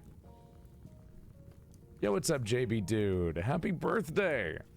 Happy birthday from all of us to you. We wish it was our birthday so we could party too. Hey! Everyone say happy birthday. A fine day, Your Majesty, the Duchess began in a low, weak voice. Now, I give you a fair warning, shouted the Queen, stamping on the ground as she spoke. Either you or your head must be off, and in that about half no time. Take your choice. The Duchess took her choice and was gone in a moment. Let's go on with the game, the Queen said to Alice, and Alice was much too frightened to say a word, but slowly followed her back to the croquet ground. The other guests had taken advantage of the Queen's absence and were resting in the shade. However, the moment they saw her, they hurried back to the game, and the Queen merely remarking that a moment's delay would cost them their lives. All the time they were playing, the Queen never left off quarreling with the other players and shouting, "Off with his head! Off with her head!" Those whom she sentenced were taken to custody by the soldiers, who of course had to leave off being archers to do this, so that by the end of the hour or so, there were no archers left, and all the players except the King, the Queen, and Alice were in custody and under sentence of execution. The Queen left off quite out of breath and said to Alice, "Have you seen the mock turtle yet?" "No," said Alice. "I don't even know what a mock turtle is." "It's the thing mock turtle soup is made from," said the Queen. "I never saw one or heard of one," said Alice. "Come on, then," said the Queen, "and he shall tell you his history." It seems like the queen likes Alice, or at least hasn't decided to kill her yet. As they walked off together, Alice heard the king say in a low voice to the company generally, "You are all pardoned. Come, that's a good thing," she said to herself, for she had quite felt that happy. Wait. Alice heard the king say in a low voice to the company generally, "You are all pardoned." Come, that's a good thing, she said to herself, for she had felt quite unhappy at the number of executions the queen had ordered. They very soon came upon a griffin, lying fast asleep in the sun. If you don't know what a griffin is, look at the picture. Oh. That was for us. "Up, lazy thing," said the queen, "and take this young lady to see the mock turtle and to hear its history. I must go back and see after some executions I have ordered." And she walked off, leaving Alice alone with the griffin. Alice did not quite like the look of the creature, but on the whole, she thought it would be quite as safe to stay with as it was to go after that savage queen. So she waited. The griffin sat up and rubbed its eyes. Then it watched the queen till she was out of sight and chuckled. "What fun," said the griffin, half to itself, half to Alice. "What is the fun?" said Alice. "Why, said the griffin. It's all her fancy that it's all her fancy that they never execute anybody, you know. Come on." Everybody says come on here, thought Alice, as she went slowly after it. I never was so ordered about in all my life. Never. They had not gone far before they saw the mock turtle in the distance, sitting sad and lonely on the little ledge of rock, and as they came nearer, Alice could hear him sighing as if his heart would break. She pitied him deeply. "What is his sorrow?" she asked the griffin, and the griffin answered, very nearly in the same words as before, "It's all his fancy, that. He hasn't got no sorrow, you know. Come on." So they went up to the mock turtle, who looked at them with large eyes full of tears, but said nothing. "This here young lady," said the griffin, she wants for to know your history, she do." Wait, is this thing fucking southern? "This here young lady, she wants for to know your history, she do." What? "I'll tell it to her," said the mock turtle in a deep, hollow tone. "Sit down, both of you, and don't speak a word till I've finished." So they sat down, and nobody spoke for some minutes. Alice thought to herself, I don't see how he can ever finish if he doesn't begin. But she waited patiently. "Once," said the mock turtle at last with a deep sigh, "I was a real turtle." These words were followed by a very long silence, broken only by an occasional exclamation of a "hark" from the griffin, and the constant heavy sobbing of the mock turtle. Alice was very nearly getting up and saying, "Thank you, sir, for your interesting story," but she could not help thinking there must be more to come, so she sat still and said nothing. Kumasi, hi. And hi, morning. "When we were little," the mock turtle went on at last, more calmly, though still sobbing a little now and then, "we went to school at a sea. The master was an old turtle. We used to call him Tortoise." "Why did you call him Tortoise if he wasn't one?" Alice asked. "We called him Tortoise because he taught us," said the mock turtle angrily. "Really, you are very dull." You ought to be ashamed of yourself for asking such a simple question," added the griffin. And then they both sat silent and looked at poor Alice, who felt ready to sink into the earth. At last the griffin said to the mock turtle, "Drive on, old fellow, don't be all day about it." And he went on in these words. Oh my god, wait, the picture of the mock turtle? What the fuck? Hold on. You guys gotta see this. This thing is a fucking freak. Jesus Christ.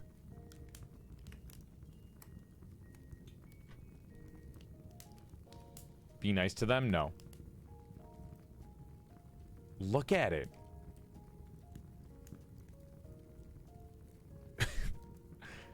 Even the griffin is a freak, too.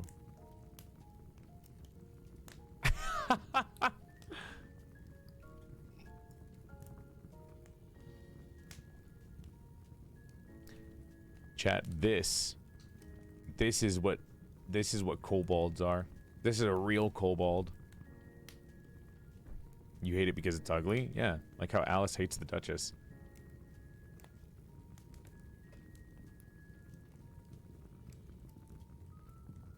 Christ. And he went on with these words. Yeah, we went to school in the sea, though you mayn't believe it.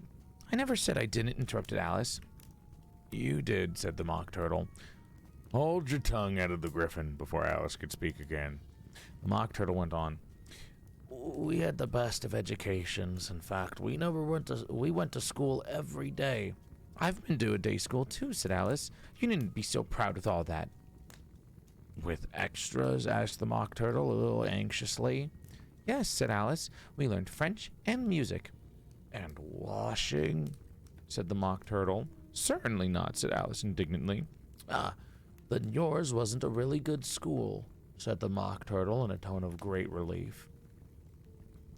Now at ours, they had the end of the bill. French, music, and washing extra. Oh my god, you guys are the fucking stupid fires. You couldn't have wanted it much, said Alice, living at the bottom of the sea. I couldn't afford to learn it, said the Mock Turtle with a sigh. I only took the regular course. What was that? Inquired Alice. Reeling and writhing, of course, to begin with, the Mock Turtle replied. And then the different branches of arithmetic, ambition, distraction, uglification, and derision. I've never heard of uglification, Alice ventured to say. What is it? The Griffin lifted up both of his paws in surprise. What? Never heard of uglifying, it exclaimed. You know what to beautify is, I suppose.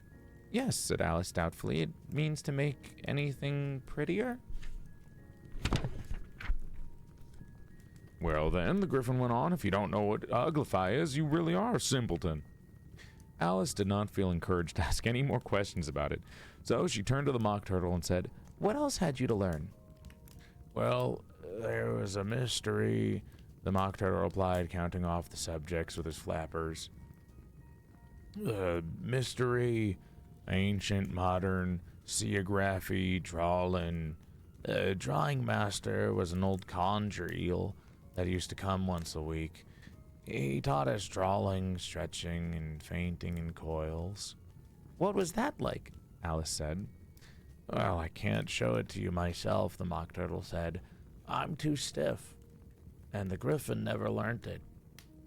Good night, Yukina. Sleep well. Hi, Catherine.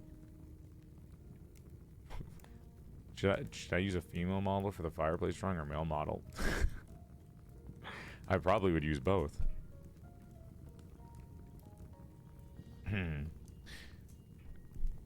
Hadn't the time, said the Griffin. I went to the classics master, though. He was an old crab, he was. I never went to him, the Mock Turtle said with a sigh. He taught laughing and grief, they used to say. So he did, said the Griffin, sighing in his turn, and both creatures hid their faces in paws.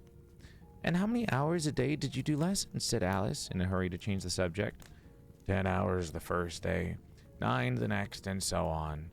What a curious plan, exclaimed Alice. That's the reason they're called lessons, the Griffin remarked, because they lesson from day to day. This was quite a new idea to Alice, and she thought it over a little before she made her next remark. Then the 11th day must have been a holiday? Of course it was, said the Mock Turtle. And how did you manage on the 12th? Alice went on eagerly. That's enough about lessons, the Griffin interrupted in a very decided tone. Tell her something about the games now. And I think this is chapter 10 now. The Lobster Quadrille. We're on page 104. I believe there is exactly 30 pages left because the last page is 134. So we have exactly 30 pages left. So we should be finished up by maybe the 4 hour and 40 minute mark or the 5 hour mark, and we can swap over to Pokemon Champions for some late night hangout sesh. And that's the ending of the Alice Adventures in Wonderland. At least the first book.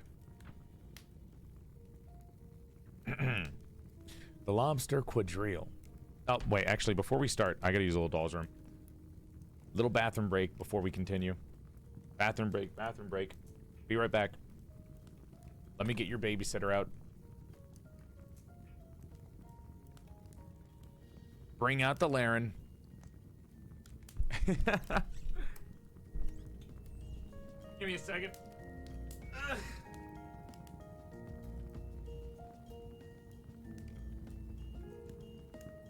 Everyone say hi, Laren. Or Lyron.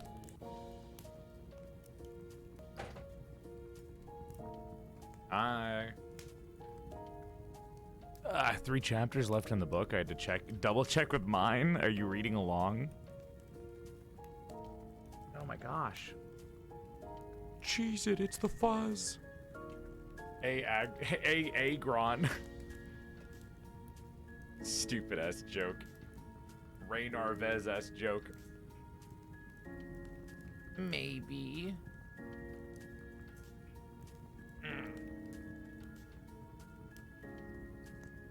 All right, back to reading. We are getting closer and closer to the end.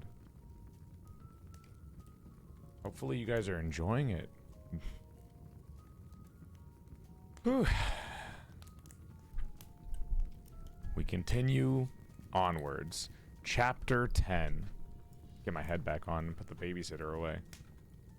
No, I'm hating it. Well, you know. What do you want from me?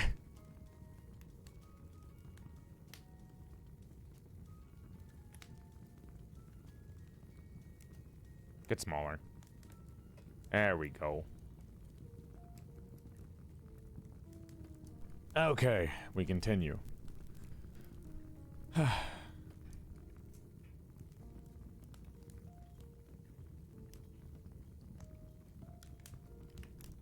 Ooh, leftover cookies.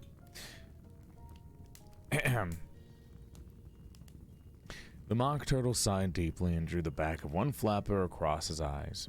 He looked at Alice and tried to speak, but for a minute or two, sobs choked out his voice. Same as if he had a bone in his throat, said the Griffin, and it set to work shaking him and punching him in the back. At last, the Mock Turtle recovered his voice, and with tears running down his cheeks, he went on again. You may not have lived much under the sea. I haven't said Alice. And perhaps you've never even... I forgot his voice, fuck. And perhaps you never even introduced to a lobster. I once tasted, but checked herself hastily and said, no, never. So you can have no idea what a delightful thing a lobster quadrille is. No, indeed, said Alice. What sort of dance is it? Why, said the Griffin, you first form into a line along the seashore. 2 lines, cried the Mock Turtle. Seals, turtles, salmon, and so on. And then when you've cleared all the jellyfish out of the way... That generally takes some time, interrupted the Griffin. You advance twice. Each with a lobster as a partner, cried the Griffin. Of course, the Mock Turtle said. Advance twice, set to partners, change lobsters, and retire in the same order, continued the Griffin. Then, you know, the Mock Turtle went on, you throw the lobsters, shouted the Griffin with a bound into the air. As far out to the sea as you can. Swim after 'em, screamed the Griffin. Turn a somersault into the sea, cried the Mock Turtle. Change lobsters again, yelled the Griffin at the top of his voice. Oh my god.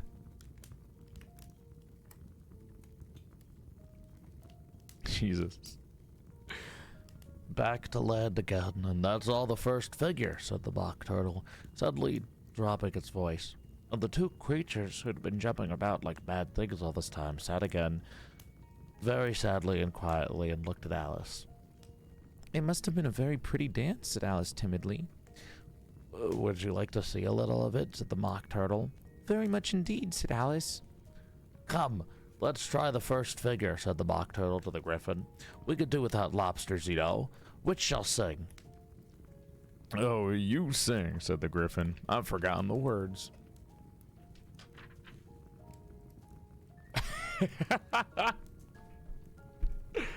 Let me take another picture. Oh my god. They're getting freakier and freakier. I don't even... Jesus Christ.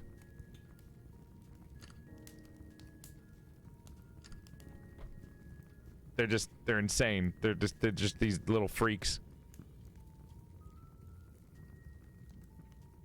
Why, I never in my life have seen such a freak creature.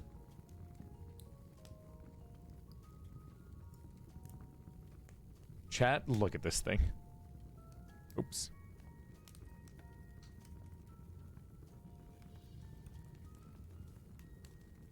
Where is it? Look. What the fuck, dude? Jesus Christ.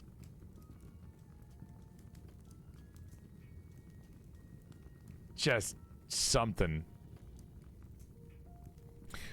So they began solemnly dancing round and round Alice, every now and then treading on her toes when they passed too close, and waving their forepaws to mark the time, while the Mock Turtle sang, this very slowly and very sadly.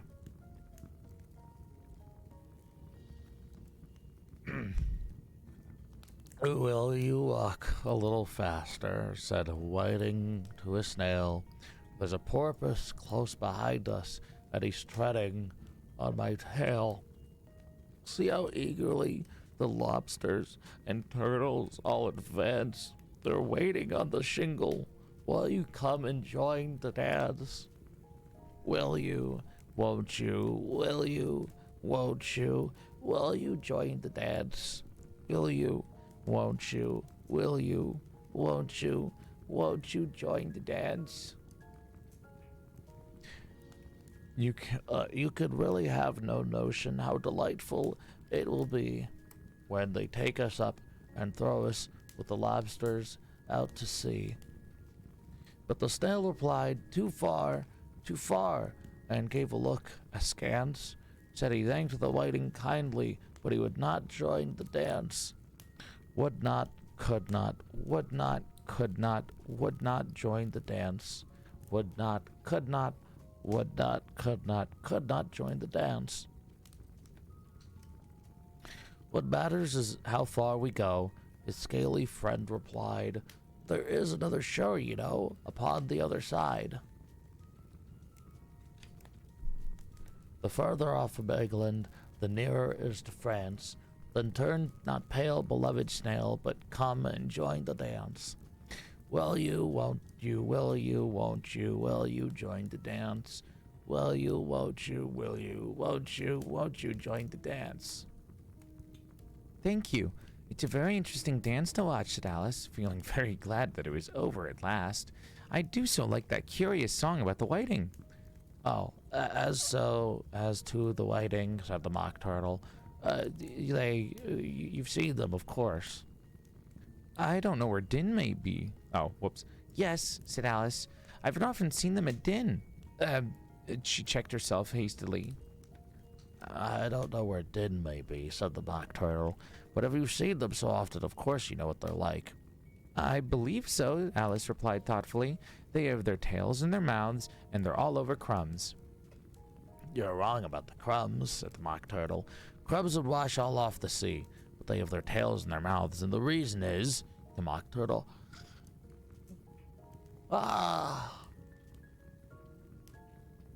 yawned and shut his eyes. Tell her all about the reason and all that, he said to the Griffin. Oh, wait, wrong person. The reason is, said the Griffin, they would go with the lobsters to the dance, so they got thrown out to sea. So they had a long way to fall, and they got their tails fast in their mouths, so they couldn't get them out again. That's all. Aneku. Thank you, said Alice. It's very interesting. I never knew so much about whitings before. I can tell you more than that if you like, said the Griffin. Do you know why it's called a whiting? I never thought about it, said Alice. Why? It does the boots and the shoes, Griffin replied very solemnly. Alice was thoroughly puzzled. Does the boots and the shoes? She said in a wondering tone. Why, what are your shoes done with? Said the Griffin. I mean, what makes them so shiny? Alice looked down at them and considered a little before she gave her answer. They're done with blacking, I believe. Boots and shoes under the sea, the Griffin went on in a deep voice, are done with a whiting. Now you know. And what are they made of? Alice in a tone of great curiosity. Soles and eels, of course, the Griffin replied rather impatiently. Any shrimp could have told you that. If I'd been awaiting, said Alice, whose thoughts were still running on the song, I'd have said to the porpoise, keep back, please. We don't want you with us. They were obliged to have him with them, the mock... Oh. They were obliged to have him with them, the Mock Turtle said. No wise fish would go anywhere without a porpoise. Wouldn't it really, said Alice in a tone of great surprise. Of course not, said the Mock Turtle. Why, if a fish came to me and told me he was going on a journey, I should say, with what purpose? Don't you mean purpose? I mean what I say, the Mock Turtle replied in an offended tone, and the Griffin added, come, let's hear some of your adventures. I could tell you my adventures beginning from this morning, said Alice a little timidly, but it's no use going back to yesterday because I was a different person then. And it's a picture of a lobster with a brush. I don't know why.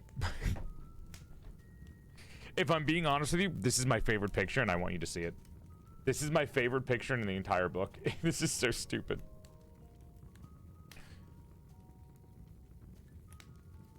It's it's a lobster with a brush.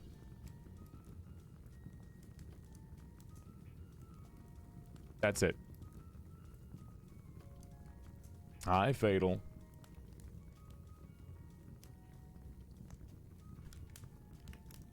Here's a lobster with a brush.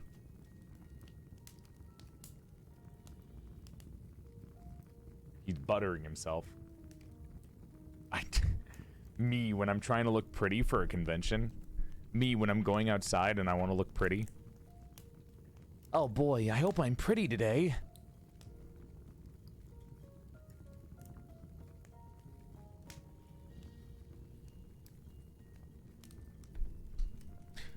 Explain all that, said the Mock Turtle. No, the adventures first, said the Griffin in an impatient tone.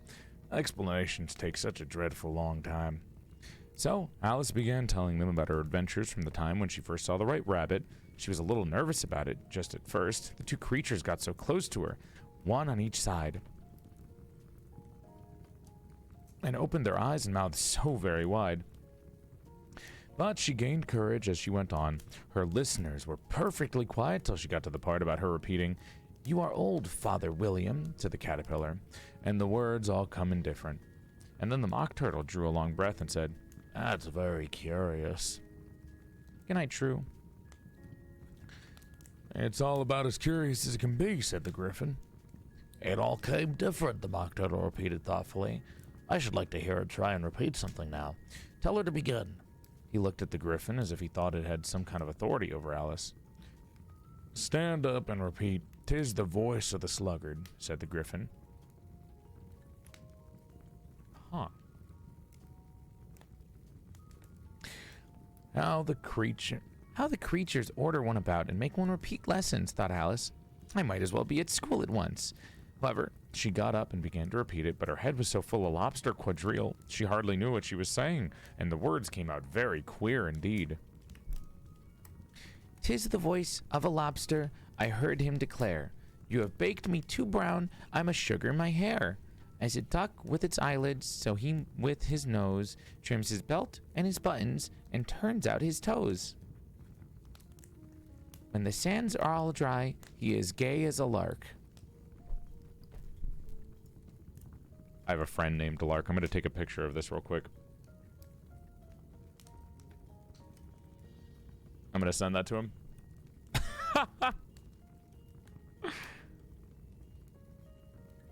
I have a friend named Lark. I need him to see this. He is as gay as a lark. When the sands are all dry, he is as gay as a lark, and will talk in contemptuous tones of the shark. But when the tides rise and sharks are around, his voice has a timid and tremulous sound. "That's different from what I used to say when I was a child," said the Griffin. Well, I never heard it before, said the Mock Turtle, but it sounds uncommon nonsense. Alice said nothing. She had sat down with her face in her hands, wondering if anything would ever happen in a natural way again. I should like to have it explained, said the Mock Turtle. She can't explain it, said the Griffin. Go on with the next verse. But what about his toes? The Mock Turtle persisted. How could he turn them out with his nose, you know? It's the first position in dancing, Alice said. But she was dreadfully puzzled by the whole thing and longed to change the subject. Go on with the next verse, the Griffin repeated impatiently. It begins, I passed by his garden. Alice did not dare to disobey, though she felt sure it would all come out wrong, and she went on with a trembling voice. I passed by his garden and marked with one eye how the owl and panther were sharing a pie. The panther took pie crust and gravy and meat, while the owl had a dish as its share of its treat. When the pie was all finished, the owl, as boon, was kindly permitted to pocket the spoon, while the panther received knife and fork with a growl, and concluded the banquet by... What is the use of repeating all that stuff? The Mock Turtle interrupted. If you don't explain it as you go on, it's by far the most confusing thing I ever heard. Yeah, I think you'd better leave off, said the Griffin, and Alice is only too glad to do so. Shall we try another figure of the lobster quadrille, the Griffin went on, or would you like the Mock Turtle to sing you a song? Oh, a song, please, if the Mock Turtle would be so kind. Alice replied so eagerly that the Griffin said in a rather offended tone, Huh, no accounting for tastes. Sing our turtle soup, would you, old fellow? The Mock Turtle sighed deeply and began in a voice choked with sobs to sing this. Beautiful soup, so rich and green, waiting in a hot tureen. Who for such dainties would not stoop? Soup of the evening, beautiful soup. Soup of the evening, beautiful soup. Beautiful soup, beautiful soup.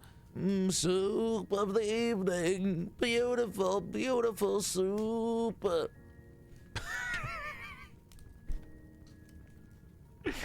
Beautiful soup. Who cares for fish, game, or any other dish? Who would not give all else for 2 pennyworth only a beautiful soup? Pennyworth only a beautiful soup. Beautiful soup, beautiful soup. Soup of the evening, beautiful, beautiful, beautiful soup.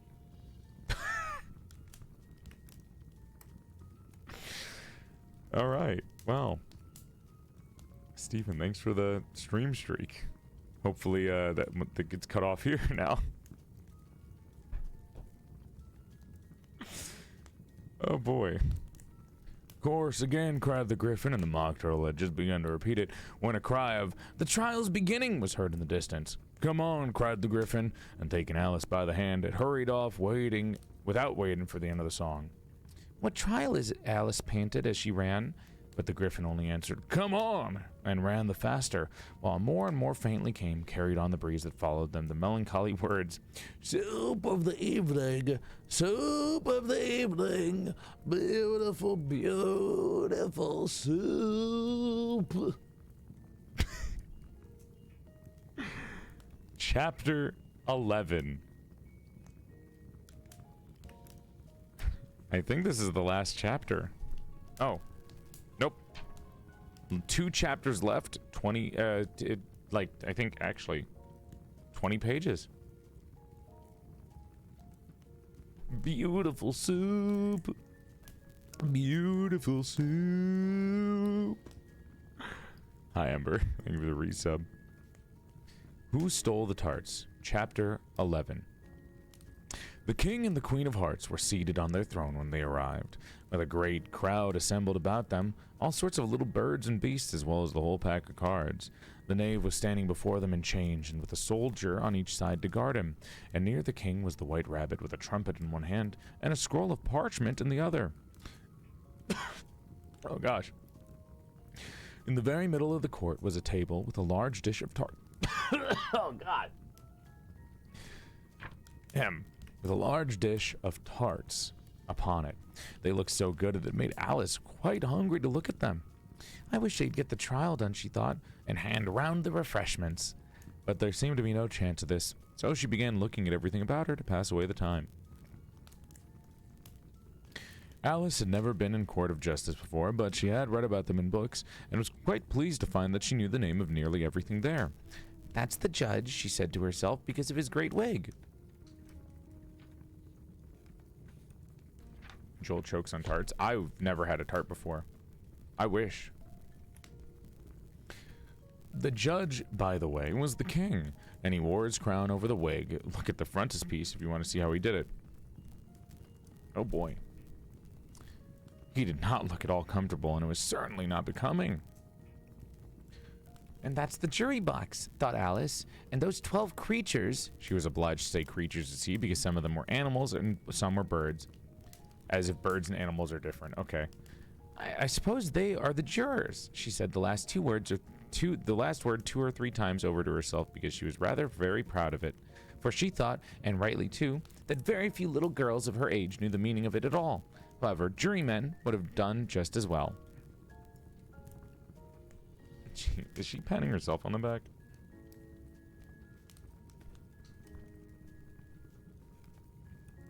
Oh my gosh. The 12 jurors were all writing very busily on slates. What are they doing? Alice whispered to the Griffin. They can't have anything to put down yet before the trial's begun. They're putting down their names, the Griffin whispered, for fear they should forget them before the end of the trial. Stupid things, Alice began in a loud, indignant voice, but she stopped hastily, for the White Rabbit cried out, "Silence in the court!" And the king put on his spectacles and looked anxiously round to make out who was talking. Alice could see, as well as she were looking over her shoulders, that all the jurors were writing down stupid things on their slates, and she could even make out that one of them didn't know how to spell stupid, and that he had to ask his neighbor to tell him. A nice muddle their slates will be in before the trial's over, thought Alice. One of the jurors had a pencil that squeaked. This, of course, Alice could not stand, and she went round the court and got behind him, and very soon found an opportunity of taking it away. She did so quickly that the poor little juror, it was Bill the Lizard... Alice, why are you so mean to Bill? She's bullying Bill again. And she very soon found an opportunity of taking it. She did so quickly that the poor little juror, it was Bill the Lizard, could not make out at all what had become of it. So after hunting all about for it, he was obliged to write with one finger for the rest of the day. And this was of very little use, as it left no mark on the slate. "Harold, read the accusation," said the king. On this, the White Rabbit blew 3 blasts of the trumpet, and then unrolled the parchment scroll and read as follows. The Queen of Hearts, she made some tarts, all on a summer day. The Knave of Hearts, he stole those tarts, and took them quite away. "Consider your verdict," the king said to the jury. No, not yet, the rabbit hastily interrupted. There's a great deal to come before that. "Call the first witness," said the king, and the White Rabbit blew 3 blasts on the trumpet and called out, "First witness." Ahem. The first witness was the Hatter. He came in with a teacup in one hand and a piece of bread and butter on the other. I beg pardon, your majesty," he began, "for bringing these in, but I hadn't quite finished my tea when I was sent for." "You ought to have finished," said the king. "When did you begin?" The Hatter looked round at the March Hare, who had followed him into the court, arm in arm with the Dormouse. 14th of the March, I think it was," he said. "Hi, Volpe." Wow, it's Volpixie. Wow. Oh my gosh. "Welcome on in, streamers. Welcome on in." What the fuck did I just say? Oh, boy. Welcome to the Stream Raiders. Hope you're having a nice night, and thank you for coming by. My name's Porcelain Guard. I used to be a bountiful baddie before I died, and my soul got trapped inside the body of an even sexier male doll. He and pronoun, well, whatever. Fuck it. I'm really tired, okay? Follow the stream for 3... Okay, I'll just do it again. Welcome to the Stream Raiders. Hope you're having a nice night, and thank you for coming by. My name is Porcelain Guard. I used to be a bountiful baddie before I died, and my soul got trapped inside the body of an even sexier male doll. Follow the stream for 3 extra inches to your deck size, or 3 months free from period pains. We're reading Alice in Wonderland right now, and then we're going to play some Pokemon Champions. You guys are in for the last, I think, 10 pages of the book before we finish. Hi. Arthur, Volpixie, how are your streams, guys? Welcome on in. Hi, hi. What a stream to come into. If you're not a big fan of reading or relaxation, probably in like about 10-20 minutes we're swapping over to Pokemon. So, welcome. Yeah, so soon the end of the first book. Honestly, kind of insane. I didn't think I was going to get through it today. I thought this would take longer, but no. I mean, within what, 4 hours we got through the first book. Okay. When is the next reading session? I thoroughly enjoyed this more than simple audiobooks. I'll be doing it again next week on Saturday. We're going to start the Through the Looking Glass book, which is the second half of my novel that I have. So next Saturday we're going to do more. I think it's nice to do it like on a Saturday to end off. I'm pausing Porcelain Parlors to do some book reading because I know so many people wanted Alice in Wonderland. The next book is Dracula? No, the next book is King Arthur. Dracula will be after King Arthur, because King Arthur is shorter. Dracula is the longest book that I have. I think Dracula is 600 pages. And then King Arthur is like 400. Great, reading is literally all we do. We were reading Hyperion when I saw you were reading. I knew it to read in. Oh, hell yeah. This is a very one-off kind of thing for me. I don't normally read books. I don't normally read. I'm very much a variety streamer, but still. Which King Arthur?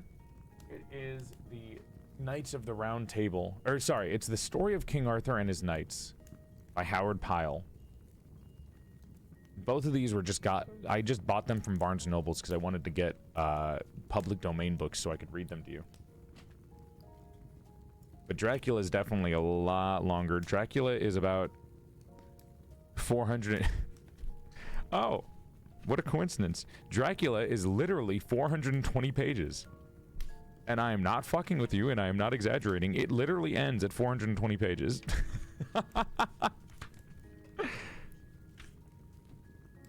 Thank you, Bram Stoker. Bram stoking that fucking weed, am I right?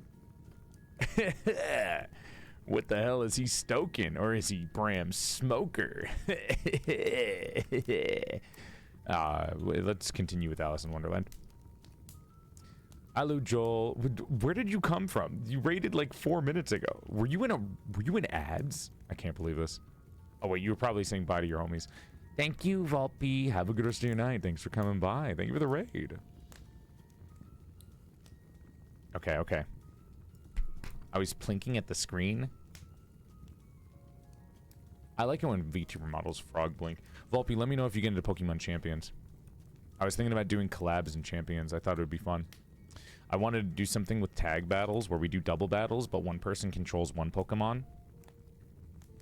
I have no time for Champions. Whoa. That sounds like fun, though. You fucking hate me. I can't believe this shit. Fucking hates Pokemon. I can't believe this. Literally named after a goddamn Alolan Vulpix. Hates Pokemon. Doesn't even like Pokemon. Thank you guys for the raids, Arthur and Volpe. Big love. 15th, said the March Hare. 16th, said the Dormouse. Write that down, the king said to the jury, and the jury eagerly wrote down all 3 dates on their slates and then added them up and reduced the answer to shillings and pence. Take off your hat, said the king to the Hatter. It isn't mine, said the Hatter. Stolen, the king exclaimed, turning to the jury, who instantly made a memorandum of the fact. I keep them to sell, the Hatter added as an explanation. I've none of my own, I'm a Hatter. Here the queen put on her spectacles and began staring at the Hatter, who turned pale and fidgeted. Give your evidence, said the king, and don't be nervous or I'll have executed you on the spot. This did not seem to encourage the witness at all. He kept shifting from one foot to the other, looking uneasily at the queen, and in his confusion he bit a large piece out of his teacup instead of the bread and butter. Just at this moment, Alice felt a very curious sensation, which puzzled her a good deal until she made out what it was. She was beginning to grow larger again, and she thought at first that she would get up and leave the court, but on second thoughts, she decided to remain where she was as long as there was room for her. I wish you wouldn't squeeze so, said the Dormouse, who was sitting next to her. I can hardly breathe. I can't help it, said Alice very meekly. I'm growing. You've no right to grow here, said the Dormouse. Don't talk nonsense, said Alice more boldly. You know you're growing too. Yes, but I grow at a reasonable pace, said the Dormouse. Not in that ridiculous fashion. And he got up very sulkily and crossed over to the other side of the court. All this time the queen had never left off staring at the Hatter, and just as the Dormouse crossed the court, she said to one of the officers to the court, "Bring me to the list of singers in the last concert," on which that wretched Hatter trembled so that he shook off both of his shoes. "Give your evidence," the king repeated angrily, "or I'll have you executed whether you're nervous or not." "I'm a poor man, your majesty," the Hatter began in a trembling voice, "and I hadn't begun my tea not above a week or so, and what with the bread and butter getting so thin, and the twinkling of the tea—" "The twinkling of the what?" said the king. "It began with the tea," the Hatter replied. "Of course twinkling begins with the tea," said the king sharply. "Do you take me for a dunce? Go on." "I'm a poor man," the Hatter went on, "and most things twinkled after that. Only the March Hare said—" "I didn't," the March Hare interrupted in a great hurry. "You did," said the Hatter. "I deny it," said the March Hare. "He denies it," says the king. "Leave that out." "Well, at any rate, the Dormouse said," the Hatter went on, looking anxiously round to see if he would deny it too, but the Dormouse denied nothing, being fast asleep. "After that," continued the Hatter, "I cut some more bread and butter." "But what did the Dormouse say?" one of the jury asked. "That I can't remember," said the Hatter. "You must remember," remarked the king, "or I'll have you executed." The miserable Hatter dropped his teacup and bread and butter and began down on one knee. "I'm a poor man, your majesty," he began. "You're a very poor speaker," said the king. Here one of the guinea pigs cheered and was immediately suppressed by the officers of the court, and that is rather a hard word. I'll just explain it to you how it was done. They had a large canvas bag which tied up at the mouth with strings. Into this they slipped the guinea pig head first and then sat upon it. What? They put the guinea pig in a potato sack and then sat on it. What?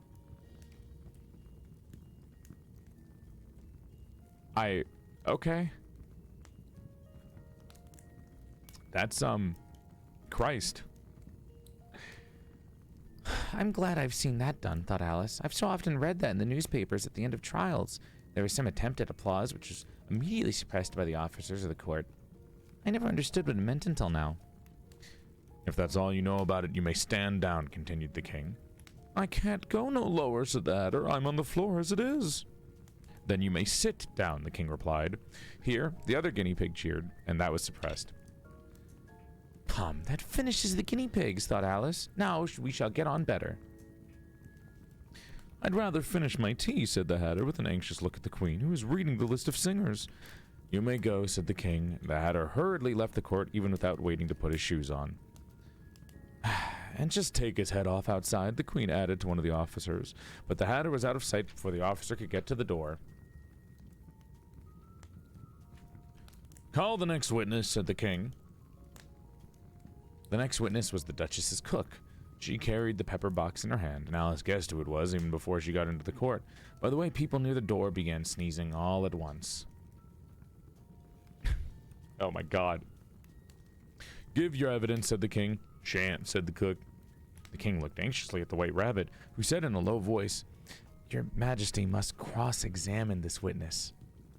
"Well, if I must, I must," the king said with a melancholy in the air. And after folding his arms and frowning at the cook till his eyes were nearly out of sight, he said in a deep voice, "What are tarts made of?" "Pepper mostly," said the cook. "Treacle," said a sleepy voice behind her. "Collar that dormouse," the queen shrieked out. "Behead that dormouse! Turn that dormouse out of the court! Suppress him, pinch him, off with his whiskers!" For some minutes, the whole court was in confusion, getting the dormouse turned out, and by the time they had settled down, the cook had disappeared. "Never mind," said the king with an air of great relief. "Call the next witness." And he added in an undertone to the queen, "Really, my dear, you must cross-examine the next witness. It quite makes my forehead ache." Alice watched the White Rabbit as he fumbled over the list, feeling very curious to see what next witness would be like. "For they haven't gotten much evidence yet," she said to herself, Imagine her surprise when the White Rabbit read out at the top of his shrill little voice the name Alice. Chapter 12, the last chapter of the book. Alice's evidence. "Here," cried Alice, quite forgetting in the flurry of the moment how large she had grown in the last couple of minutes. And she jumped up in such a hurry that she tipped over the jury box with the edge of her skirt, upsetting all the jurymen onto the heads of the crowd below. And there they lay sprawling about, reminding her very much of a globe of goldfish she had accidentally upset a week before. "Oh, I beg your pardon," she exclaimed in a tone of great dismay, and began picking them up again as quickly as she could, for the accident of the goldfish kept running in her head, and she had a vague sort of idea that they must be collected at once, put back in the jury box, or they would die. "The trial cannot proceed," said the king in a very grave voice, "until all jurymen are back in their proper places. All." He repeated with great emphasis, looking hard at Alice as he said to. Alice looked at the jury box and saw that in her haste she had put the lizard in head downwards. Stop. Why is she so mean to Bill the lizard? This is the third time she's bullied Bill. And the poor little thing was waving its tail in a melancholy way, being quite unable to move. She soon got it out again and put it right. "Not that it signifies much," she said to herself. "I should think it..." Oh my god, you're such a fucking piece of shit, Alice. "Not that it signifies much," she said to herself. "I should think that it would be quite as much use in the trial one way up or the other." Oh my god. She called him an ass. That's so mean. As soon as the jury had a little recovered from the shock of being upset, and their slates and pencils had been found and handed back to them, they set to work very diligently to write out the history of the accident, all except the lizard, who seemed too much overcome to do anything but sit with its mouth open, gazing up at the roof of the court.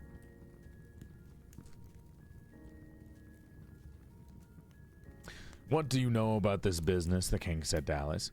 "Nothing," said Alice. "Nothing whatever?" persisted the king.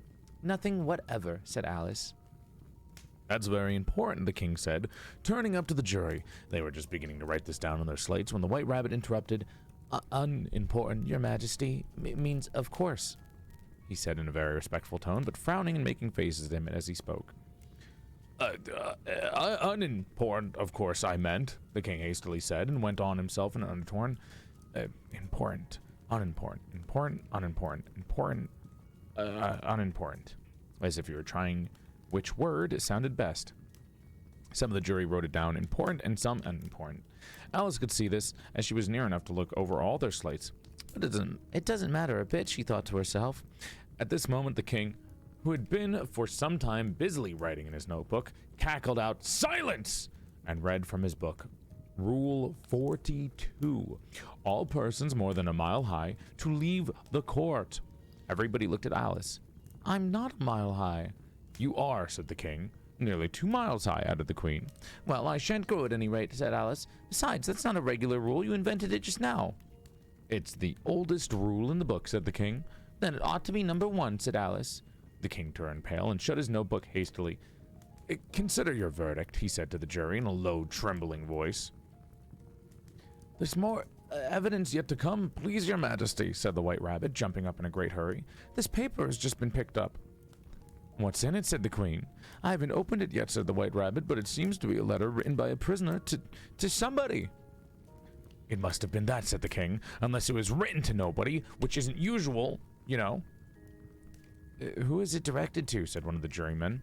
"It isn't directed at all," said the White Rabbit. "In fact, there's nothing written on the outside." He unfolded the paper as he spoke and added, "It isn't a letter after all, it's a set of verses." "Are they in the prisoner's handwriting?" asked another juryman. "No, they're not," said the White Rabbit, "and that's the queerest thing about it." The jury all looked puzzled.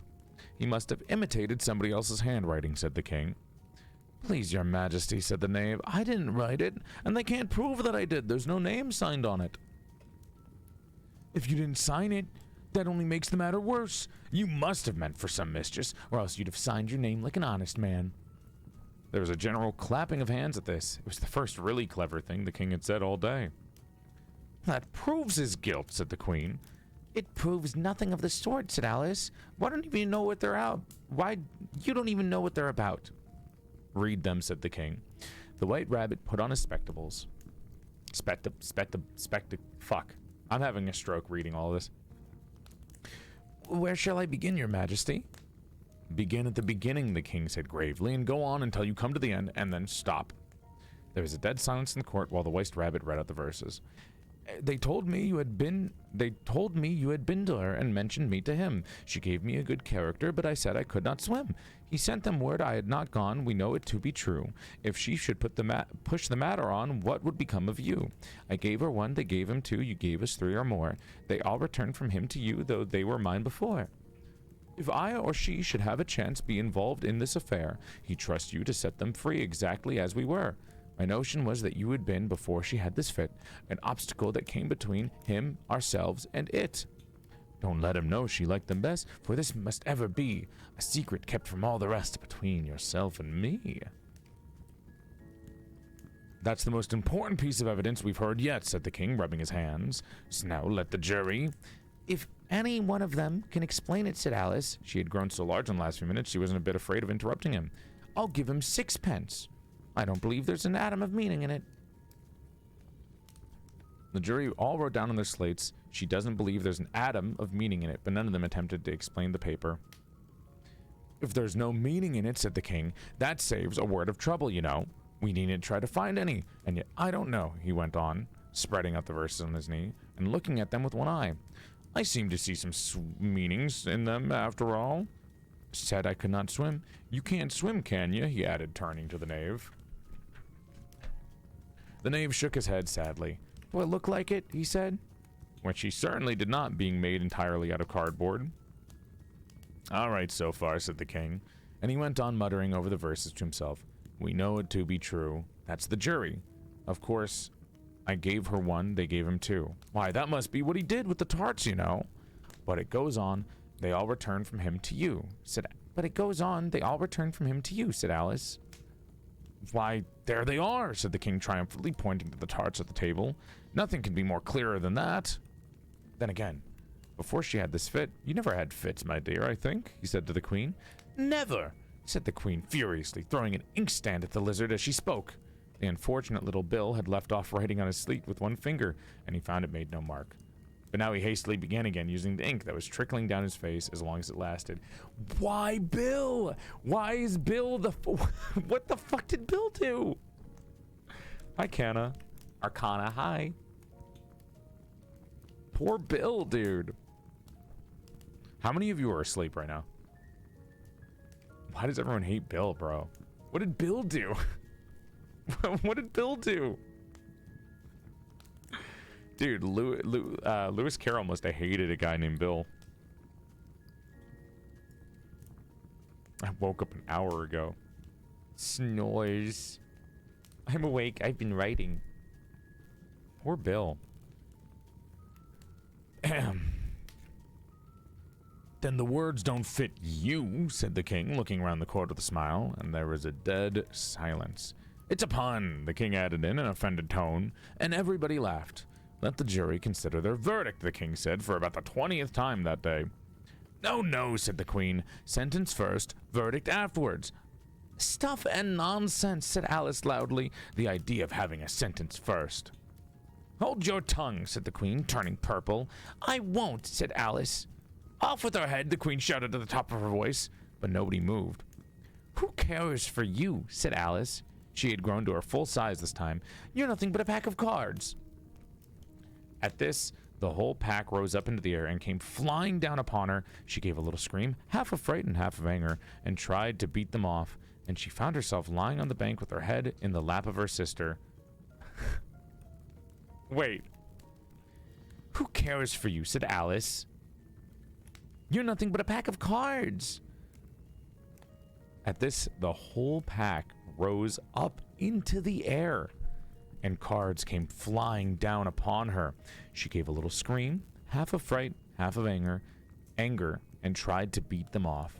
and found herself lying on the bank with her head in the lap of her sister, who was gently brushing away some dead leaves that had fluttered down from the trees in her face. "Wake up, Alice dear," said the sister. "Why, what a long sleep you've had."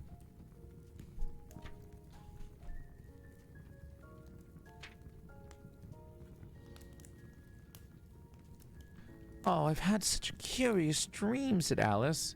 And she told her sister, as well as she could remember them, all these strange adventures of hers that you've just been reading about. And when she had finished, her sister kissed her and said, "It was a curious dream, dear, certainly. But now run into your tea. It's getting late." So Alice got up and ran off, thinking, while she ran, as well as she might, what a wonderful dream it had been. But her sister sat still just as she left, leaning her head on her hand, watching the setting sun and thinking of little Alice and all of her Wonderland adventures, till she too began dreaming after a fashion, and this was her dream. First, she dreamed of little Alice herself. Once again, the tiny hands were clasped upon her knee, and her bright, eager eyes were looking up into hers, and she could hear the very tones of her voice and see that queer little toss of her head to keep back the wandering hair that would always get into her eyes. And still, as she listened, or seemed to listen, the whole place around her became alive with the strange creatures of her little sister's dream. The long grass rustled at her feet as the white rabbit hurried by. The frightened mouse splashed his way through the neighboring pool, and she could hear the rattle of the teacups as the March Hare and his friends shared a never-ending meal, and the shrill voice of the queen ordering off her unfortunate guests to execution. Once more the pig baby was sneezing on the Duchess's knee, while plates and dishes crashed around it, and once more the shriek of the griffin, the squeaking of the lizard's slate pencil, and the choking of the suppressed guinea pigs filled the air, mixed up with the distant sob of the miserable mock turtle. So she sat on with closed eyes and half believed herself in Wonderland, though she knew that she had but to open them again, and all would change to the dull reality. The grass would only be rustling in the wind, and the pool rippling to the waving of the reeds. The rattling teacups would change to tinkling sheep bells, and the queen's shrill cries to the voice of the shepherd boy, and the sneeze of a baby. The shriek of the griffin, and all the other queer noises would change, she knew, to the confused clamor of the busy farmyard, while the lowing of the cattle in the distance would take the place of the mock turtle's heavy sobs. Lastly, she pictured herself how this same little sister of hers would, in the aftertime, be herself a grown woman, and how she would keep through all her riper years the simple and loving heart of her childhood, and how she would gather about her other little children and make their bright eyes eager with many a strange tale, perhaps even with the dream of Wonderland of long ago, and how she would feel all their simple sorrows and find a pleasure in all their simple joys, remembering her own child life and happy summer days. And that was Alice and her adventures in Wonderland. There you go.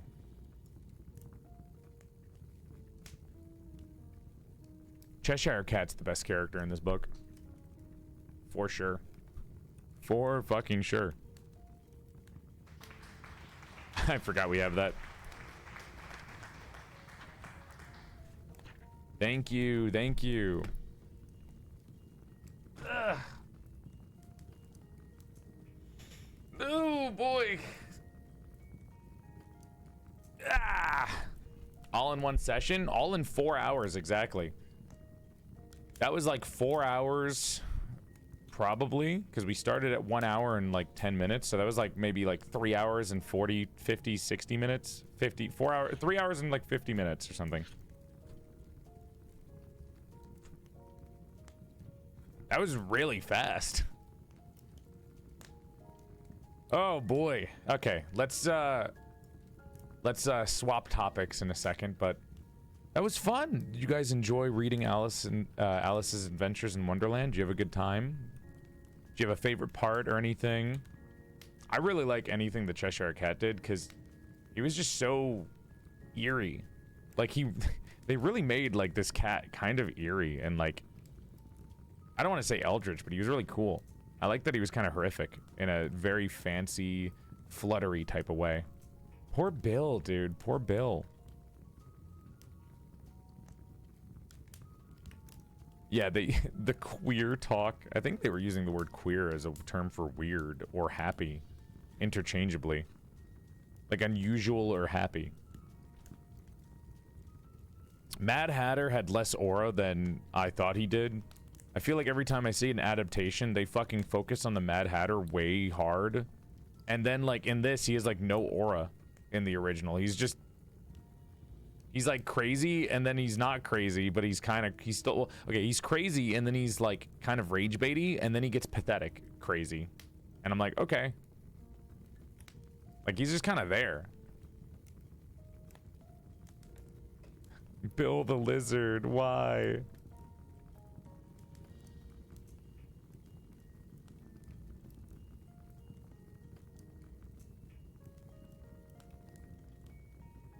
Joel, there was a horse redeem.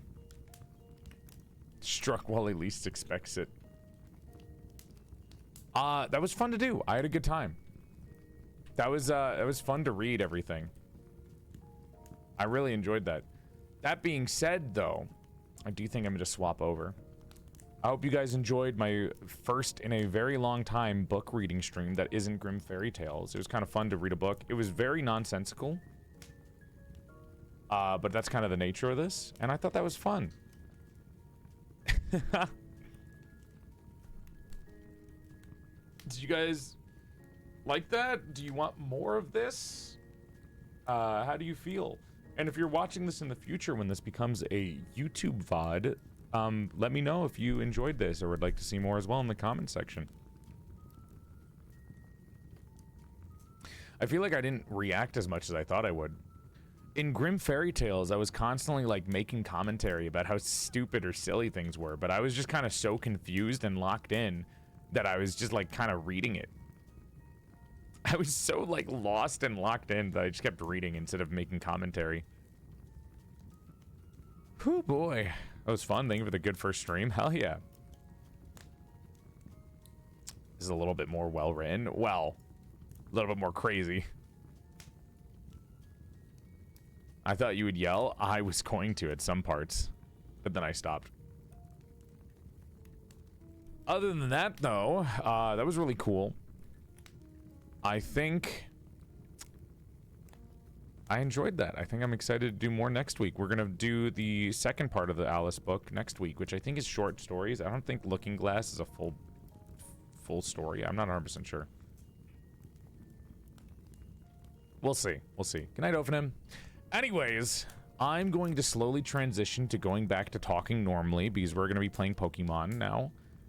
So hopefully the people who are asleep don't wake up in too much of a jolt, but I'm going to slowly turn the fire down. Okay? Don't jolt yourself awake. VOD watchers, thanks for watching. I'll see you guys next time. Bye, YouTube.